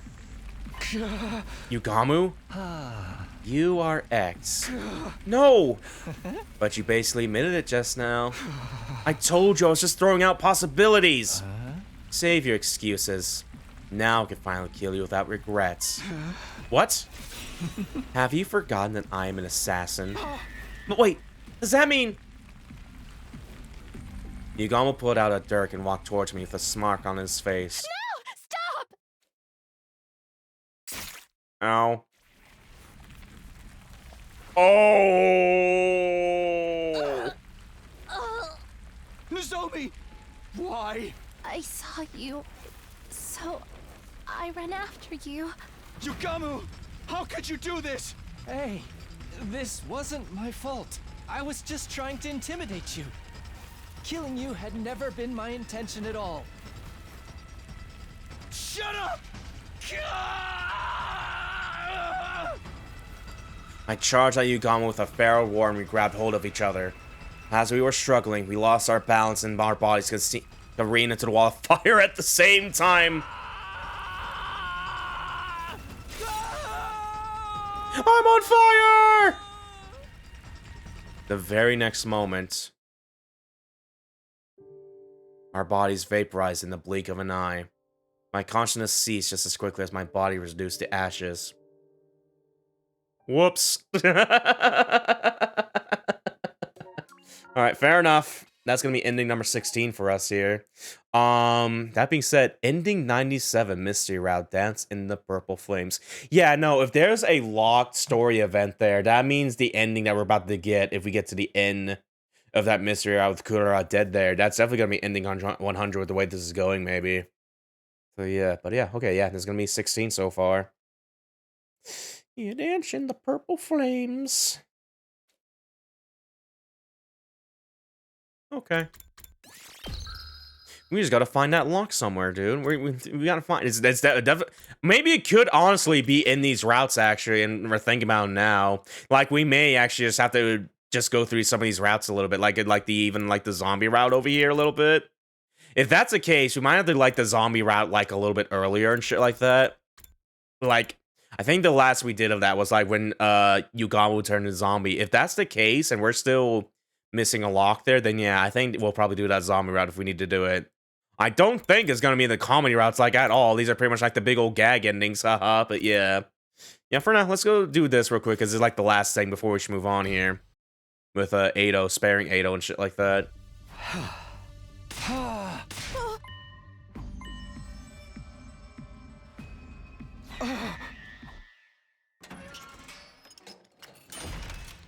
In gay baby jail, haha. Yeah, so far it's going about the same as it last time a little bit. Let's see if it turns to day 99. Oh no, day 100. Immediately, I think it was day 99 last time. Well, I mean, technically we got the day 100 on this route, so we're good. Yeah, Ava's dead and same thing here. Cage was unlocked, and when Sign touched her arm, it was deathly cold. She's been dead for at least a few hours. What's going on here? Sent down by quiet his thoughts and quickly started searching for the others. My next destination was library, so as I entered, I saw Kyoshika. Judge Brown, she wasn't breathing, had no pulse. Judging from how cold she felt, seemed like she died a few hours ago as well. I'm curious if we can maybe see Kudera here, actually, so I'll try to keep a little eye out here. They around being in the rooms, I proceeded to the roof. There's no sound around, there's no signs of life anywhere. So if there had to be somebody around, open every single door to check. No, Kudera was in, like, the pod of the Revival-matic. So, yeah. But again, that could just be X placing her there and stuff. Kurara too. Yeah, she's on the bed right here. I gave a kill, she was cold to the touch. No, wait. Maybe. Clean to Ray, but decided to move Kudera's body to the infirmary, but... George Simon's last since death, impossible to revive, was all in monitor would display.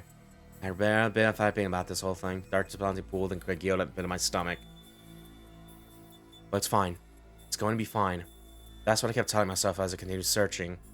I checked every room on the second and third floors, and then any other rooms I had yet to check. I didn't find anyone.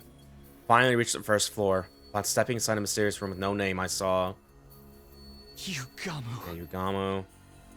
Check his body. I could feel your children on the scene. This was the garage. Push door open because she stepped aside and done. Ooh, yeah, they are just all hanging there. Cool. Yeah, great. Finished scene before me. I thought I could hear the sound of my heart breaking apart. I felt nothing, not even sadness or despair. I simply turned over their bodies mechanically and motionlessly. Takamaru, Ima, Darumi, and Tsubasa's hearts had been removed through their necks, or backs rather. Acting not to appeared underneath Yuriko's clothing to check her back as well. There's a large empty cavity as well, just as I had suspected. I'm no longer capable of reasoning this through. My mental faculty has been taken over by a thick, impenetrable fog.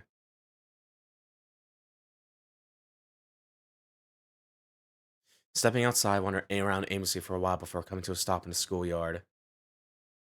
I stood rooted to a spot in a daze for quite some time, then a passing soundless breeze blew past. As I took in the breeze, a slight sense of suspicion flashed through the back of my mind. How many dead bodies have I found? 1, 2, 3, 4, 9. I was put in the prison cell on day 75. How many survivors were there at that time? Including myself, there were 12, which meant... But that suspicion was quickly dispelled from my mind when the remaining 2 survivors appeared before me. Oh, hello. We fought so hard in defensive battles. Everyone gave their all. We even beat Veshness. And yet... this was what we woke up to. Takumi. You killed them all, right? What? We're the last 3 still alive. No one else but you could have done it. Her accusation drove my mind to action. I started to defend myself desperately. No, it wasn't me. I went through the same ordeal too. My cage was unlocked when I woke up and I walked out to almost everybody dead. You really think we'll believe you after what you've already done? Who else could have done this, huh? Tell us! Moko was right. The 3 of us were the only ones still alive. It stood the reason that one of us had to be the killer. Come on, we're waiting! Who killed everybody if not you? It was... Oh boy.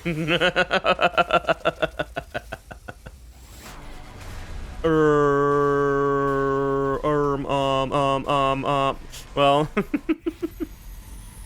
Man, who done did it? Oh, we got 3 options now? Yeah, okay, this is a first here. Yeah, alright, I'm gonna say it was me. It was probably me. I'm sorry.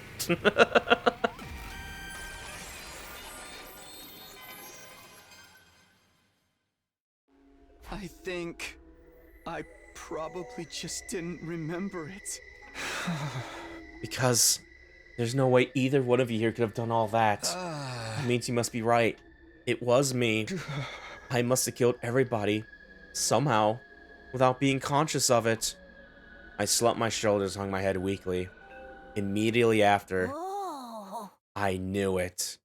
As Moko said that, she reached behind her and took out a large butcher... Oh, God, dude, knife! Oh!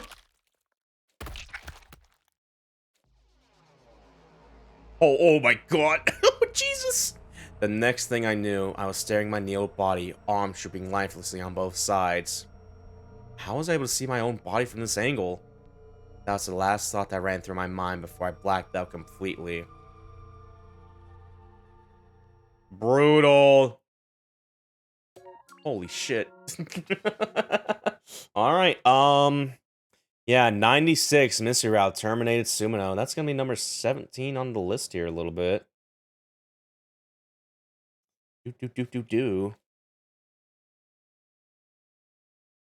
Alright then. Well, we certainly got an ending.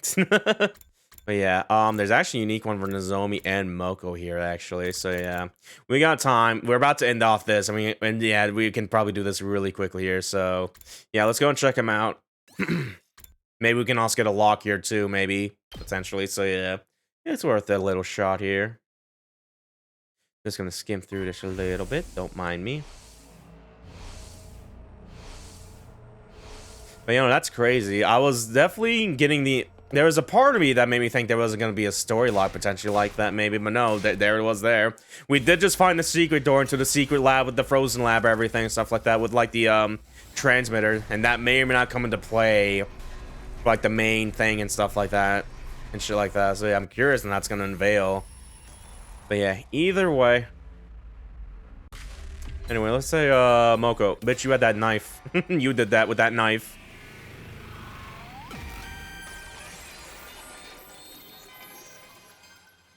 Yeah, we're getting a lot. Yeah, we started like at 7 endings, and now we're like 17. We got 10 more here. Hell yeah. You killed everyone, and had to have been you. There's no mistake about it. No, no, no. No, no, no, no, no, no, no, no, no, no.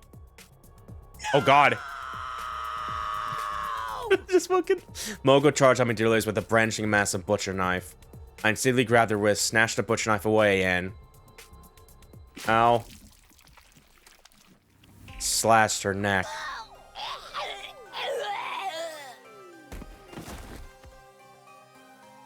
I watched in horror as Moko collapsed to the ground. I killed her. I hadn't intended to, but it just happened. My knees were knocking against each other. My strength gave out and the butcher knife fell to the ground. Immediately after... Moko! Moko!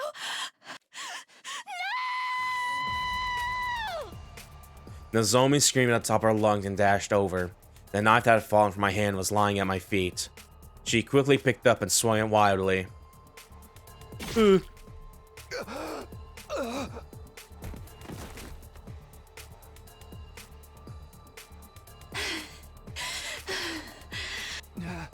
Nozomi, why? Nozomi was standing in front of me with an astonished look on her deathly pale face. I stared absently at her until my conscience faded into nothingness. I don't think we're gonna get a lock on this one, Lil. We gotta go check other routes. Yeah, mystery number 94, Revenge for Moko. Alright, ending number 18. Ooh-wee. Oops, wrong number. There we go, 18. Alright, one more, and we're gonna go and call it a session here, so let's do this one real quick here.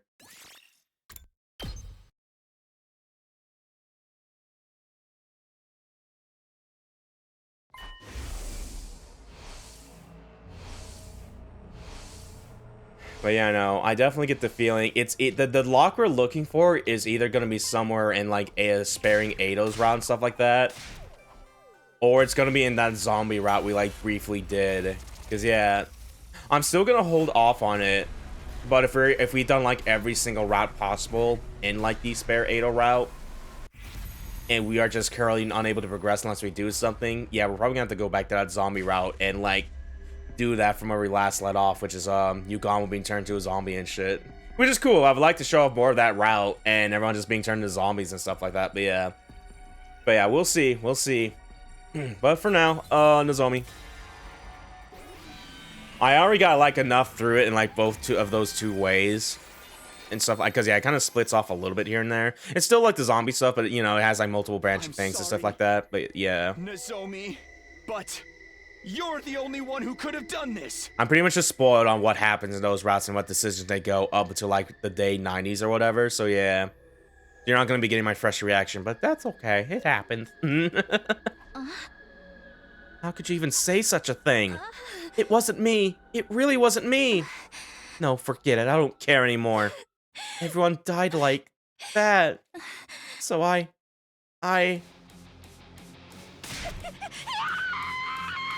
Uh-oh.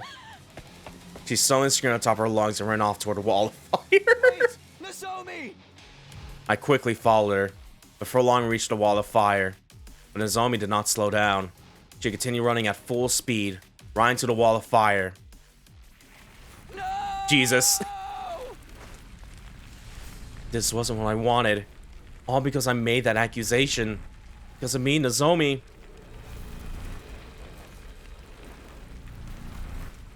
No, wait. It's going to be fine. I may still be able to make it. I'll save Nozomi. Drag out of those flames and... My body's already moving before I can finish the thought. I launched myself into the fiery flames. The very next moment... I was vaporized in an instant. My consciousness ceased as quickly as my body was reduced to ashes. Yay! We did it! We didn't solve the mystery yet! But yeah, it is interesting. It is interesting. Yeah, 95 mystery route. A kind heart, well done. Not just mean game. You didn't have to say that part. But alright, 19. But yeah. Okay, so as of currently, even though we got to day 100 of this mystery route, there's still stuff we gotta do here. And that's gotta do something with this very mysterious lock here. Yeah, reach story lock number 2. Okay. So yeah, as of this now, we are pretty much caught up with what I want to show for this side. Because yeah, there's still some stuff we can do on like the other comedy routes and the zombie route over here. But I'm still gonna save those for later in case we need them. Because yeah, without a doubt, if the story lock isn't gonna be on Ado's side over here when we spare him, it's definitely gonna be on the zombie lock because it's been pretty important a little bit for some stuff, like the gi and shit like that, and the zombie stuff and Parasite and all that. But yeah, for now. We are at a good point for like the start of next session. We will finally spare Ado. So yeah, look forward to that. It's gonna be one hell of a trip. But yeah, I'm gonna try to load into a day real quick, just get to menu so we can like listen to music real quick here. Where's 13? That's usually my go-to day when I'm just gonna do free time and grind real quick here, or just like spend my points. So yeah, real quickly. But yeah. That is pretty much it for this side, besides some few stuff that may or may not have a story lock-in that we need to do for progression reasons. But yeah, until then, next time on 100 Line, Last Defense Academy 2, the second term, we're gonna end off this cool music, or chill music rather. So yeah, we will be starting the other side of the first decision we got. We have pretty much done all this route killing Ado. It is now time to spare him. And see what happens there. It's gonna be crazy.